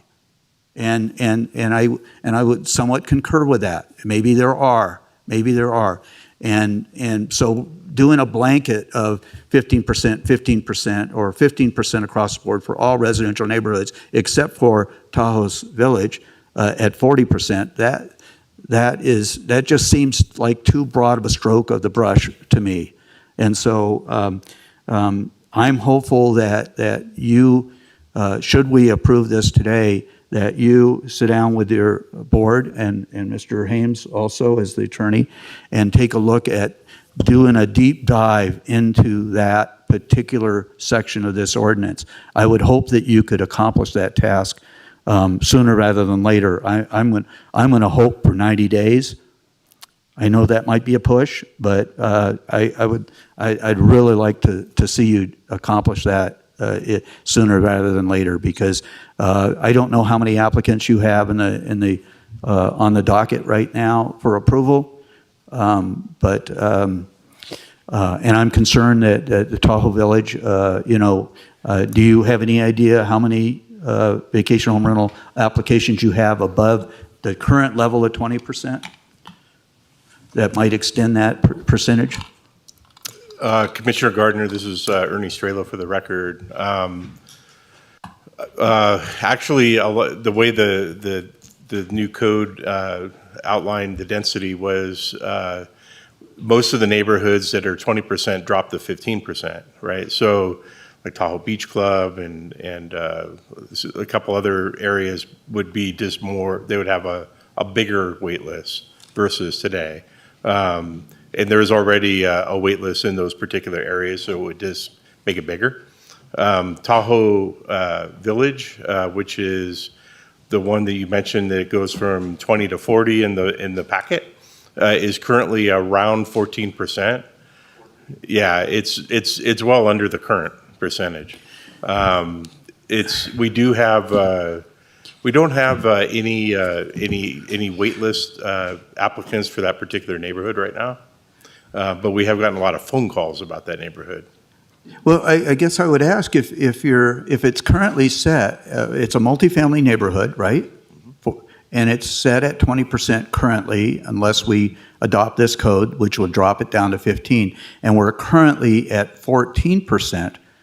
Then where was the impetus there by the board or the residents to bump that all the way to 40? That just seems like a draconian move on my point, in my mind. Ernie Strelo for the record. I think the board viewed that particular area at the time as a recreational area where there's timeshares in that neighborhood that aren't part of the VHRs, but there was also 962 homes that are in that neighborhood that were primarily rented out anyways, for skiing. And so it's populated during the winter mostly. There are some residents there, but I don't recall any residents ever coming to a VHR meeting to talk against it until this last month. So that particular area, it's not draconian, it's the opposite. So it's 15%, 20% is the cap. They're under the cap in that neighborhood. They wanted to double it to 40% because of what I just mentioned. Okay, now I have to ask the question. Okay, we don't regulate, you said during the winter season, a lot of properties are rented. Are they rented on a long-term basis then? Because they can't have a vacation home rental that's over, they don't need a VHR permit if it's under 28 days. I mean, if it's over 28 days.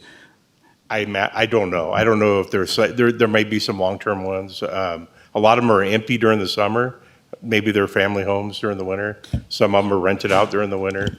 I'm asking how they're going about renting those properties if they're under 28 days when it's supposed to require a permit. Am I mistaken? So let me rephrase what I said, right? So there's 962 homes in that neighborhood, right, that are rentable homes or owned by people.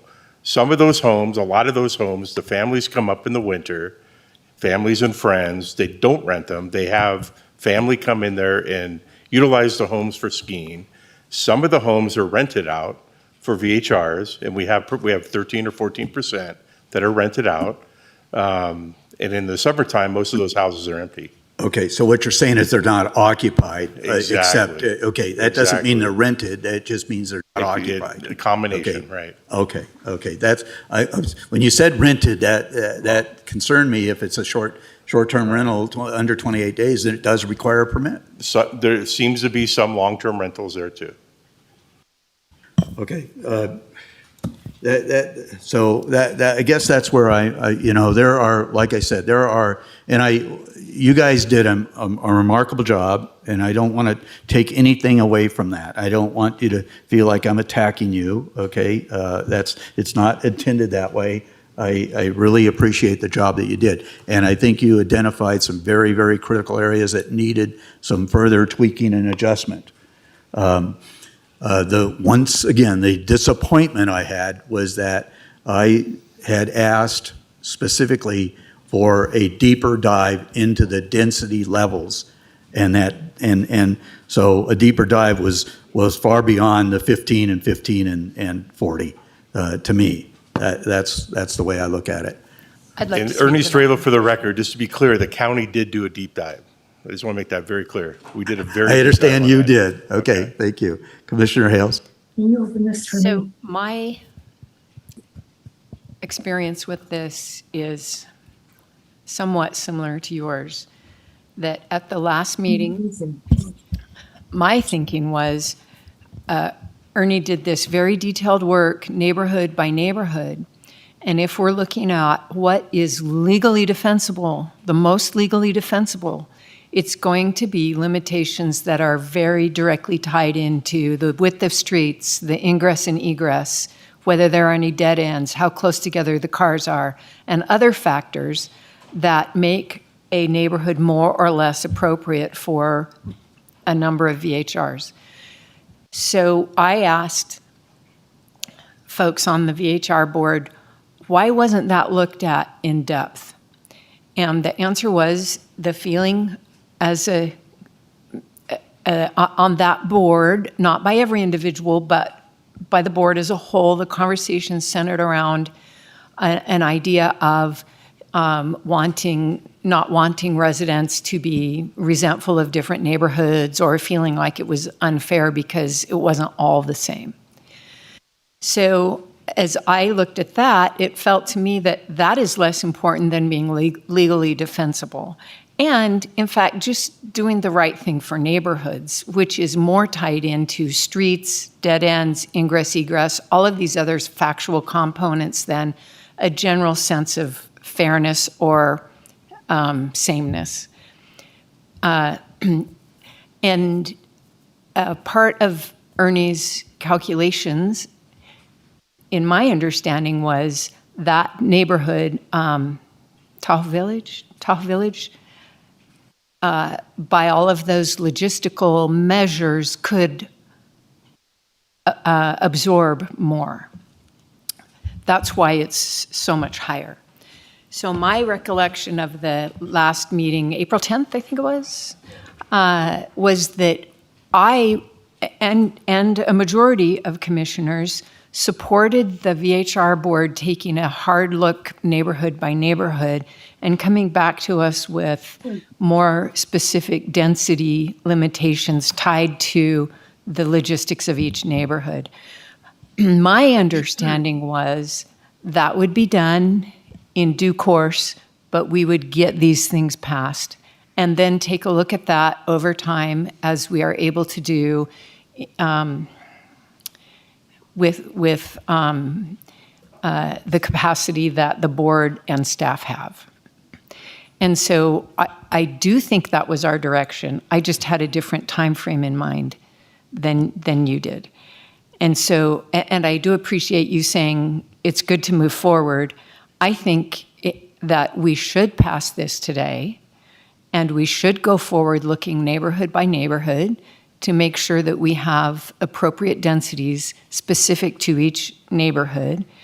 And that might take a period of time, and that's okay. Better to get it done with a good foundation than to rush. So that's sort of my perception of and my experience regarding some of the things you were discussing. Regarding whether legalities should concern us, I am very confident that this is a sound ordinance. Is it perfect? No. And I am pleased that we will continue to perfect it and fine-tune it. I like Nancy Gilbert's suggestions. I don't think that there are reason to not pass it. I think that they should be looked at.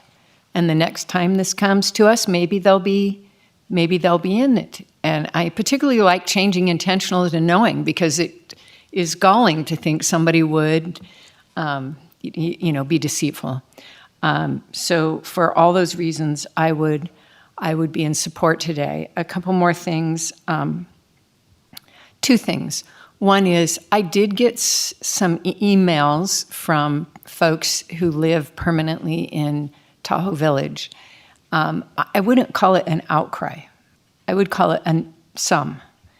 And I'm sure ongoing there will be opportunities for those folks to go talk to they haven't turned up prior to this second reading. There'll be opportunities for them to go talk to the VHR board and have their voices heard. So I wouldn't change that. I would go ahead and pass that, and over time maybe that can be massaged if it seems the right thing to do. Only one other issue I wanted to speak to. I did get some email opposed to a requirement for local property managers. Excuse me. I got some email opposed. I also got some email supporting. So there was no strong consensus from constituent input to me on that point, and therefore I would support the ordinance as written, and understanding that we can massage it over time as we see wise. Thank you. Mr. Chairman? Mr. Noasad, yes, please, go ahead. All right, I just took a jot down here. The VHR program started in 2007. It's been 16 years for us to get it right. I think we're working this thing into a total, no matter what you do, you clip your fingernails wrong, you're going to get fined. And that's not going to work. So I've said this before and I'll say it again. The only real solution to the problem, and we do have a problem up there because there are people who live there who aren't happy with their neighborhood. And we have a charge to keep things keep the neighborhoods neighborly. So I'm going to restart again, I'm going to propose, but before I do that, I want to propose that we table this thing until next month. So it gives us the time to really go through this with the fine tooth comb if we want to. Secondly, I would, in fact, I proposed this once and I didn't even get a second. I think we should go on a 5-year program of phasing out VHRs entirely. It would be incremental. It would be forewarned. Everybody would know. Everybody, the owners know who they are and what the deal is. Okay, that's all I have to say. Thank you, Mr. Nosehead. Commissioner Rice, did you have comments?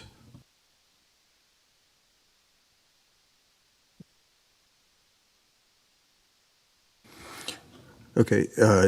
There.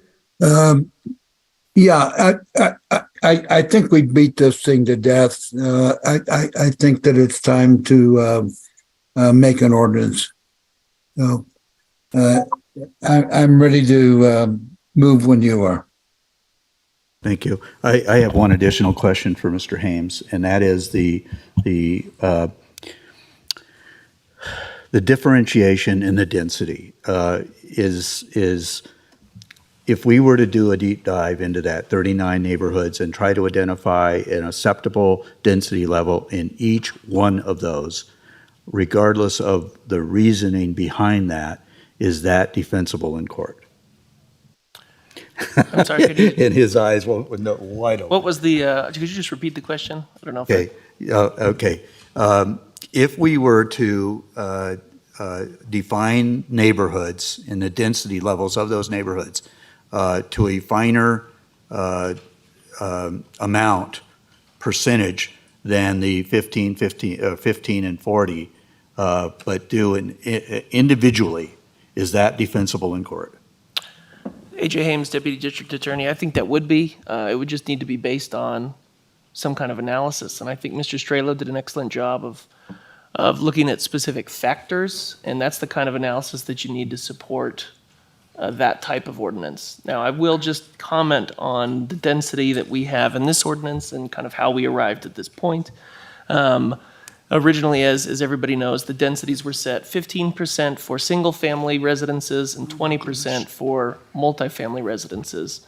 And the opinion of the VHR Advisory Board was that there wasn't a real distinction between the residents of those residences. Whether you live in a single-family home or a condo, you're still a full-time resident. And so the thought was those groups of people should be treated the same. And over the course of many months, public opinion was offered by individuals, I think, from probably every neighborhood other than Tahoe Village. I agree with Mr. Strelo. I don't think at any point in time there was an individual from Tahoe Village who voiced an opinion on really anything. There were a number of Tier 3 VHRs that were approved in that area.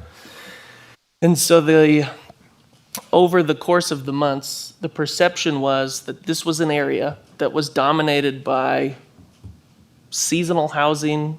It was made up of a number of timeshares. And so if any neighborhood appeared different from the other neighborhoods in the Tahoe area, it was that neighborhood. It was the neighborhood by the ski resorts that was full of seasonal housing. And so that's why it was singled out. And then they went through that in the meeting with us. Right. They did. Correct. Okay. Can I make some comments now? Okay, thank you. First of all, Walt, if you really want to ban VHRs, you can come to Casey's from 4 to 6 on next Wednesday, and I'm going to start an initiative there. With respect to Commissioner Hales' comments, she's exactly right with what we had left with the last meeting, that the VHR Advisory Board basically said they didn't have the time to go through the density in all the neighborhoods. It would take too long, so they wanted to get this proposal to us first, and Commissioner Hales asked, and I think Commissioner Gardner was part of that, was would you look into the density and bring us something working with Mr. Strelo's proposal. I would only add to what Commissioner Hales is saying, where she's talking about the size of the road and the parking, that the type of the neighborhood certainly should take into consideration. If you have all private facilities, whether it's private gate, private beach, private dock, private golf course, those certainly are different than an area that's all public, such as Tramway, which is next to the ski resort. But we'll leave that to another day because that's what we decided to do. What I want to talk about, first of all, is thank the advisory board, because I really, there was a lot of comments out there about you being non-receptive to what I was trying to propose, which is fine. You guys can look at it and make your analysis and come up with it, and then we can agree to disagree. But I agreed with almost everything you said, and I think out of all the commissioners, I voted more in favor of those items than anybody, because I thought you guys did a great job. I know you didn't touch on density, but we'll get to that. But I liked everything you said. But I can't vote for this proposal because of some things that I think are very wrong with it. And if at some point, and I don't want to beat a dead horse and I want to get out of here, I'm supposed to go shoot baskets with my son at 10 minutes, which isn't going to happen. But I think there's some things that are really wrong in this proposal that we did. I expressed it before, so I'm going to go through them real quickly. And basically, this Board of County Commissioners, we frequently and repeatedly have ignored our own norms and procedures in the county ordinances when we're talking about some of these issues, and I'll go and explain some of them. When you add 2 people occupancy in addition to 2 per bedroom, how is that in the best interest of the residents of Douglas County? And to remind this board, our recently passed norms and procedures, section 1, sub E states, commissioners shall make all decisions in the best interest of the residents of Douglas County. Well, that's a given, right? Isn't that what our job is?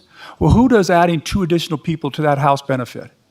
Well, it benefits out-of-towners who want to come in here, and they want to spend less money to rent a home, so they're going to stick more people in one home instead of getting a bigger home. But that's not the residents.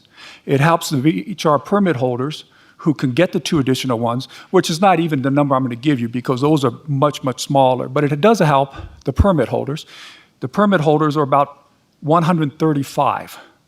There are 5,000 people in Lake Tahoe in Douglas County. So we're talking about less than 3% of the people we're going to benefit. And you know what? It probably helps 10 property managers.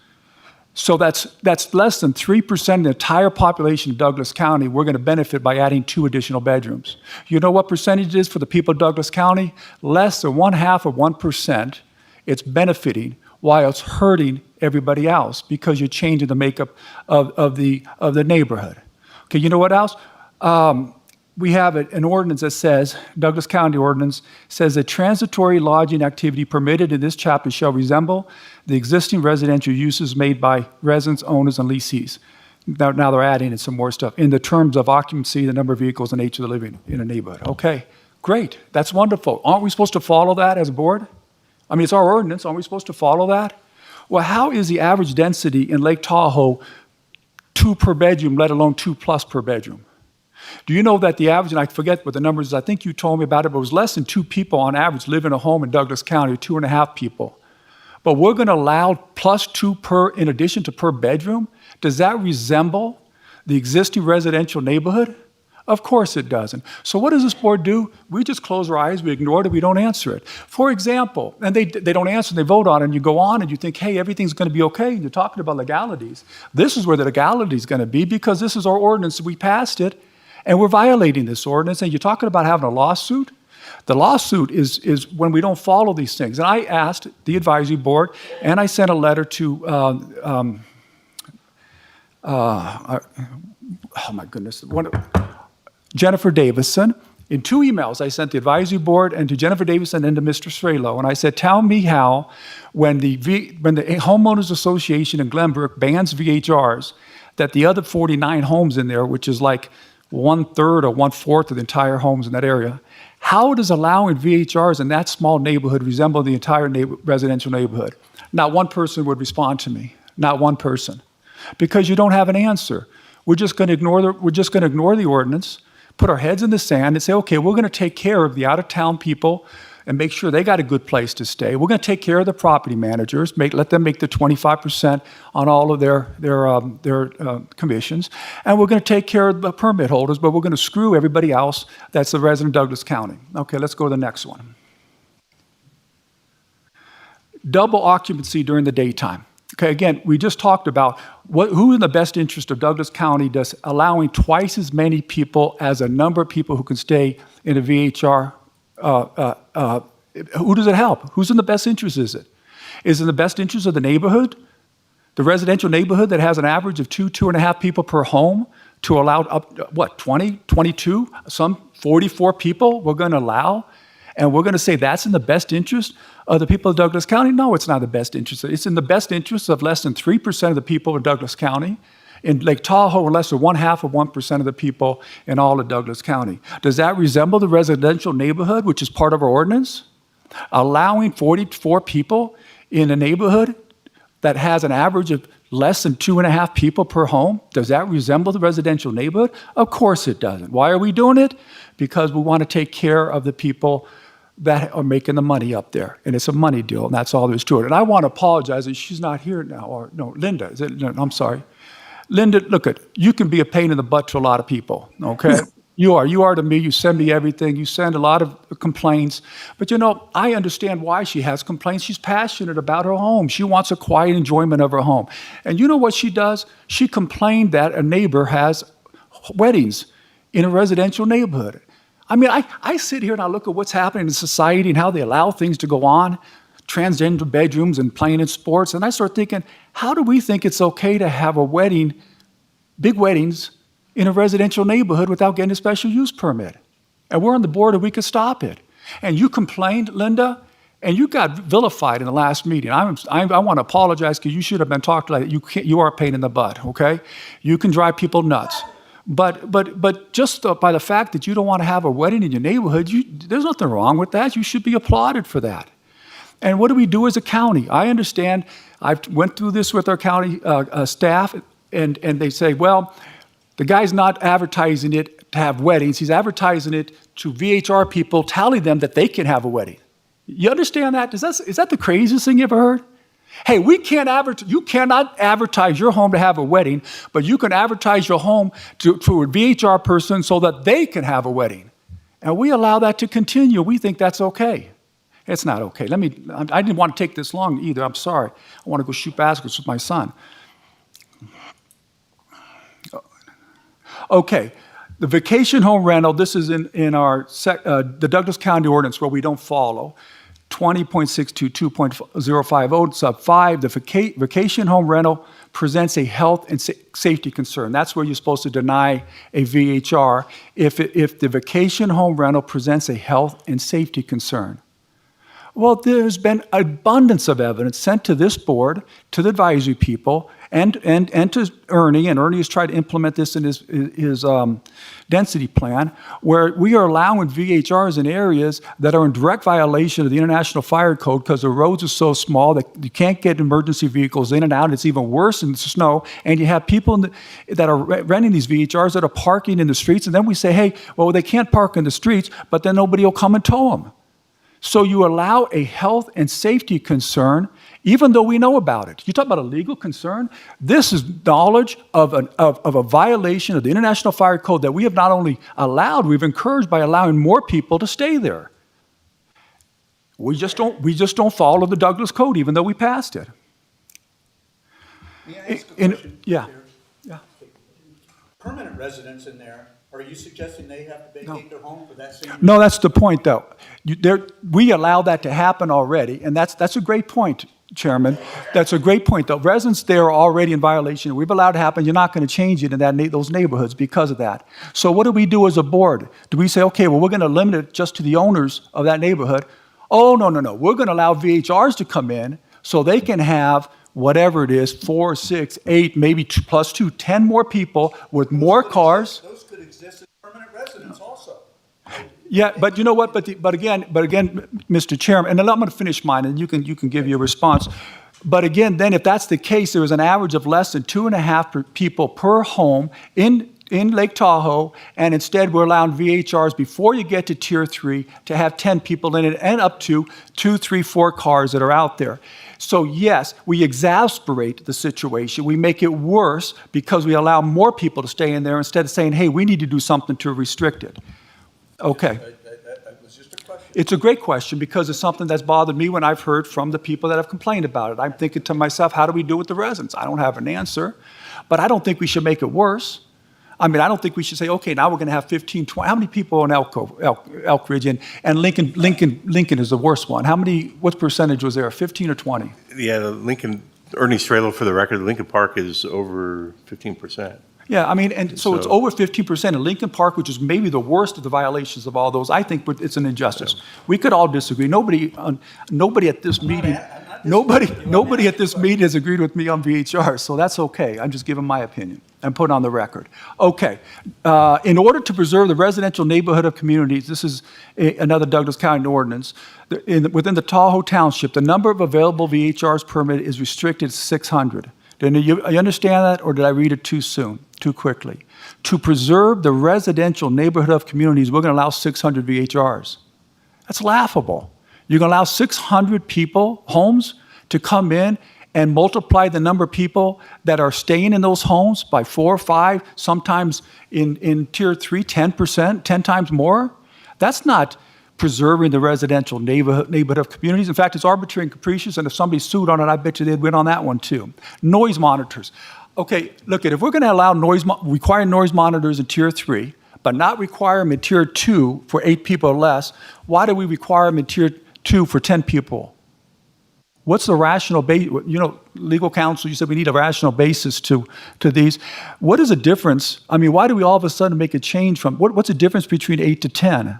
I would just think if you're either going to make all Tier 3 do it and nobody else, or my suggestion is you make Tier 2 do it because it's not very expensive and you can protect it more. But why take out just 2% more? That doesn't make sense. I need to ask a question there too, if you don't mind. Yeah. Okay. Now, as I understood it, it used to be 2 verified complaints would would allow the board or yourself to insist upon require a noise monitor. It's my understanding this new ordinance says 1 verified complaint. That's Tier 2 or any tier, right? Ernie Strelo, for the record, it's Tier 2. Tier 3s are already required. Tier 3s are already required. Right. So, but that. to Commissioner Tarkanian's comment, the 10 occupancy previously weren't required, right? Period. Now that it's part of the. So we required for all 10 before a substantiated violation, but only require from 8 or below if there's a substantial. Hey, listen, I don't have a problem with it. I think they all should have it. I'm just wondering why there's a difference between them. Just as A.J. Hames, Deputy District Attorney, just as a point of clarification, that was a proposal that was rejected. So in the ordinance now, the 10 occupancy Tier 2s are not required to have a noise monitor.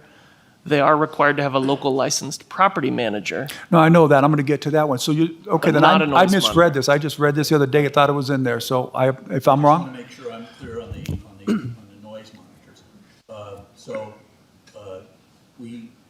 That's up to the 1 substantiated complaint, and we do require a noise monitor. Is that correct in this? Correct. Under the prior code, it was 2 substantiated complaints for a noise monitor. Now it's 1 substantiated complaint, except for Tier 3s, which are required to have one. Okay. So I'm almost done. I only have 3 other things I'm going to say. With respect to the 40% occupancy in the Tahoe Village, I was one of the biggest advocates for that because I believe, and when you start talking what's the difference, they have all the timeshares are up there. They have hotel rooms are up there. They have people coming and going all over the place. They don't have parking. So we're going to cause a problem with the parking. We need to find a solution to the parking, and that's something that should be on the agenda. We should talk about that. I met with in our 2-on-1 with Doug Ritchie, and he said for me to make a suggestion that we have on the agenda later on, talk about how we can solve not only parking up in Tahoe Village, but in other places in Lake Tahoe. So we'll get to that. But the reason that we were going to increase the number in Tahoe Village was because that resembled the residential neighborhood community, sort of what our ordinance says. It resembles a residential neighborhood. But why are we adding 20% more there where we're not reducing people anywhere else unless they don't renew the permit?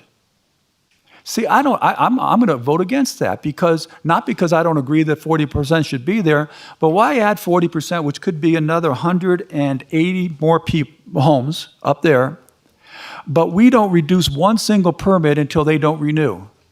See, so the 20% to 15%, it doesn't go down to 15% unless somebody doesn't renew. No, but he already told us that it's down at 14% right now, so it's already well below the I'm not. 20%. I'm talking about the other neighborhoods. You're missing my point there. You said Tahoe Village. I said I don't want to increase Tahoe Village, which could be from 160 homes are there now to a maximum of 340. That's 180. Got my numbers from them. And I said, but we don't reduce it in the rest of the area in Lake Tahoe unless somebody doesn't renew their permit. So we're at 20% in a neighborhood. We don't force that neighborhood to go down to 15%. And then say, okay, we're going to increase Tahoe Village and we'll reduce this one by 5%. We don't reduce it until they don't renew their permit. How many people are not going to renew their permits now unless they sell their home? I mean, it's more valuable to have the VHR. I think we should not renew. I think if we go down to 15%, it should be an automatic. Once the renewal period comes up, we go back to a lottery and 15% of the people there get it. If you did, then I would think, okay, well, then it's fine to raise the number in Tahoe Village. But why raise a number if you're not going to reduce the number except to give more money to people to run a business out of their home? Okay, permit process. The owner has the ultimate responsibility for knowing the HOA and CNR restrictions regarding VHRs. Duh, we know that. Then we put in here, permits shall not be issued in those areas if known to Douglas County. Well, once Douglas County knows it, that's what we just added here. Why did we just add that? I mean, if first of all, it's a violation if somebody submits a permit and the VHR, I mean, the HOAs or CCNRs don't allow it, and they have to pay a fine. But once we find out about it, that permit should be removed. And the way I read this, it's not because we didn't know about it when the time the permit was issued. I disagree with that. The renters and the guests shall be required to park only in designated parking areas. This is the new part of the ordinance. And that failure to park in designated parking areas or to display parking signs will result in citation of $500. The biggest problem I keep hearing from people, particularly up at Lake Tahoe, is Danny is just. Danny is being Danny. He's being rude and disrespectful. Commissioner Rice, your microphone is on. Hey, I hear you badmouthing me, Raz. Stop it. I'm joking. Okay. No, Sorry about that. I'm joking with you, Wes. You've always been great. So listen, so the deal I have is the biggest problem we have is parking. People know parking. Why are we only charging them a $500 fine? Hell, you get that if you're speeding, basically, in some areas. I've had enough speeding tickets, I can tell you. So I think that parking deal, we need to really enforce parking. We need to hit them with a good hard fine where they're not going to do it anymore. I think 500 is too little. Nothing is there. Okay, and my biggest problem with what you guys did, the only thing besides density that you guys left out is, and in almost every other jurisdiction they have this, they have a requirement of a distance between each VHR, so you don't have them all clustered together. They do that at least in the areas that I know, in Clark County and city of Las Vegas and the city of Henderson. We should have a distance between each of the VHRs so that they're not all clustered together making a lot of noise, but that's not in this. Maybe we can do that with the density. Okay, and then this was something that was the rule, and then it was changed because of something that was not accurately reported to the board. A majority of this board at that time said that a majority of the advisory boards should be non-VHR holders. I think we should go back to that, but not just non-VHR holders, but they have not had a permit in the past. Because I think if we're going to err, we err on the people that are being affected with the quiet and peaceful enjoyment of the home, not the people that are trying to make money off of their home. We voted. We don't have a majority of vacation home rental permittees on the board now. Okay. Okay. Let me explain to Mr. Chairman again so he understands. No, we don't, because one of them did not renew her permit when the HOA in Glenbrook stopped allowing VHRs there. So she doesn't have it. That's why we don't have them. Did you vote for her? That's why you have. You voted for her on that board. Can now I? You're complaining about it. Can I finish, or do you just want to keep interrupting me? I love it because I interrupt you all the time, so you could do it to me and it'll go on. Yes, I did vote for her when she already had the 3 votes and she was already going to be on, so I did vote for her. And I did miss out that she had a VHR in Glenbrook, but that doesn't matter. I lived with it. What I just stated, which you didn't listen carefully enough to understand, was I believe we should go back to where the majority of the board should be non-VHR permit holders who don't have it now or did not have it in the past, so they're not biased towards the VHRs. If there's going to be any bias, it should be to the people who are having their homes affected by this. And yes, she did have a VHR in the past. So under my proposal, Mr. Chairman, she would not be eligible on the board, or at least somebody would not be eligible on the board, whoever they wanted to get rid of. Okay, property manager for tier 2, 10 people. Now that's what's required, right? That's where I probably had them mixed up with the noise monitors. So we're requiring a property manager for tier 3 and now tier 2 with 10 people, but we don't require a property manager for tier 2, 8, 6, or 4. And, I was very adamant about having a property manager to oversee all this stuff. And I've gotten a lot of emails from people that said how much this is going to increase their cost. And then I found out property managers are charging 25, 30% of all rental value. And I think they're right. I mean, if somebody's going to be living here and taking care of the property, I'd rather I don't want them to be there at all as VHRs, but if they are, I'd rather have them make the money than a property manager make the money unless they're not fulfilling their duties. If you're talking about having one violation before you require a noise monitor, maybe you have one violation before you require a property manager. I want to thank everybody for your patience. I didn't mean to take this long. I do get passionate on this issue. Commissioner Rice, anything to add? So the only disappointing thing that I have here is that we spent 6 hours in session on April 10th in the Tahoe Township. And Commissioner Tarkanian, you did not mention any of this. Oh, sure I did. Sure I did. I argued you're not being honest now because I argued vehemently against the +2. No. I want to finish. You said something that's inaccurate. I argued vehemently against the double occupancy. There are a couple new ones that I argued for here now, but that doesn't matter. I'm not voting for this if any of these aren't in there. But I did vote the +2 and the double occupancy. I absolutely did. Okay. I'd like to move forward and yes, take I think that's action on important. this. Now, Commissioner Noah said you had indicated a desire to have a motion on the table to table this for 30 days. Is that still your desire? Yes, it is. Okay. So I'll entertain that motion to table this item for 30 days. Do I have a second on that motion to table? Okay, so I don't have a second to table that motion. I'm sorry, Mr. Noah Sad, but it fails for lack of a second. Now I'll entertain a motion to pass, to pass this ordinance. So I'll read that back into the record. I'll entertain a motion to discuss for the adoption of ordinance 2023-1617, an ordinance amending various provisions of chapter 20.622 of the Douglas County Code relative to vacation home rentals within the Tahoe Township. I'll entertain a motion to that effect. Okay, I have a motion by Commissioner Hales. Do I have a second? Commissioner Rice, do you wish to offer a second? I do. Okay, so we have a second. Now we're under discussion of the motion, okay? At this time, it would be appropriate if the board members are inclined to do so to offer amendments to this ordinance. I would like to remind you that if we offer any amendments to this existing document, that it would then have to come back to us for another presentation-only item, and then we would have to discuss it again as a board. Is that right, Mr. Hames? I want to make sure I understand, and the public understands the procedure. AJ Hames, Deputy District Attorney there.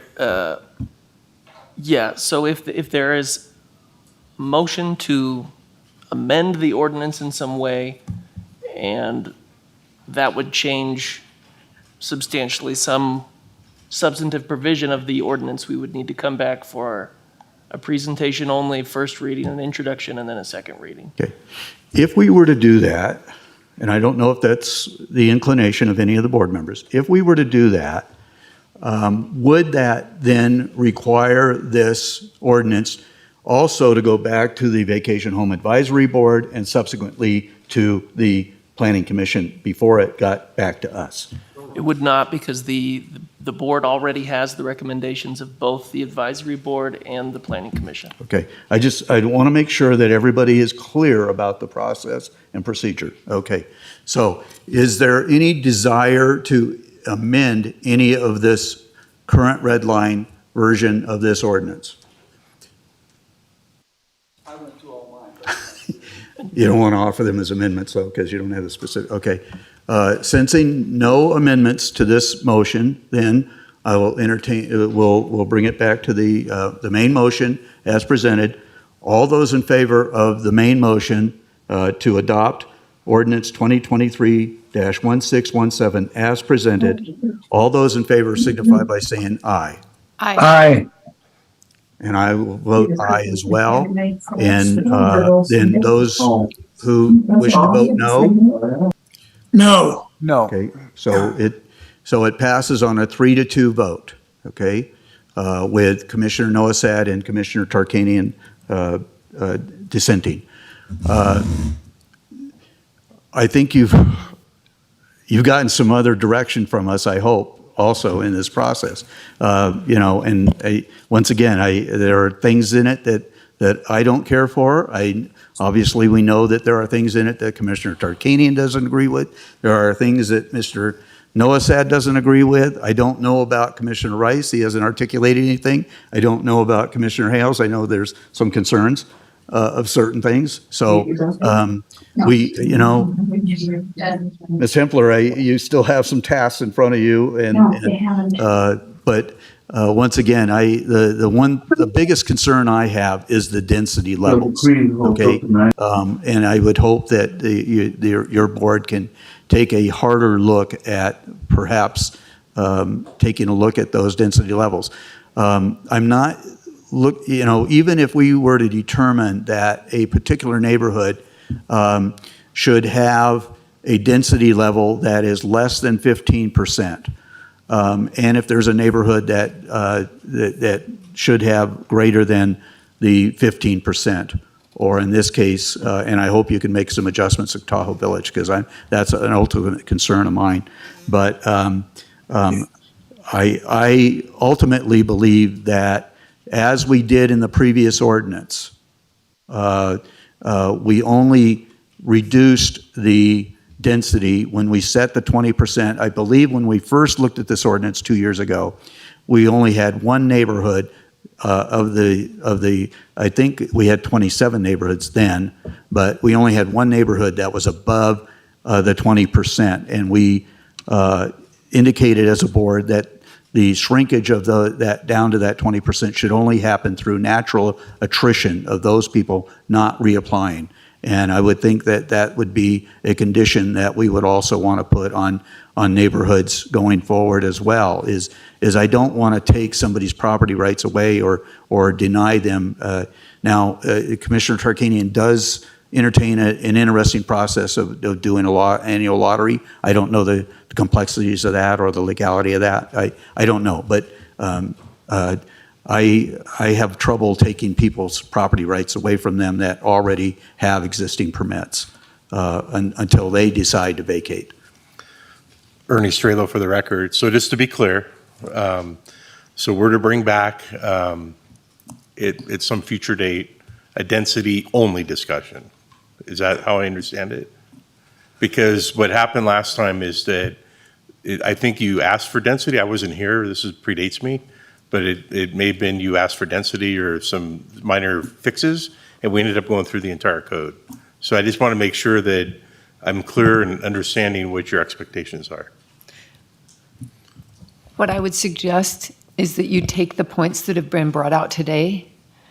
I think that there definitely between today and April 10th, a majority of the board has expressed interest in looking at unique neighborhoods, neighborhood by neighborhood.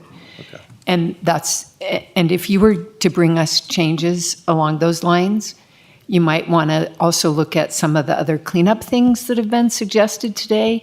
But I don't think you need to look at a whole rewrite of the whole thing. That's kind of how I see it. Mr. Chairman? It's not going to be a never-ending process. But I think the density level is something that should take priority versus being on the back burner versus all these other issues that could be resolved later on. I don't see, and I appreciate Commissioner Tarkanian's passion, and I understand some of his concerns. Okay, and so I I want to address those. But at the same point in time, I don't know that those are critical necessarily, in my mind at least. Maybe they are, but in my mind, they're not as critical as the density issue. Go ahead. Ernest Mr. Trailer, for Chairman? the record, what I have listed here is density.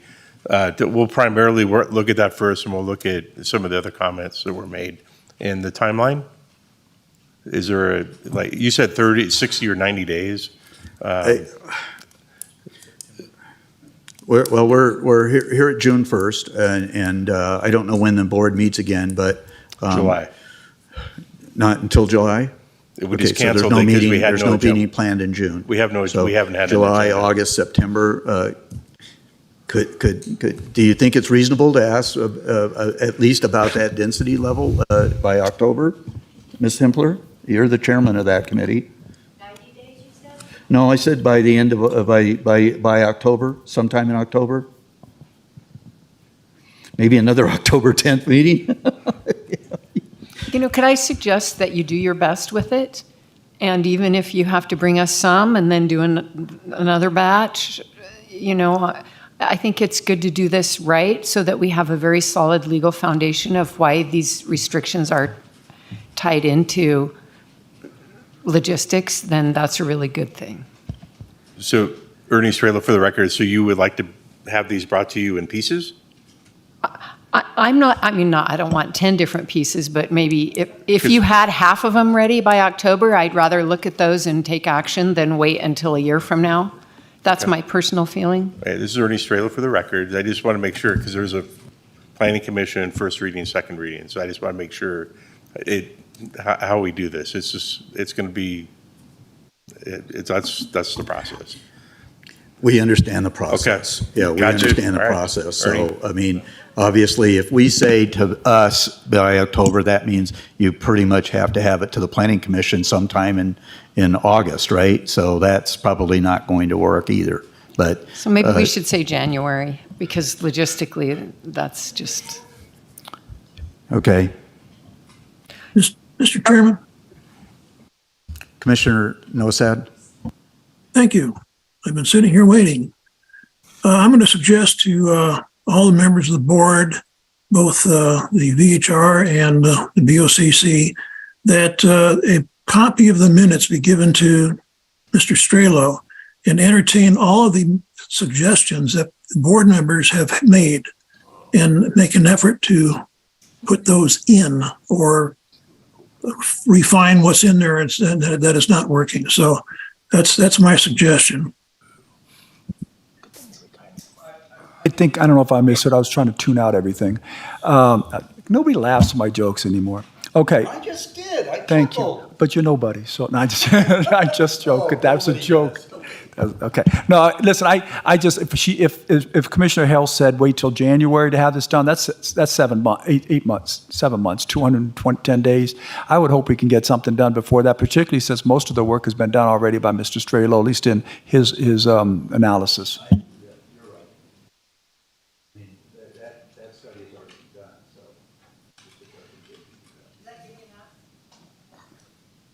Oh, well, job security, right? You need more.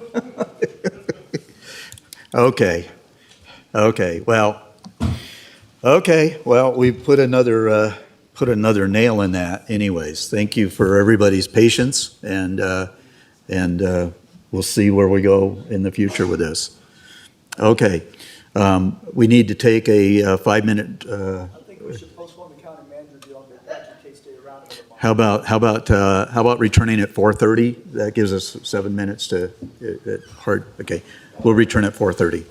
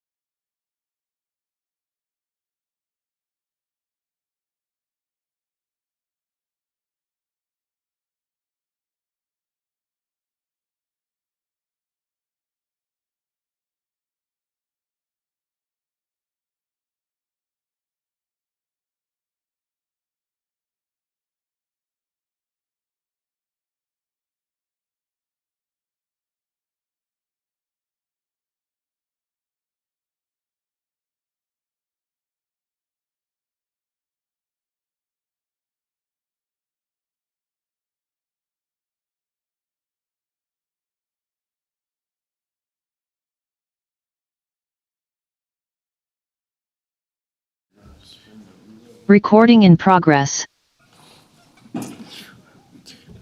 Okay. And Commissioner Rice is online. Do we have Commissioner Noasad on as Yeah, well? here. Okay, good. Okay, I didn't see it. I saw Ms. Johnson, but maybe that's Mr. Rice. Okay.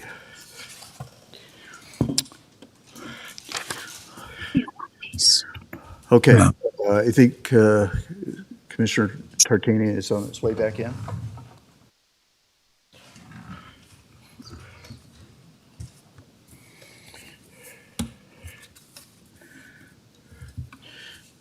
Oh, I know. I just left him and he was in the hall and he was headed back to the restroom. So we'll give him another couple of minutes to return.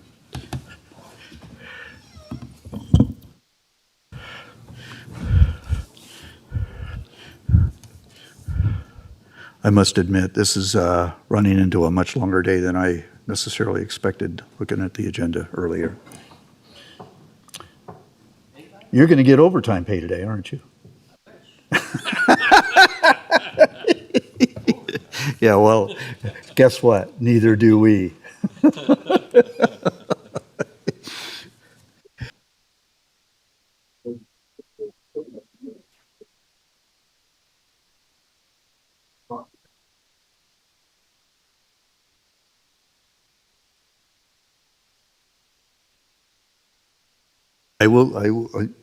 My fault. You're right. Okay, we'll go into item number 7 now for possible action. Discussion on the recruitment process for the county manager position, including conducting candidate interviews, possible selection of a candidate, extension of a conditional offer subject to further employment contract negotiations with Human Resources and the District Attorney's Office, or alternatively, if a candidate is not selected, the appointment of an interim county manager and determination of the next steps to recruit a county manager as appropriate. Candidates to be interviewed are listed in alphabetical order. That's our current assistant county manager, Jennifer Davidson, and our chief financial officer, Terry Willoughby. And this is being presented to us by Ms. Christine Vito, who is the interim Human Resources Manager or acting Human Resources Manager. Okay.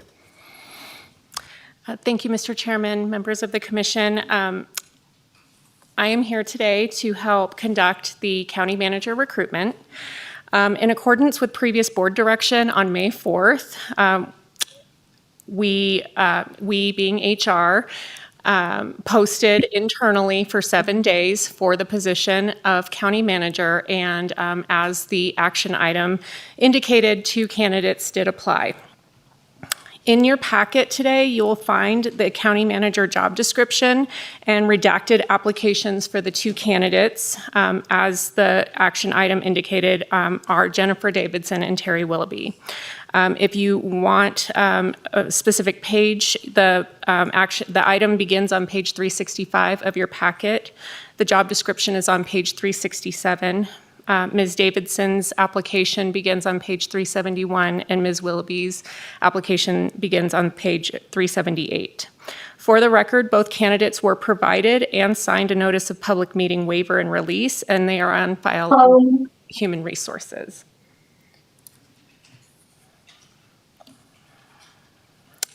In addition, interview questions have been made available to this commission and the public at the commencement of this item. While interviews are in progress today, I have asked out of the courtesy that the candidates being interviewed, the candidate not being interviewed, does not remain in the meeting room during the other's interview. I have asked this of both candidates, and they are both agreeable. Today's interviews will be conducted in the order that the candidates are listed on the agenda item. I would like to begin with a brief presentation today going over the qualifications of the position, prohibited topics to avoid during the interviews, and next steps at the conclusion of this process.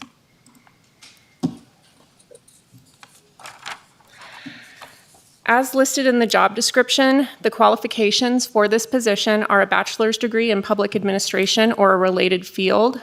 A master's degree in public administration is preferred. A minimum of 8 years management experience, preferably in the public sector, or the equivalent combination of experience in education. The job description in your packet also lists desirable experience as those involving economic development and vitality, financing, governmental budgeting, and working with redevelopment agencies. On the next slide, you will see prohibited topics. These are topics that cannot be asked because they tie to protections or prohibitions under state or federal law. Asking about them can lead applicants to share information which ties back to any of these protected areas. Avoiding these topics ensure a fair and equitable recruitment for all applicants and avoids any claims of bias or discrimination. Follow-up questions today should remain relevant to the knowledge, skills, abilities, and experience required for the position or to obtain clarification of any information provided by the candidates during the interview. We recommend avoiding writing notes, asking questions, or making statements which refer to any of the topics listed on the slide. Applicants may offer information related to any of these topics during the interview, but as I have already stated, this information should not be considered for your hiring decision. At the conclusion of the interview, the board options are to either move to select a candidate, appoint the selected candidate as acting county manager, and direct human resources in the district attorney's office to enter into contract negotiations, or move to continue with the recruitment efforts, direct staff on the type of recruitment the board wants, and appoint an interim county manager during the recruitment period. This concludes my brief presentation, and I'm happy to answer any questions before we begin. Commissioners, questions? Commissioner, the two offline, or two online, I should say. Commissioner Rice, Commissioner Noasad, either of you have questions for Ms. Vito? I have no questions. Okay. Commissioner Noasad? Neither do I. Okay, very good. Commissioner Hales? Questions? Okay, and neither do I. So I guess we can proceed. Okay, Mr. Chair, I'll just need a brief minute so Ms. Willoughby can exit the room, and Ms. Davidson can come up to the podium.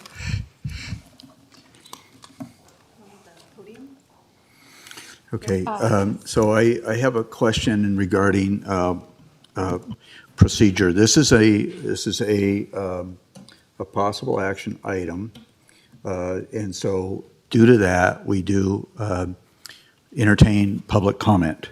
When so my question would be, when would public comment be appropriate? Would it be after we listen to both of the candidates, or would it be public comment after we listen to each one of them individually?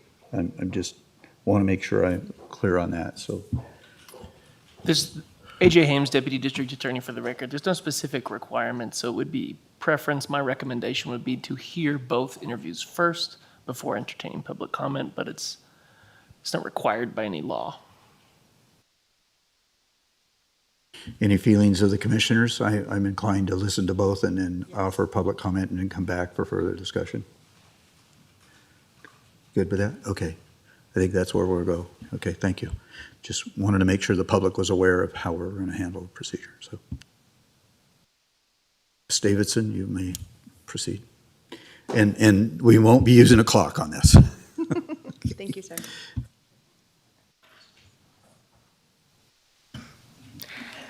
Okay, Ms. Davidson, your first interview question is, what are 3 of the most important job functions of the county manager?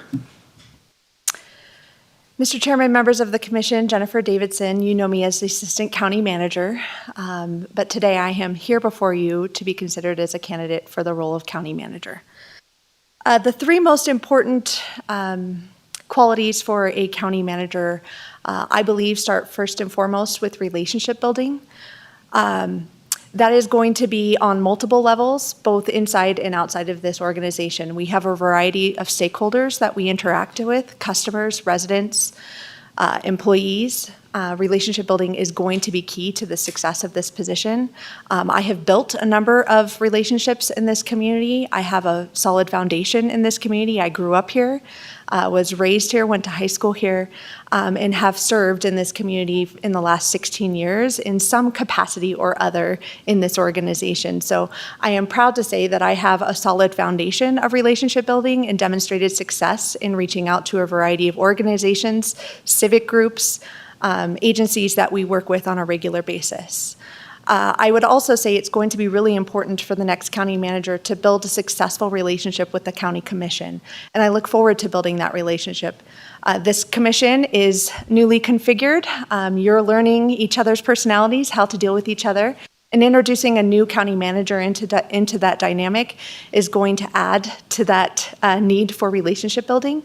And we can do that in a variety of ways, both through strategic planning and discussing your vision and mission for not only the organization, but your goals for this position as well. Second, I believe the individual needs to demonstrate exceptional communication skills and be open and approachable in demonstrating those and transparent with their communication. I pride myself in being straightforward. I believe Commissioner Tarkanian has referred to me as being straightforward in my approach to communication. I like saying it how I see it, right? And I appreciate that direct form of communication. And I appreciate and have grown from and benefited from feedback regarding my performance over the course of my career, both from my peers and my supervisors, but also from members of the community. I have grown and learned and evolved in my skill set based on that feedback and adapted my approach accordingly. I'm a much different person and a better leader today, due in large part to that feedback and being receptive to the comments that I have received over the course of my career. Finally, I think the most important quality that the next county manager needs to demonstrate is leadership, and not just leadership in name only. Leadership means so many things to so many people, and I have benefited recently from completing my master's degree in leadership and organizational development. I think the next county manager really needs to focus on building the leadership capacity of this organization. It is very easy to sit on the sidelines or to sit as a member in an audience or to sit even as a staff member and to pick apart pieces or to examine, or to identify problems that this organization has. I think it's time to take some steps forward and to build this organization up. It's been torn down over the years. I'd like to bring back some pride in our leadership, some pride in our staff members, engage our staff again through open communication to be part of a solution and to join our ranks in leadership. And we've done that in part by introducing the ethics training that I have written and introduced in this organization. And I'm really excited about what those types of conversations and what that leadership development could mean for this organization if the board's interested in hearing more about that. Christine Vito for the record. Ms. Davidson, second question. Give an example of how you coordinated the resources of an independent agency or agencies that resulted in the economic, social, or environmental betterment of your community. Thank you, Ms. Vito. As I mentioned previously, Mr. Chairman, members of the commission, I have had the pleasure of working for this organization in some capacity or another for 16 years and have worked on a wide variety of projects. I'll begin with my time in the town of Minden, where I worked on the Plan for Prosperity with both towns and the Minden Town Board and the residents of the community. We had a lot of individuals who were very vested and interested in the outcome of that project. And we had a lot of discussions regarding what the town's vision for both towns' visions were for themselves over the next 10, 15, 20 years. And I believe the result of those conversations, which were extensive hours of discussion, resulted in some really good objectives that were identified, some good priorities for the towns.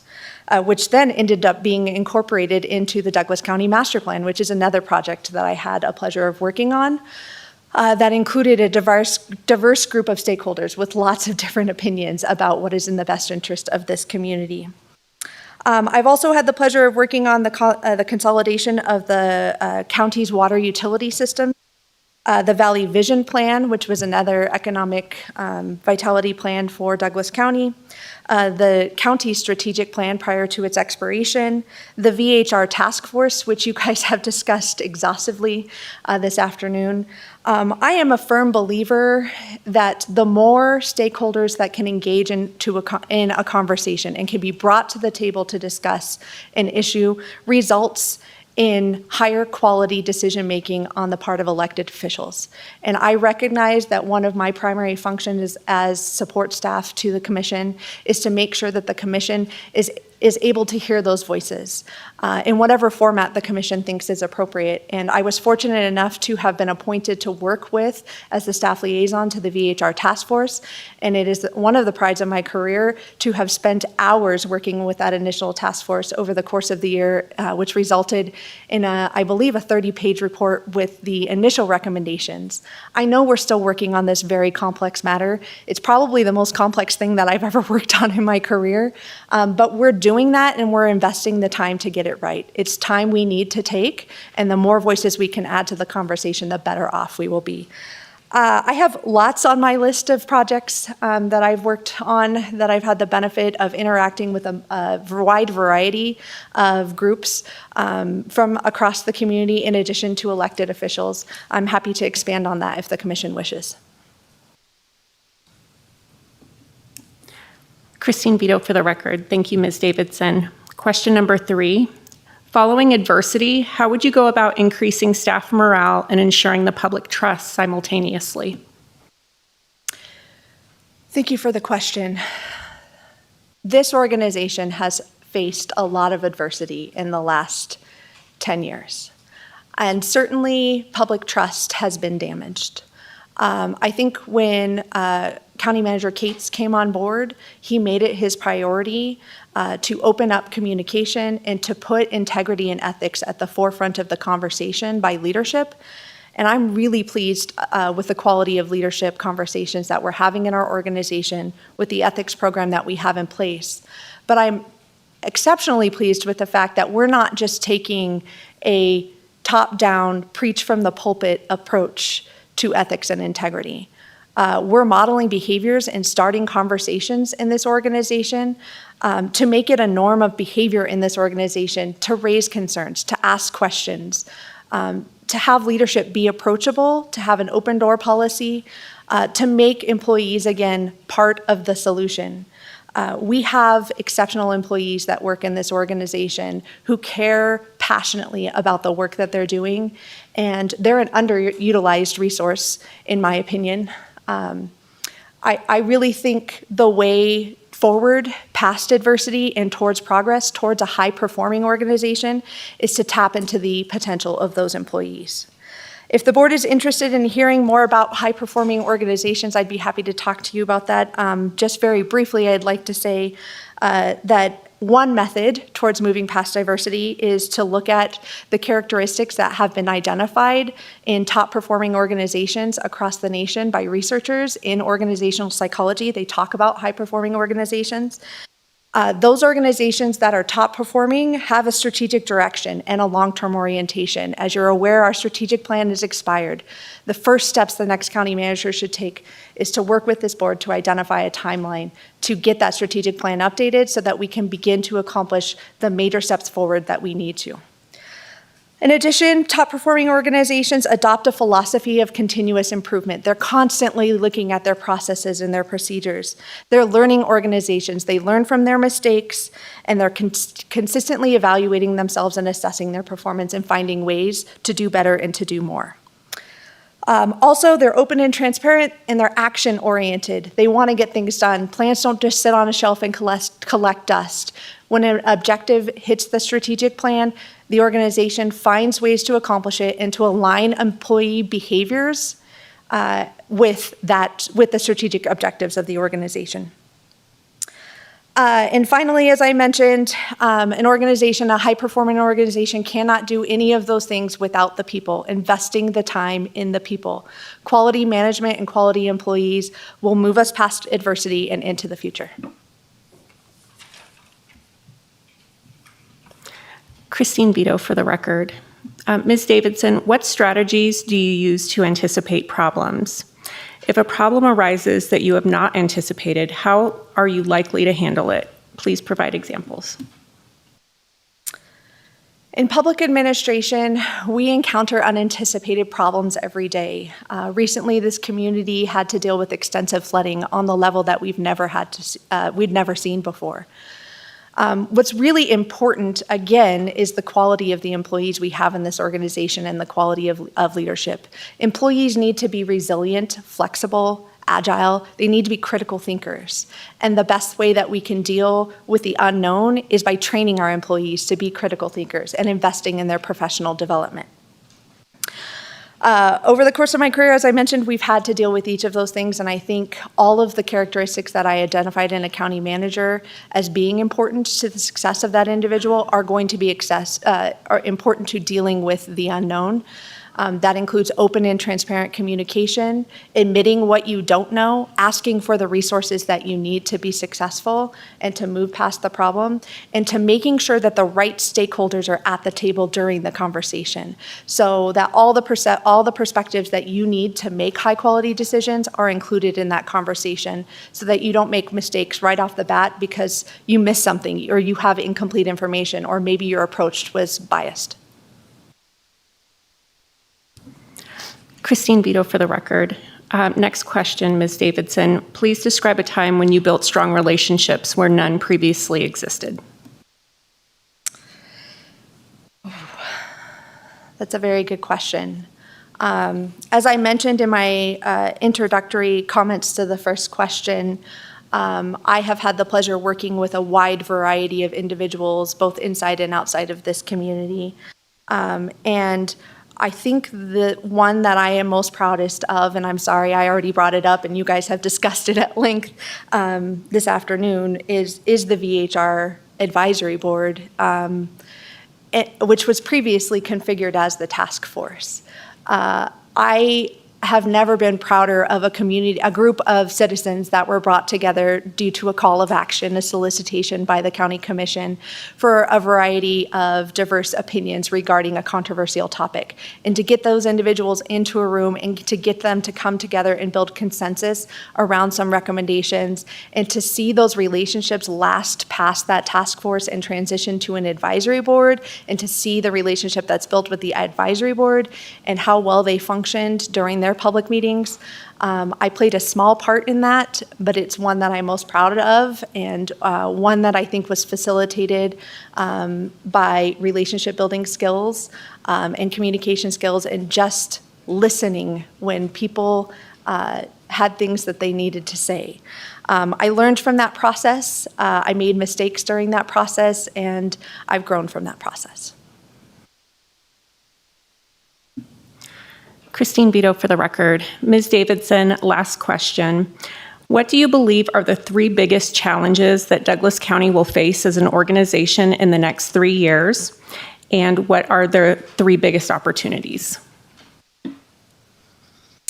Hands down, I think the biggest challenge this organization will face in the next 3 years is the recruitment and retention of quality employees. This organization is currently facing a turnover rate of about 25% this fiscal year. In previous fiscal years, it was approaching 18 to 20%, but the nation is facing a labor crisis. It is becoming more and more commonplace for employees to seek employment elsewhere because, frankly, they can get more money elsewhere. There's been a number of studies that have shown that individuals who seek employment every 3 years can add to their overall ability to earn over their lifetime as much as 30 to 40% if they job hop every 3 years. We're seeing that as more commonplace. I think an opportunity for this organization is to give our employees faith in their leadership, to establish trust, and also to give them a sense of belonging, to give them an identity as a Douglas County employee. I think, as I mentioned, many of our employees are proud of the work that they do and the purpose that they serve in their communities. But I think we have some siloing going on in this organization and some breakdown of communication, which I think we can do some relationship building and some cross-functional team approaches to some of the problems instead of just looking to one department like community development to solve code in Title 20. Open up that conversation to other departments. Stormwater should be brought into pieces of that development conversation when we're looking at the development code in Title 20. These cross-functional teams can do a better job and have higher quality, make higher quality decisions because again, more voices are at the table helping to inform decisions. You asked for 3, and it's hard for me to identify 3. I really genuinely believe that the foundation of this organization is people, and people matter. The next, if I had to identify, would be funding. Obviously, fiscal sustainability is going to be important to this organization. There's only so many dollars to go around, and we have a number of high priorities that this organization wants to accomplish. In addition, we have a number of problems that we need to address. Stormwater is among them. The list is exhaustive. I could go on. Roads. We have a lot of infrastructure to maintain in 600 square miles of Douglas County. Square feet would be interesting, a lot easier to do, to accomplish. But we also, I think the third is the strategic plan being outdated. It is a challenge for this organization to move forward if we don't have clear vision or strategic direction from the commission to work from. And I think it also presents an opportunity for us, not only to engage our community in this conversation about what their vision is, engage the board, but also to engage our employees to be part of that discussion, because many of the challenges we're going to identify through the strategic planning process, the solutions are most likely going to come from within and to come from our residents as well and their voices.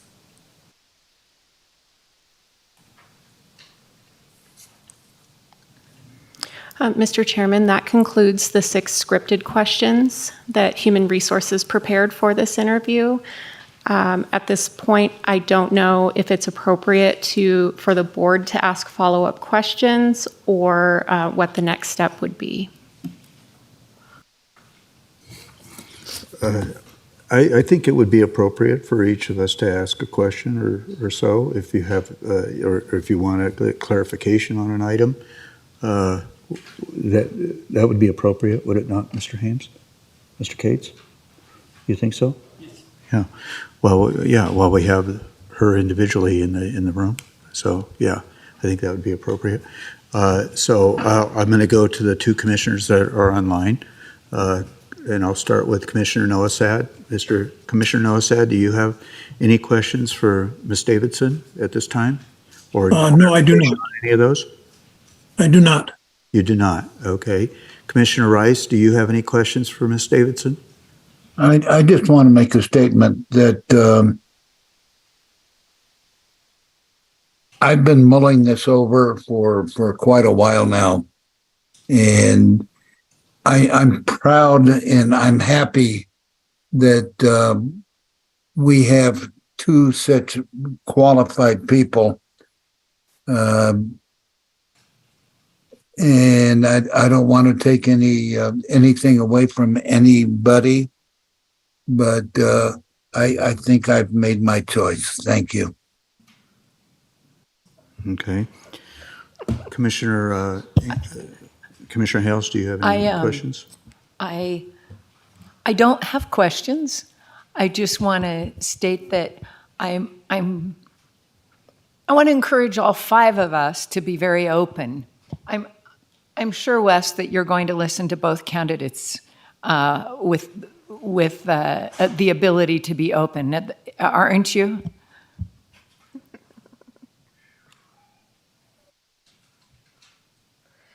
Yes. Commissioner Tarkanian, do you have any questions? No, I don't. Thank you.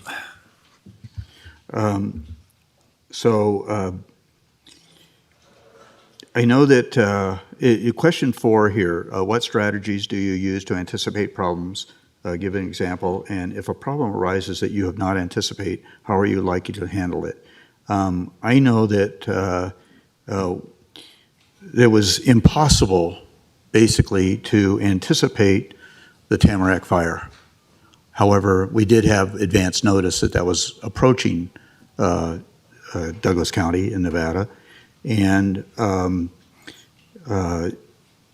it's if a problem arises, and you basically had to take on that chore because Mr. Cates was on vacation at that time. So maybe I'm foreseeing something in the future. I don't know, maybe. But anyway, I doubt that, right? So anyways, and it also goes into the adversity question of how would you go about increasing staff morale and ensuring the public trust simultaneously? Because I think both of those questions are relevant to that particular incident. Can you give us a kind of a short synopsis of what happened and how you responded to that? Because I think that's important. Thank you, Mr. Chairman, members of the commission. The Tamarack fire, I like to joke with Patrick that he likes to take vacation or get COVID whenever there's an emergency in this community. And I should not laugh because that was a tragedy for some members of our community, as was the flood. I was appointed acting while he was absent during that, and was notified of the fire, and we activated the EOC and our emergency management team.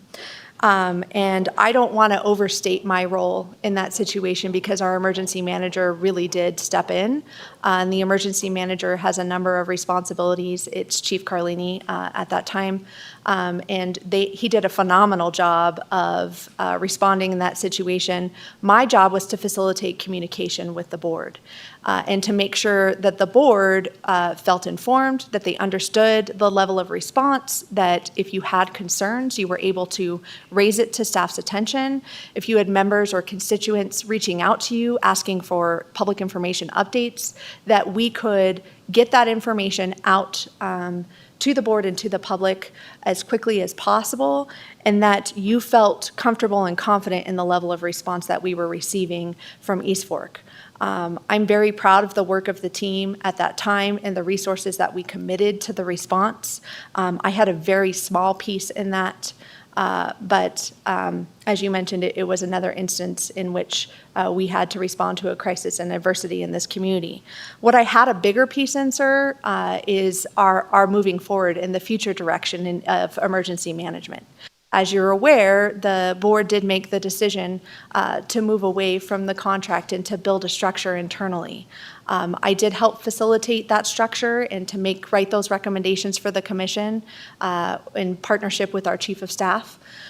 We did a lot of research into the future of emergency management, had a lot of conversations about best practices and what was appropriate, and we talked to a lot of cooperating agencies, Quad County members, health services, the state, to make sure that the information we provided this commission to make an informed decision so that the level of response to emergencies moving forward will exceed your expectations in spite of the fact that we are moving away from the contract with East Fork. I also want to take this opportunity to thank East Fork for everything that they have done to honor the services they have provided, and to recognize that we welcome their partnership moving forward as we evolve towards incorporating emergency management in-house. So I witnessed that personally and appreciated the collaboration that had to take place amongst many organizations, actually, not only from within our county, but outside of our county with Alpine County and the other entities. So anyways, I certainly don't want to understate your involvement in that. I was very, very impressed with your calmness under fire.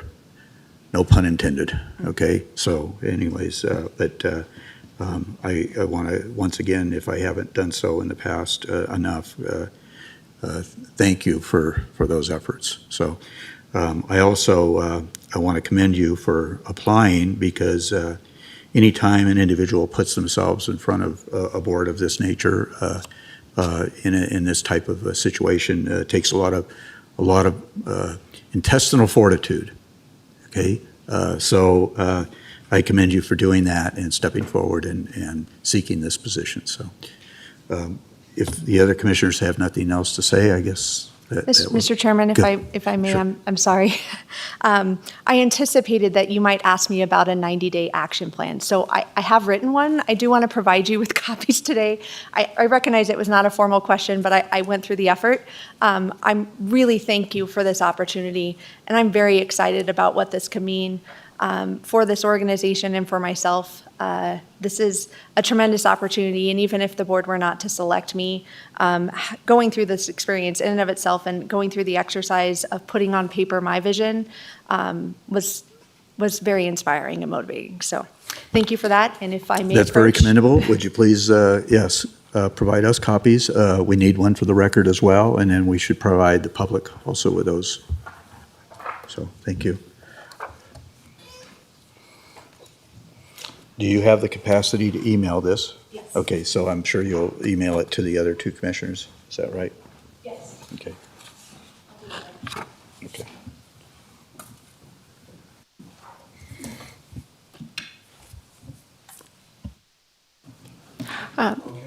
Thank you very much for your time. Mr. Chair, if we can take just a quick break, I can get the other candidate in the room for you. Okay, it's 5:08. Can we return it by 15? By 2 minutes? Can you get there and then back in 2 minutes? I'm still why don't we resume at 5:15 then, right? Is that good? Okay.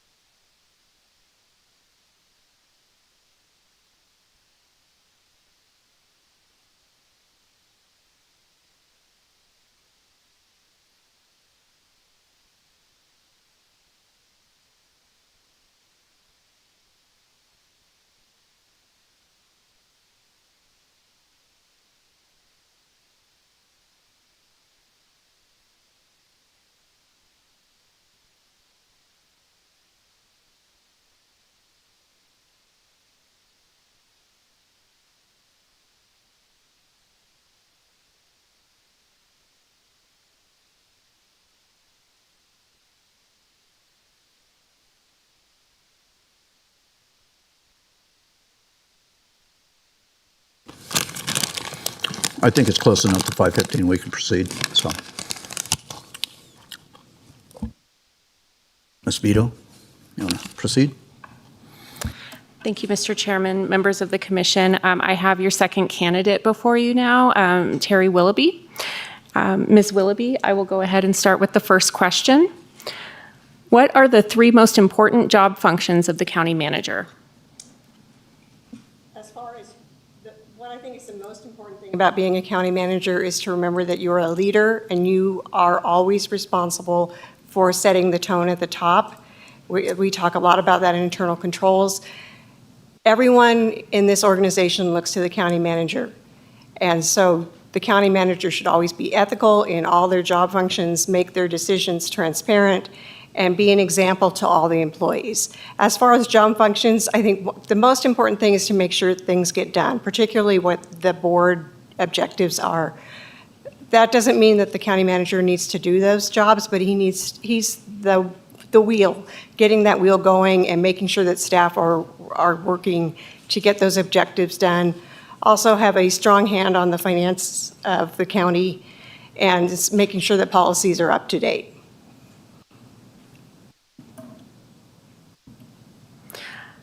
Christine Vito for the record. Ms. Willoughby, second question. Give an example of how you've coordinated the resources of an independent agency or agencies that resulted in the economic, social, or environmental betterment of your community. Certainly one example from my past career was I worked in the city of Menifee, and it was a newly incorporated city, incorporated in California in 2008. It consisted of several not cities, but areas. One of them was the original Sun City development. One of them was a large agricultural area. One was a lower income area, and the main corridor was all young families. So we really worked, and I was at the time, I think I was only one of 6 employees. I was the first finance director. And to get all those diverse groups and work with the city manager and getting all the people on the same page, because they all had very different priorities. The Sun City community, for those who don't know, those were all retirees.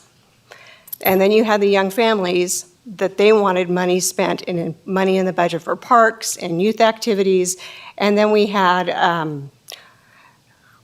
a large pseudo ranch area, and they had very different needs. And we also had an area called Quail Valley that had huge septic tank issues where it had been very small lots, and we were not the sewerage agency, but they still were looking to us for solutions.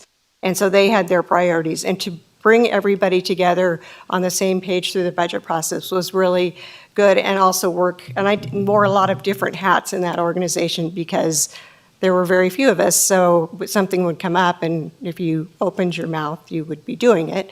So I worked on animal control for a while. I oversaw public works. And it was really a good experience for me of learning how to get different facets of the community to work together. And you couldn't get them always to agree, but you could always work on getting common ground. Christine Vito for the record. Ms. Willoughby, following adversity, how would you go about increasing staff morale and ensuring the public trust simultaneously? Certainly, I've had to do this several times throughout my career. I've been in situations where we've had economic downturns and you've had to lay off staff. I think you need to be honest and transparent with employees, and you really need to listen to them. And I think if employees are heard, it's not all about the money or what they're getting paid, but they feel insecure. I feel people need to know what's going on. They need to know through regular communication, and so that they know what's going on. I think one of the biggest things you can do is talk about the adversity, and let them know what there's a plan of action to go forward and how you're going to resolve that. We've had regular discussions during the Great Recession when we had to lay off employees and talk about it and we had employees come up with ideas for money-saving ideas so that we could save jobs. And I think they really felt a part of it, and they felt a part of the organization. And it was great for them to see those ideas come to fruition and help solve those adverse situations. Christine Vito for the record. Ms. Willoughby, what strategies do you use to anticipate problems? If a problem arises that you have not anticipated, how are you likely to handle it? Please give an example. Thank you. I'm a big believer in looking at long-term, having a long-term vision, and that starts with a strategic plan, but also of trying to anticipate when problems are going to arise. And through my experience, I have, I think, 25 years now in government, and I've seen where little things can become big things.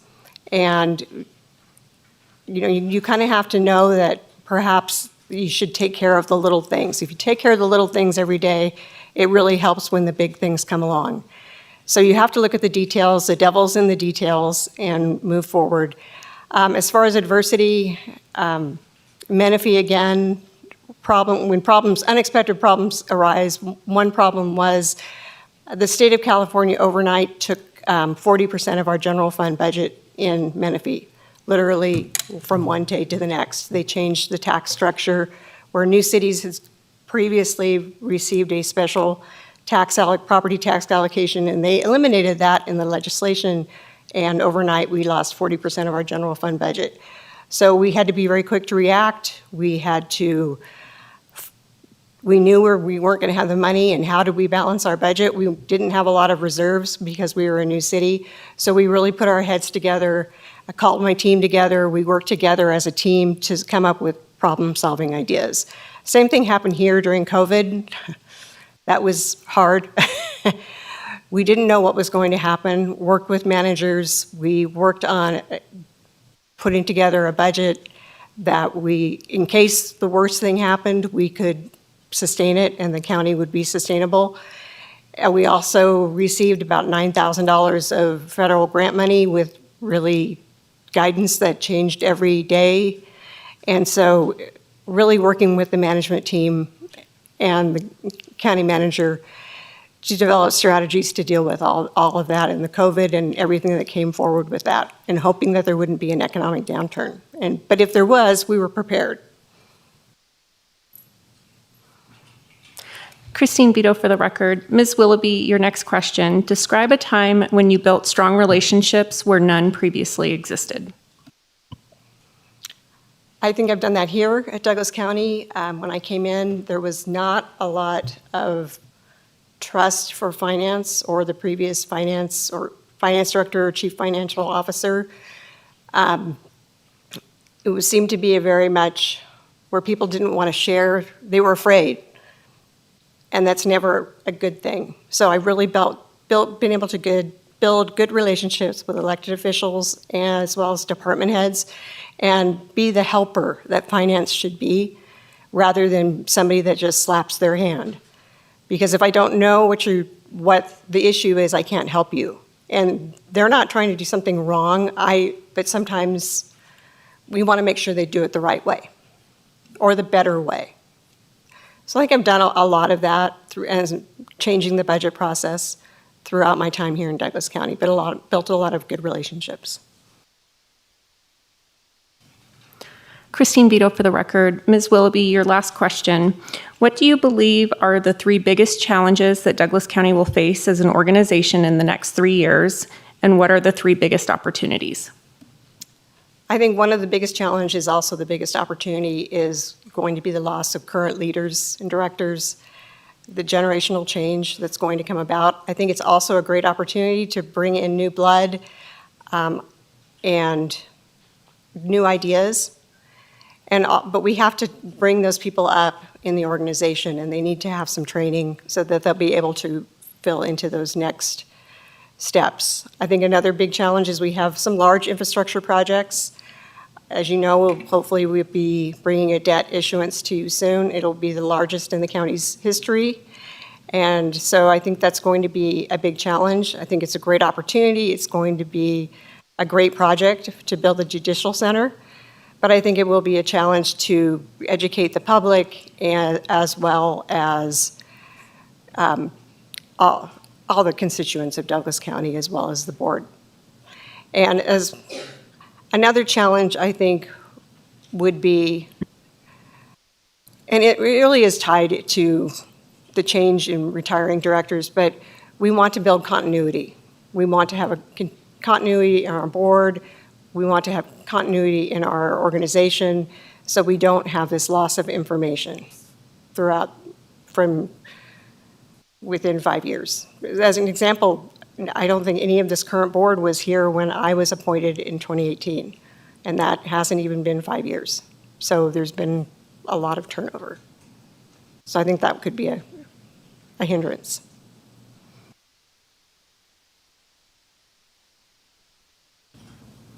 Mr. Chair, that concludes the scripted questions from Human Resources. Ms. Willoughby does have a presentation that she would like to show you. At your pleasure, I can have her sit here and show her presentation now, or you can ask questions. So, Ms. Willoughby, you weren't here when we interviewed the other candidate. We did allow the commissioners to ask questions individually to gather additional information or make comments. So, but I think perhaps the presentation would be appropriate first, and then we can go to those questions. Sure. Okay.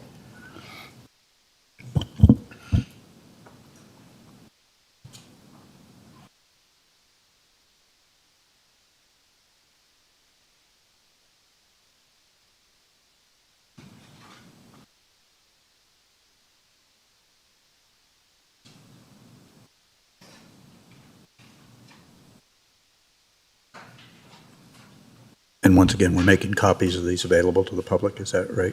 Okay, thank you.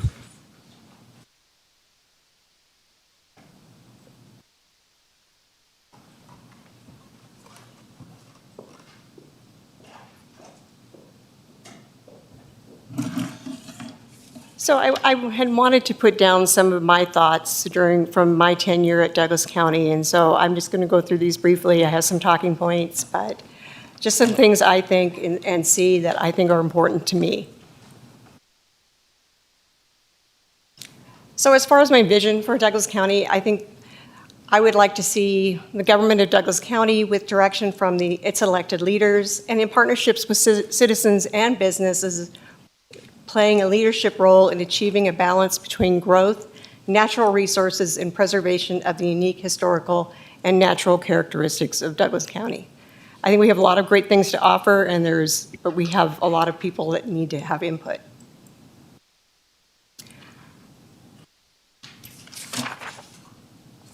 So my first, and you'll notice they all start with C. This was my thing, is clarity. The quality, which means the quality of being clear and easy to understand. I think an update of the county's strategic plan will be completed based on direction from the county commissioners with robust community input. At the end of the day, I want every Douglas County employee to understand what it means to have a strategic plan, understand the mission and vision for the county, and I want to know every day when they come to work what their part in making that plan come alive is, so that they're all vested in it.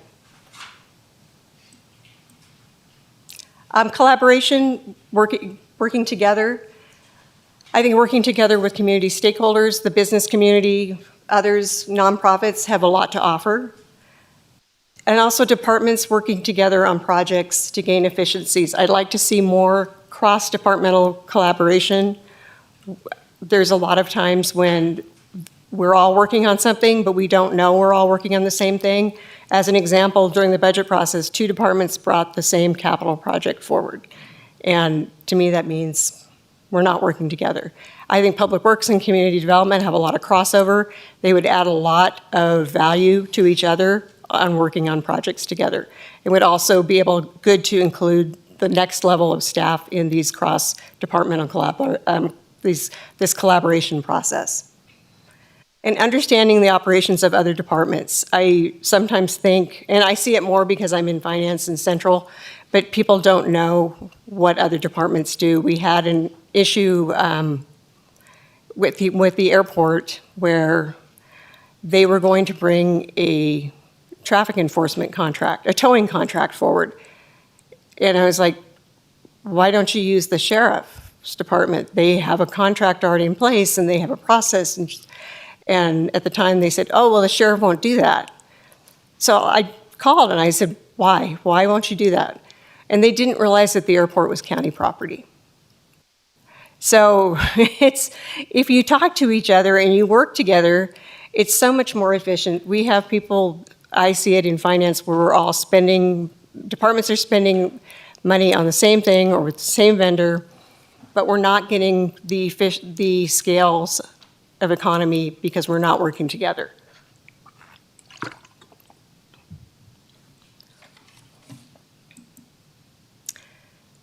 Communication, imparting or exchanging of information. I'd like to see top-down communication from the board. So the board would communicate to management, we would talk to our staff. As an example, I send every board agenda to my staff after every meeting with notes on what happened at the board meeting and specifically what we have to do, like if there's something that's going to affect us. I'd like to see more of that. I'd also like to see us communicate good things the county's doing, the staff reaching out to the community. And this could be a variety of ways. I know I've worked in an organization where department heads submitted like 3 bullet points once a month, and we put it into like a newsletter that went to the board, but it could go to the public, and it also went to everybody in the county. And that way you know what other departments are doing. I think right now it's we have a lot of silos, and everybody's doing this over here, and I'd like to see them at least talking more to each other. And then again, how do we determine what the unmet needs are in the county? We know the big things, we know the things that come in the budget, but what are we not doing? And I think that needs to be communicated with the constituents as well as our county employees. Competency, the ability to do something successfully or efficiently. I'd like to see more staff development to ensure staff are prepared to represent the county in a professional and easily understandable way in public meetings. Really, the staff report should be written in a way so most of the questions are answered. And you're always going to have some things that'll be up for discussion, but those staff reports should be the who, the what, the when, why are we doing this, should answer those questions. Encourage professional development, participation in professional organizations. Cross-departmental review on critical projects and presentations. It is great because sometimes I will write something from a finance point of view and it makes perfect sense to me, but if I pass it over to somebody else, they'll be like, I have no idea what you're talking about. So eliminating the jargon, things should be written in a plain English way so it's easy for the public to understand. And also, I think we as county employees have a duty to you as well as the constituents to present ourselves in a professional way anytime we're up here. That means we dress appropriately, we speak appropriately, we are subject matter experts, and I think we need to bring that next generation up so that they have that knowledge of how to do that. I was very lucky to have a mentor when I first became a finance director that mentored me in how to talk to boards and councils and said, don't do this, don't do that. You know, be calm. If you don't know something, say you don't know, it's okay, but always be calm. And I still use those tips to this day. And a development of an organizational mentoring program throughout the county. I think so. I've had this before. It's very helpful. Not necessarily within your own department, but cross-departmentally. I think directors, with some of us leaving, it would be great to have a formal mentoring program. Community engagement, and this is one thing I really like in the budget process, and I'd like to do more of this as well, is a process of working collaboratively with and through groups of people affiliated by geographic proximity, special interest, or other situations to address issues affecting the well-being of those people. Increasing citizen participation in all sectors of Douglas County, engage citizens so they understand county processes, how county can help. And we have 49, a little over 49, almost 50,000 residents in this county, I believe, and I don't know that we're reaching all of them. I don't know that, and not everybody is the people here that come to the board meetings. So I think there's probably, we need to reach, how do you reach the parent that's working 2 jobs and can't come to is busy? How do we reach out to those people? And then partnership with the business community to serve visitors and residents. Consistency, conformity in the application of something, the achievement of a level of performance that does not vary greatly over time. So to me, this means that every person that Douglas County serves, from line staff all the way through management, is getting the same experience. We apply customer service standards equally to all people, all county customers, with dignity and professionalism. One playbook applied equally to all. My next slide, current and relevant processes. So county processes should be updated to reflect current trends of businesses, and this will take time. We're going through the process of a business process review as part of our new ERP selection. But people have great expectations because they get things from private businesses, and why are we not getting it from the county? I look when I see my utility bill for NV Energy, it's got all kinds of information, and that's what people expect from their utility billing. And they expect to be able to pay online, they expect to be able to get receipts online, and we need to work towards streamlining those processes. Department directors should be encouraged to stay up to date on their best practices in their respective disciplines and updating technology to meet current demand and needs. Right now we have a lot of duplicative efforts where I know from finance I see where a department will fill out a form, they send it to finance, then we enter the form, and then we pay it. Well, it would be a lot easier if we could just put the information that's on the form right into the computer and then do the check with appropriate approvals and workflow. But that's a process change, and I think it'll create a lot of efficiencies. Continuity, state of stability, and the absence of disruption. Continuity of leadership helps to sustain an organization's viability and future mission by supporting its people and developing its human capital. And I want to think of leadership as a marathon, not a sprint, and think about where you want the county to be in 5 to 10 years, and it starts now. We're on a great path. We are sustaining. We're at the sustaining stage of the organization, and I would say if we are going in the right direction, and we want to keep going in that direction. And that concludes my presentation. I'd be happy to take any questions. Thank you, Ms. Willoughby. Excellent presentation.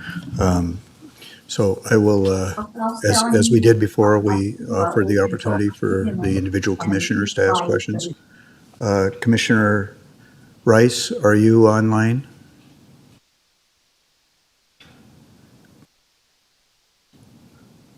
Commissioner Rice? Okay. All right. Did that unmute me? Yeah, there you go. Yep. Okay. I was very impressed with Terry. I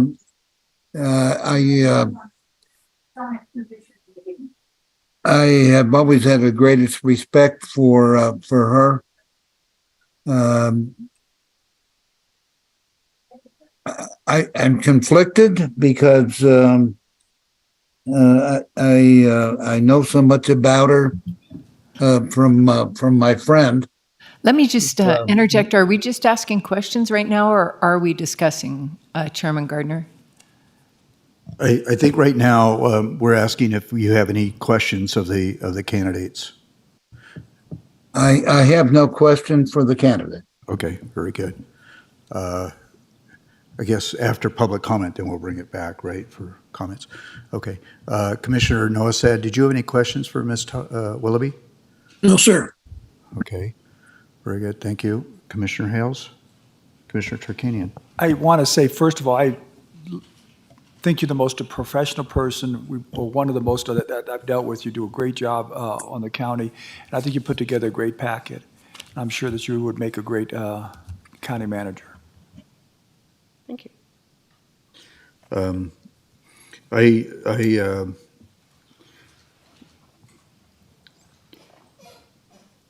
To my understanding, we had a great deal of problems with our finance department, our chief financial officer's position prior to your hiring. And so I certainly appreciate the skills that you brought to that position and generating financial stability within our county and sustainability. So I want to commend you on that. This is obviously a daunting task every time a candidate puts themselves before a body of this nature for this. So I thank you for that and commend you for that. But other than that, I don't necessarily have any specific questions at this time. So I think we're ready to go to public comment then, Thanks. unless If I you could had make something one you wish to comment, share. Yeah, sure. So I meant to bring this as part of the presentation. And I understand because everybody says, you're just a finance house. You're just finance. And I've done a lot of, but then from the finance world, I'm always told, you're not a regular finance person. So there is that. The difference between being a CFO and being a county manager is being a CFO, money is the decision. That's the big decision point. You're focusing on money. CFO, money is only going to be part of the decision-making process. So I understand that difference, and I'm happy to, and we'll turn it back to Christine. Okay.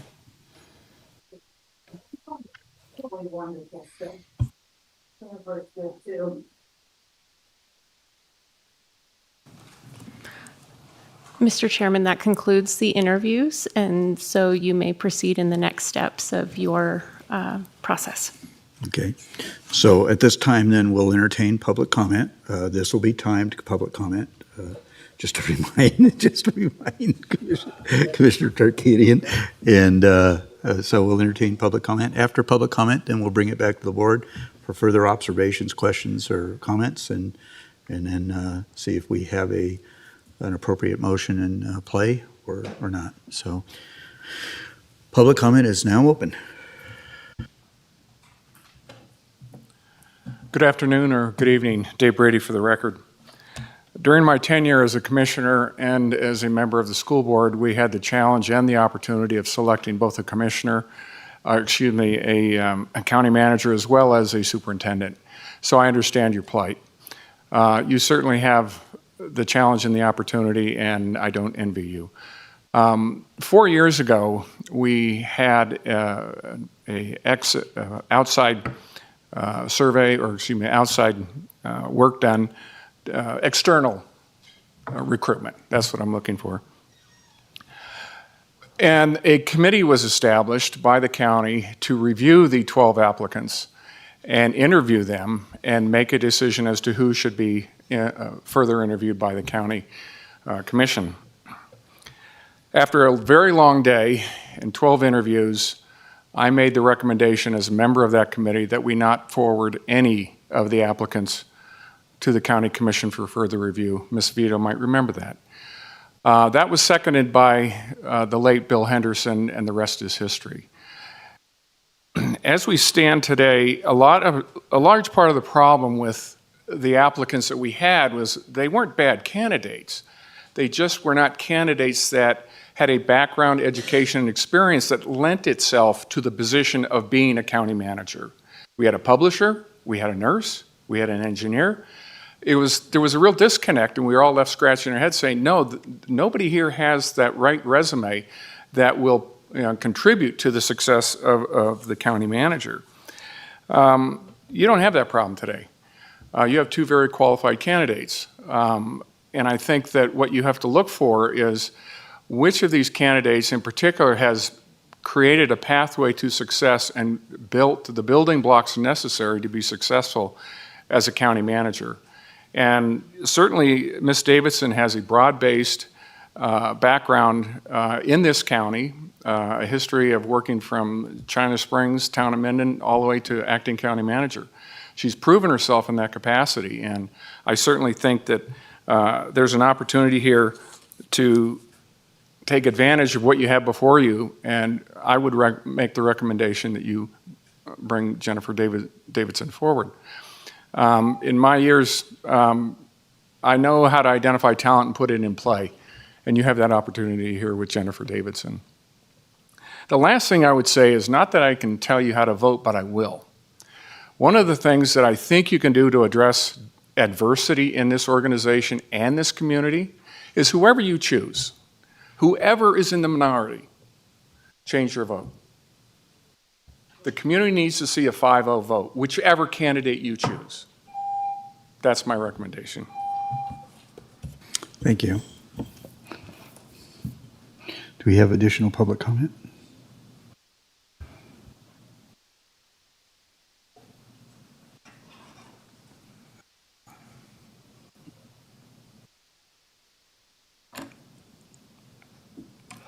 Maureen Casey, speaking as an individual.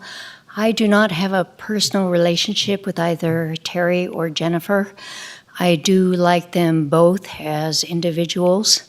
I had the opportunity to serve on the audit committee under Terry Willoughby when the county was in great distress financially.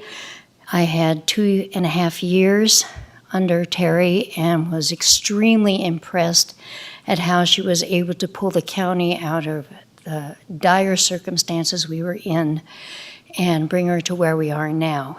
In my experience as an elected official, working under a very strict city manager, I learned that one of the most important things that an organization needs is strong finances. And while a personality and working with an organization and staff is very important, we need to have the money, and we need to be very accountable with the money. The organization will not survive if we don't have our finances in order.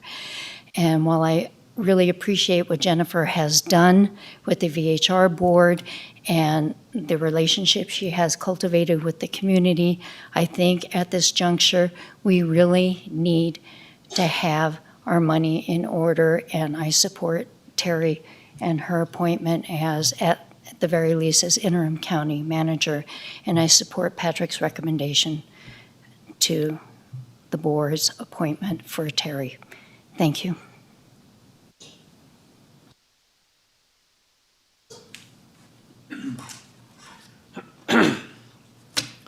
Ted Gaines. Mine's comments are a little different.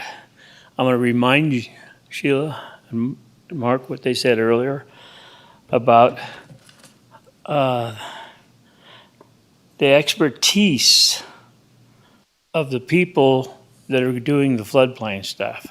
We need qualified people. We need good people. Now, you're willing to spend $125,000 for 40% of the residents of Douglas County. I'm going to guess that that's the people that were in the flood problem. 60% probably wasn't. The Ranchos, Sunridge, lots of areas. So why would you spend money on the floodplain but not spend it on hunting for a county manager? And I disagree with Dave. We had very good applicants 4 years ago. We read them. I went with people. We went through them. They were from back east. They were here. They were everything. Now, I have dealt with the people running now. I've dealt with Jennifer Davidson on a permit issue for our head billing official. She told me in a meeting with Doug Richards, yep, we know there's a conflict. We're going to bring people in from Carson City to do the inspections. Didn't happen. Tim Davis did the inspections. We got falsified inspections. Dave's brother-in-law did his engineering. So everybody around him has certified or registered septic tanks and whatnot, but Dave don't. I called in and reported 3 violations of the good old boys. The good old boys who run this county, and Jennifer Davis grew up with all of them. What she told me on the phone, and I quote, "We don't have to do what the governor said. We don't have to follow federal mandates. This is Douglas County. We make our own rules." And if she would like to contradict that she said that, she told me that on the phone, I'm more than happy to take a lie detector test to that fact. Now, we don't need somebody in here that is dictating to the good old boys. That's the problem in this county. You commissioners haven't been here long enough, you don't know it. Patrick Cates is trying to get somebody in here that will cover up some of the skeletons, as Dave Lundergreen did with Tim Davis. I mentioned earlier about all the NRS violations. I don't know Terry Willoughby very well. I understand she's running the financial department pretty well, but she's brought people into the financial department that 2 years ago couldn't read a spreadsheet and whatnot, so they brought friends in, and I know that for a fact. So we're dealing with the good old boys. We need to pull somebody in to this county as county manager that is going to expose the problems and clean out the good old boy system.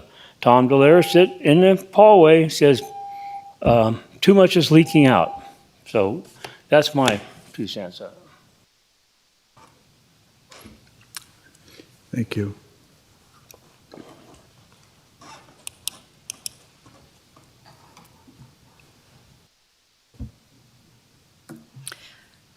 Ellie Waller, you have a very difficult decision to make today if that is the route you're choosing. You do have options on the table.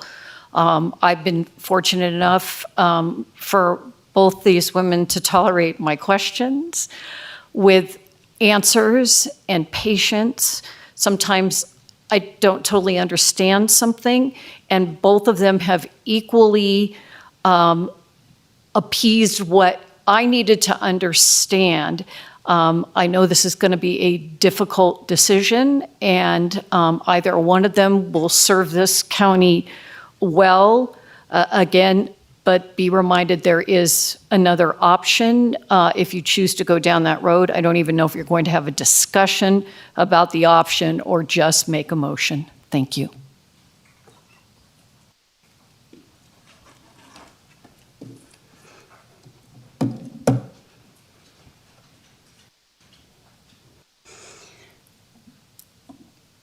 Good afternoon. Amy Bergens, Douglas County Clerk Treasurer. I just want to come up and say that I appreciate how difficult this decision has been for all of you along the way, whether you should do it internal or external, how vast of a net you should throw to find a new county manager. It's a huge loss to lose Patrick. But I want to say that I commend you for sticking inside the county. I think that Jennifer alluded to this when she was speaking earlier. The most important thing that you can do within a community and within a county organization is to build up leaders from within. We have done that. We have 2 amazing applicants that can step into this role and can fill the shoes of Patrick and take on county manager. We are very blessed to have both of them apply and come before you. It's not easy to come up here and to answer the questions in a public forum. It's hard enough to do it behind closed doors. So with that, I also want to just add that I worked with Jennifer at the county manager's office. I worked under her and Patrick, and I worked with her on the master plan when we were redoing the master plan, and I have seen her leadership, and it is exceptional. I still go to her as recently as this morning with internal things that I need to discuss. I trust her. I trust her leadership. I trust her valuable insight into anything that comes up in my organization, that she's going to be a sounding board that's going to give good advice for me to walk away and ponder. So with that, I just want to say it's a difficult decision, and I don't think you can go wrong either way. So thank you.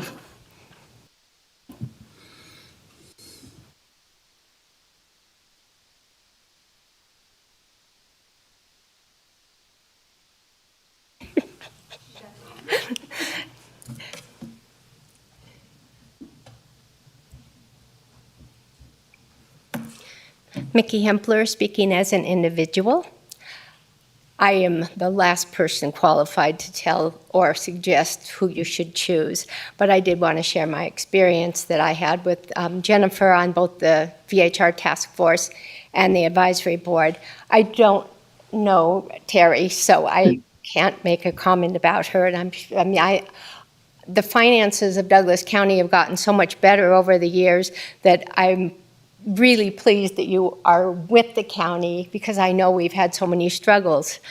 But on the task force, Jennifer was faced with some really interesting things that came along. I'm sure you remember when there was a coup, and there was somebody wanted to remove her from the board, as our mediator, and she handled it with such dignity and grace, and just looked at all of us and said that let's have a vote, and we voted. And she stayed. And, you know, to this day, even with the advisory board, when I have something I don't know how to handle, I call Jennifer. And she's always available, and she gives me really excellent advice. And I just really appreciate it, and I hope you'll consider her strongly. Thank you.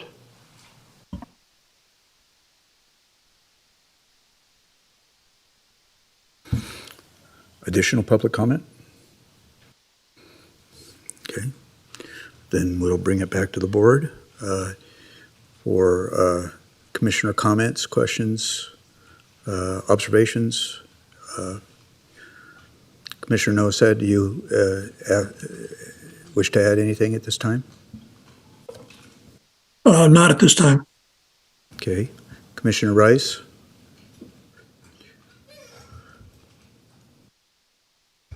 Thank you. You know, I'm conflicted because we have two such excellent people. And I think one chose a career path and the other chose another path. And I'm inclined to go with one other than the other, if that makes sense. So, okay. Okay, Commissioner Hales, do you have observations or? Yes, I'll share my observations. I just really enjoy both of you. And somebody said you're proud of our county that we have two such qualified, excellent candidates. And that is exactly how I feel. And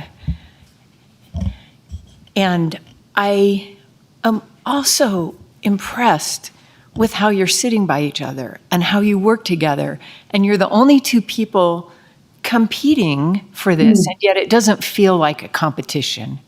It feels to me like you are both willing to serve. And I can't tell you how much I appreciate that. And what a great example that is for all of our county. For me, as I look at this, it's really not a question of who is a better candidate. You are both excellent, excellent candidates. Someone said professional for Terry, and I agree. That is a great, one of the first adjectives that comes to mind as I think about you. And I would never think of you as just finance. And even though I'm the newcomer on the commission, I have seen many times when you have been able to solve problems that were more than just money. So I had to say that because I just think that it is wrong to think of just finance. There are many things that stood out. I want to point out just a few of those. To finish my thought, I'm not looking for which is the better candidate. I'm looking for, with this county, where it is right now and where I want to go, whose characteristics are more specifically fit for what I want to see happen. Because you're I could not say who is the better candidate. Things that I really appreciate about Terry. In your letter in the packet, I really loved your sentence. It is with great enthusiasm and confidence that I am applying. And I think those are two excellent words, enthusiasm and confidence. And you definitely are a seasoned governmental employee. With you, we have so much experience that there really wouldn't be anything thrown at you that you hadn't seen the likes of before. I like the fact that you talked about this as an opportunity. That you have had opportunities in Douglas County to see a lot of the way it functions. And I'm very pleased that we have internal candidates, because I want the next county manager to hit the ground running. We're behind on updates on strategic plan, and we're behind on other urgent matters that we've not ignored, but we've had to take care of the day-to-day so much, the VHR and other matters that needed immediate attention, that it's been hard to do the long-term looking. I think long-term vision and planning, and I think those have to be. Anyway, back to what I really liked. I liked the two successes that you noted in your letter. You say that, they close at 10.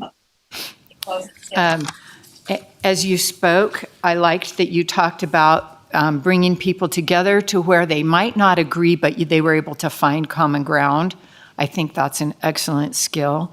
I liked your reference to strategic planning, which, as I've said, I think is urgent and important. There's a lot of important things and a lot of urgent things, but there's not very many urgent and important things. But I think strategic plan is there.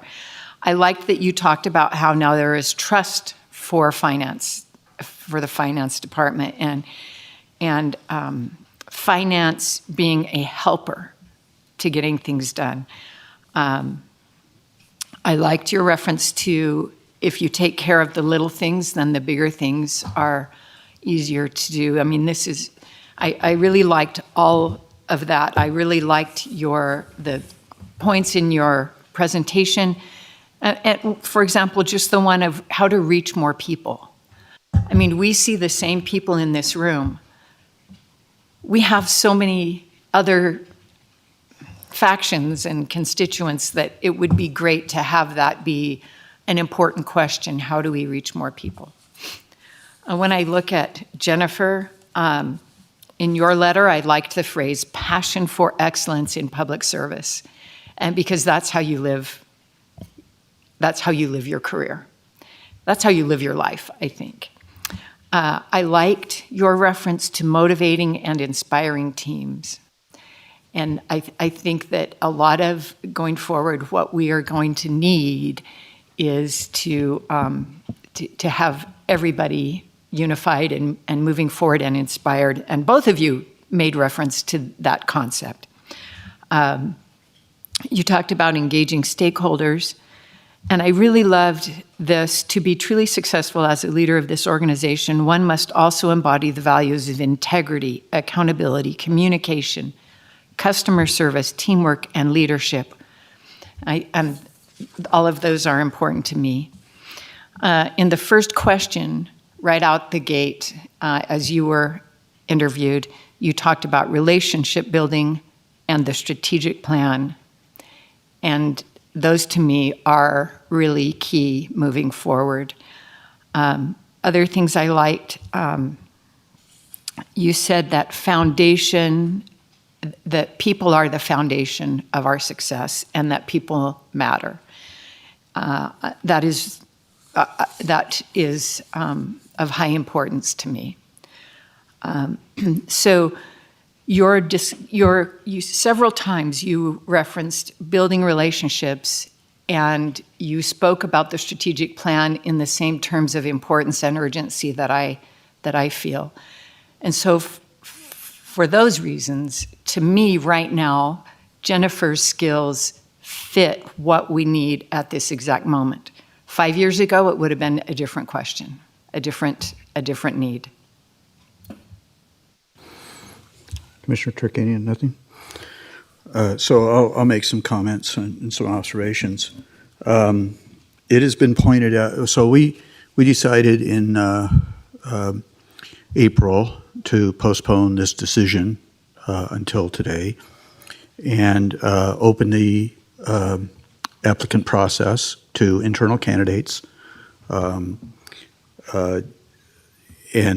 should we determine that the two candidates or whatever candidates came before us were not our cup of tea, so to speak, that we would then seek other methods of determining a county manager.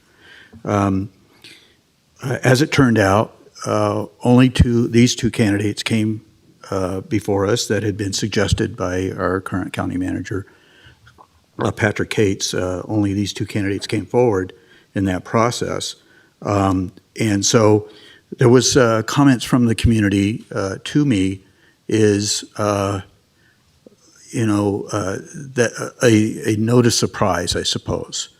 I wanted to let the public know, and hopefully my fellow commissioners have done some research as well. But I did reach out to other department heads and other interest possible individuals that are in our current organization to find out what their interest might be and whether or not they were going to apply and things of that nature, to find out that to a person, our department heads felt that these were the two best candidates, and therefore they wanted to accede to these two candidates. And so that's what has happened, and so I appreciate these two people bringing their talents to us in this regard. We've had a lot of debates over a lot of tough issues, including today, where we continued to debate the issue of vacation home rentals. To me, this is probably the most critical decision that this board will make. What concerns me is that how many times have we heard that before? Because I sat in a Chamber of Commerce meeting in April when Patrick's retirement was announced, and Dave Brady, who happens to be here today, made a comment. He said, consider this, Commissioner Gardner, 10 and 20. 10 and 20. And I said, okay, well, 10 and 20. Okay, so I didn't bother to pursue that at that point in time until after the meeting, when I asked Dave for some private time, and I asked him, what do you mean by 10 and 20? Because I'm not familiar with that term. And he says, well, this county has had approximately 10 county managers in 20 years. That, to me, was alarming. That was extremely alarming. Okay, that disrupts the continuity of leadership in our county. That is, to me, and so I did some more research with you folks and with other staff, and found out that we have had 9 management changes in the top position, whether they be permanent or interim or acting, in the last 12 years. Since 2011, we've had 9 changes alone. Once again, that's alarming to me. I don't know how a county can plan.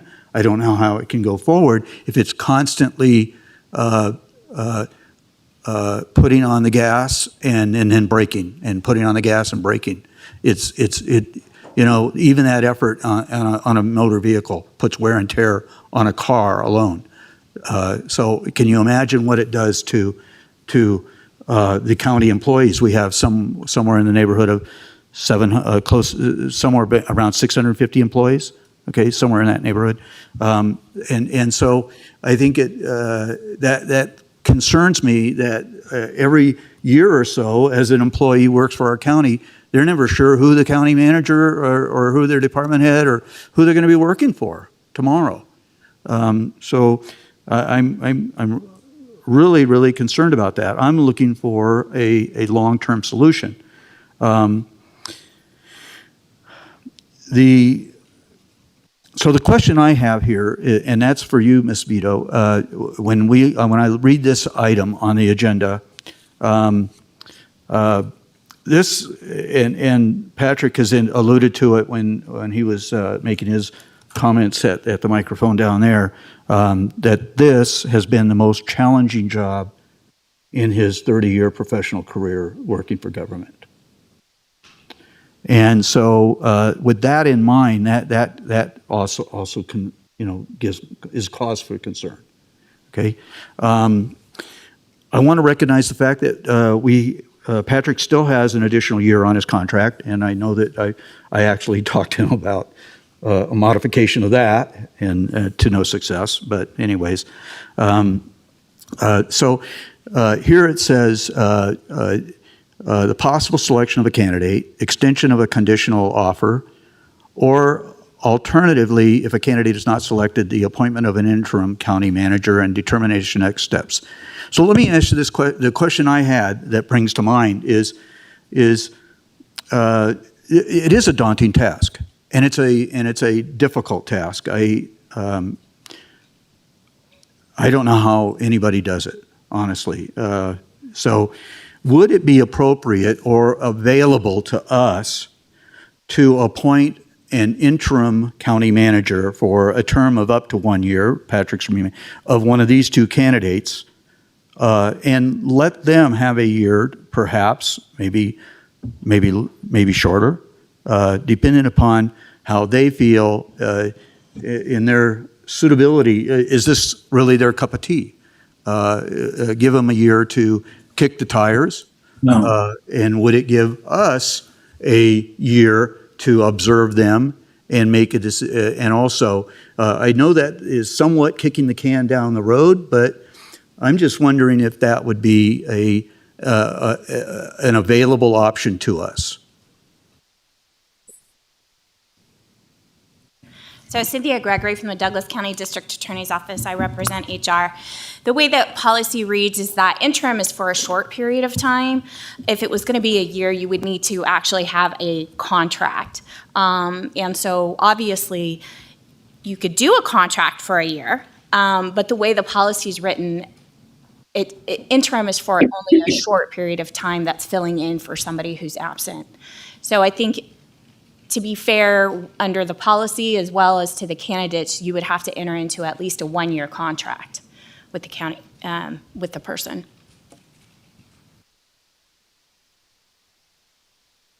Mr. Chairman? Commissioner Nosad? Yeah, if I may interrupt, I have to leave and get down to the pharmacy to get medications for the wife. So I'm going to be leaving. You still have a quorum, so you have to sign off. Commissioner Nosad, I'm apologize that this meeting has gone longer, and I understand the needs of the medical needs of your wife as well. So we appreciate that, and thank you for the heads up on that. We might be ready for a motion. Or are we close ready to for it. a motion? Can you stick around enough to are we ready for a motion? I am. Okay.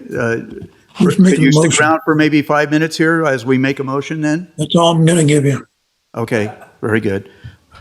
Commissioner Hales, you had a motion then you wish to make?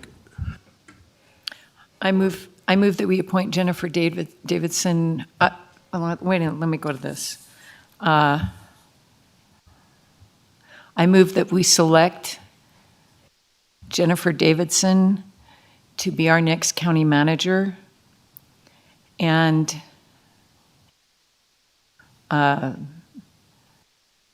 have HR negotiate a contract. And also, Second. Also appoint her to be interim during the period after Mr. Cates is gone. Okay. Commissioner Nosad, was that a second? Yes, it was. Okay. So we have a motion on the floor by Ms. Hales, Commissioner Hales, and a second by Commissioner Nosad, if I'm correct, to select Jennifer Davidson as our county manager and direct Human Resources and the District Attorney's Office to enter into a conditional offer subject to further employment contract negotiations. Is that correct? Okay. Any further comments or questions or observations in regards to that particular motion? Okay, sensing none, I'll entertain a vote. All those in favor signify by saying aye. Aye. Aye. Aye. Okay, motion passes 5-0. Thank you very much, and I am very appreciative of the board taking the diligence to work through this. Ms. Davidson, congratulations. Ms. Willoughby, thank you for coming forward as well. Once again, I expressed this earlier, but I'll express it again. I don't know if I could ever go through this process. I'll tell you that, okay? Because I think I would have had to deny myself lunch because I probably would have exposed an unpleasant side of myself. So anyways, thank you very much. And we appreciate HR, and so we'll work through that process. Ms. Davidson, I highly recommend Ms. Willoughby's presentation. You should talk to each other about that. It's very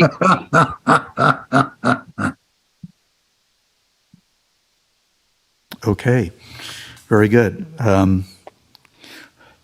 Wow, 6:15. There you go, Mr. Cates. So, huh? Very good. Okay. Too late now, I guess. Okay, we'll get through the next item, I think, really quick, depending upon public comments, of course. For presentation only, announcements, reports, updates from county commissioner members, including updates on the various boards and or commissions that they may be a member of or a liaison to, meetings, functions they have attended, and any request by a commissioner for discussion of a future agenda item. We'll start with Commissioner Noasad has left us. We have Commissioner Rice still with us. Anything you wish to add, Mr. Rice? Other than the fact that I had a drill put into my brain, other than that, I'm fine. Okay, very good. We wish you a swift recovery. Okay. Thank you. Yes. So, Commissioner Hales, anything that you wish to add?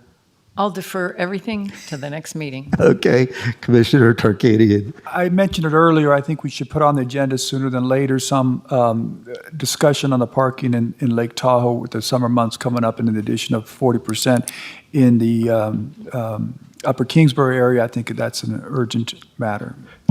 Okay, how do we go about doing that? So we can work on.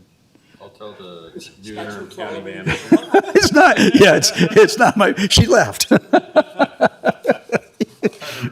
Okay. Okay. Yes. And the comments I would have made, I made earlier in the different boards. So, anyways, we do look forward to the close of the legislative session on Monday. Hopefully. So we will have an update tomorrow on the three-county coalition meeting to look at the legislation. Anyways, hopefully not too damaging and that's what it's all about, is trying to prevent the damage that happens to us rather than what we can proceed to do. So anyways, with that, we'll go into closing public comment. At this time, public comment will be taken on those items that are within the jurisdiction and control of the Board of Commissioners, or those agenda items where public comment has already been taken. Ms. Waller, and we're on a clock here. We're only going to give her 1 minute because no. There we go. Ellie Waller, providing help to the improvement district came up at May 17th during the ARPA funds. I know that we have $719K, which is not a whole lot of money. So I hope there is some priority setting going on between the departments and discussions about how that's going to happen. The priority discussions are necessary. I know nonprofits come forward. Some of the nonprofits, like the seniors that come forward, I think should take priority over the Prosperity Center. I am very engaged in watching what they do and how they do it. And so you'll hear from me often about, they get lots of funds, and right now I think that the Douglas County residents deserve first priority. And with the announcement of Ms. Granahan's leaving, I don't know what the process of filling her position is, as we're having so much turnover and retirements. I'm hoping that a process will be explained to the public how her position gets replaced and filled. I think I have an answer for you on that. Sure. I believe that's an appointment by the county manager. Okay. I didn't know that. And lastly, I want to thank Commissioner Hales. I was going to say the same thing. The combination of those two proposals of what these excellent women want to bring forward will make a better package to be looked at by the entire board. Thank you.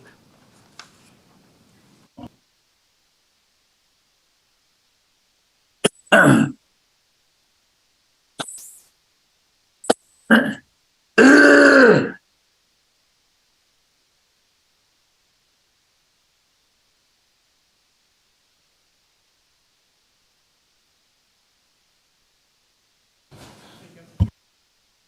my goodness.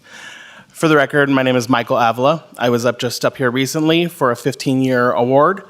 With that, I've been obviously in various levels of, relevance within the management and how Douglas County has handled itself with regards particularly to employees.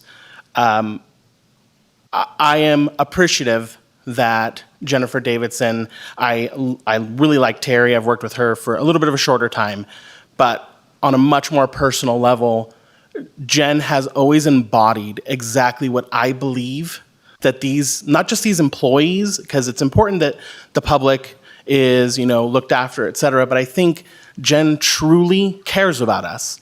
And that's something that I think will be thought of greatly when we see her function. Her focus on ethics and, someone said it earlier, passion. There's this clear drive and passion. But to me, the most important thing I've seen is compassion and a willingness to listen. I think that's far too rare in general, let alone in executive level management. And so from my perspective, as someone who's done negotiations and spoken in front of this board and said very passionate things myself to maybe not this particular board, but other boards, I am deeply excited that I finally get to see her as the county manager. I supported her when she was running for the assistant county manager as the DCA president, and I couldn't be more excited. And one last thing to Charlotte specifically, I really appreciate the, I don't even have a good way to say it, but what you've brought to the board, I think is something we've also been needing for a bit. I will mention it here. Charlotte sent me an email when I received my 15-year. I don't think I've seen that. And that meant something to me. That is something that I will remember as a long-term employee, as someone who plans to retire from this county. So I also appreciate that. I'm excited for where we're headed as someone who has seen the worst of it. I've been here since the 2008 crisis, seen all the ups and downs, all those 10 over 20 or whatever that phrase was. I've been through all of them. So I'm really excited that you guys made the decision you did with the unity that you did. Mr. Avila, may I make one observation? Public comment on the county manager's position was available half hour ago. I went back and forth, but I didn't want to kind of overstep. I wanted to be a little respectful of both of their positions, and that I truly like both of them. I'm just giving you a hard time. I know, I thought about it. I almost got up too, but I was like, no, I just should hold myself back. Is there any additional public comment? Sensing no additional public comment, once again, Mr. Rice, Commissioner Rice, thank you for joining us today in your ailment, and we appreciate that and the diligence. Long meeting today, but a lot of important stuff done, I think. So that's good. I think we're making progress. And Thank you, Mr. Chairman. Gates, we'll miss you. So, and Mr. Hames, thank you for participating today. And Doug better watch out, right? So, okay, meeting's hereby adjourned.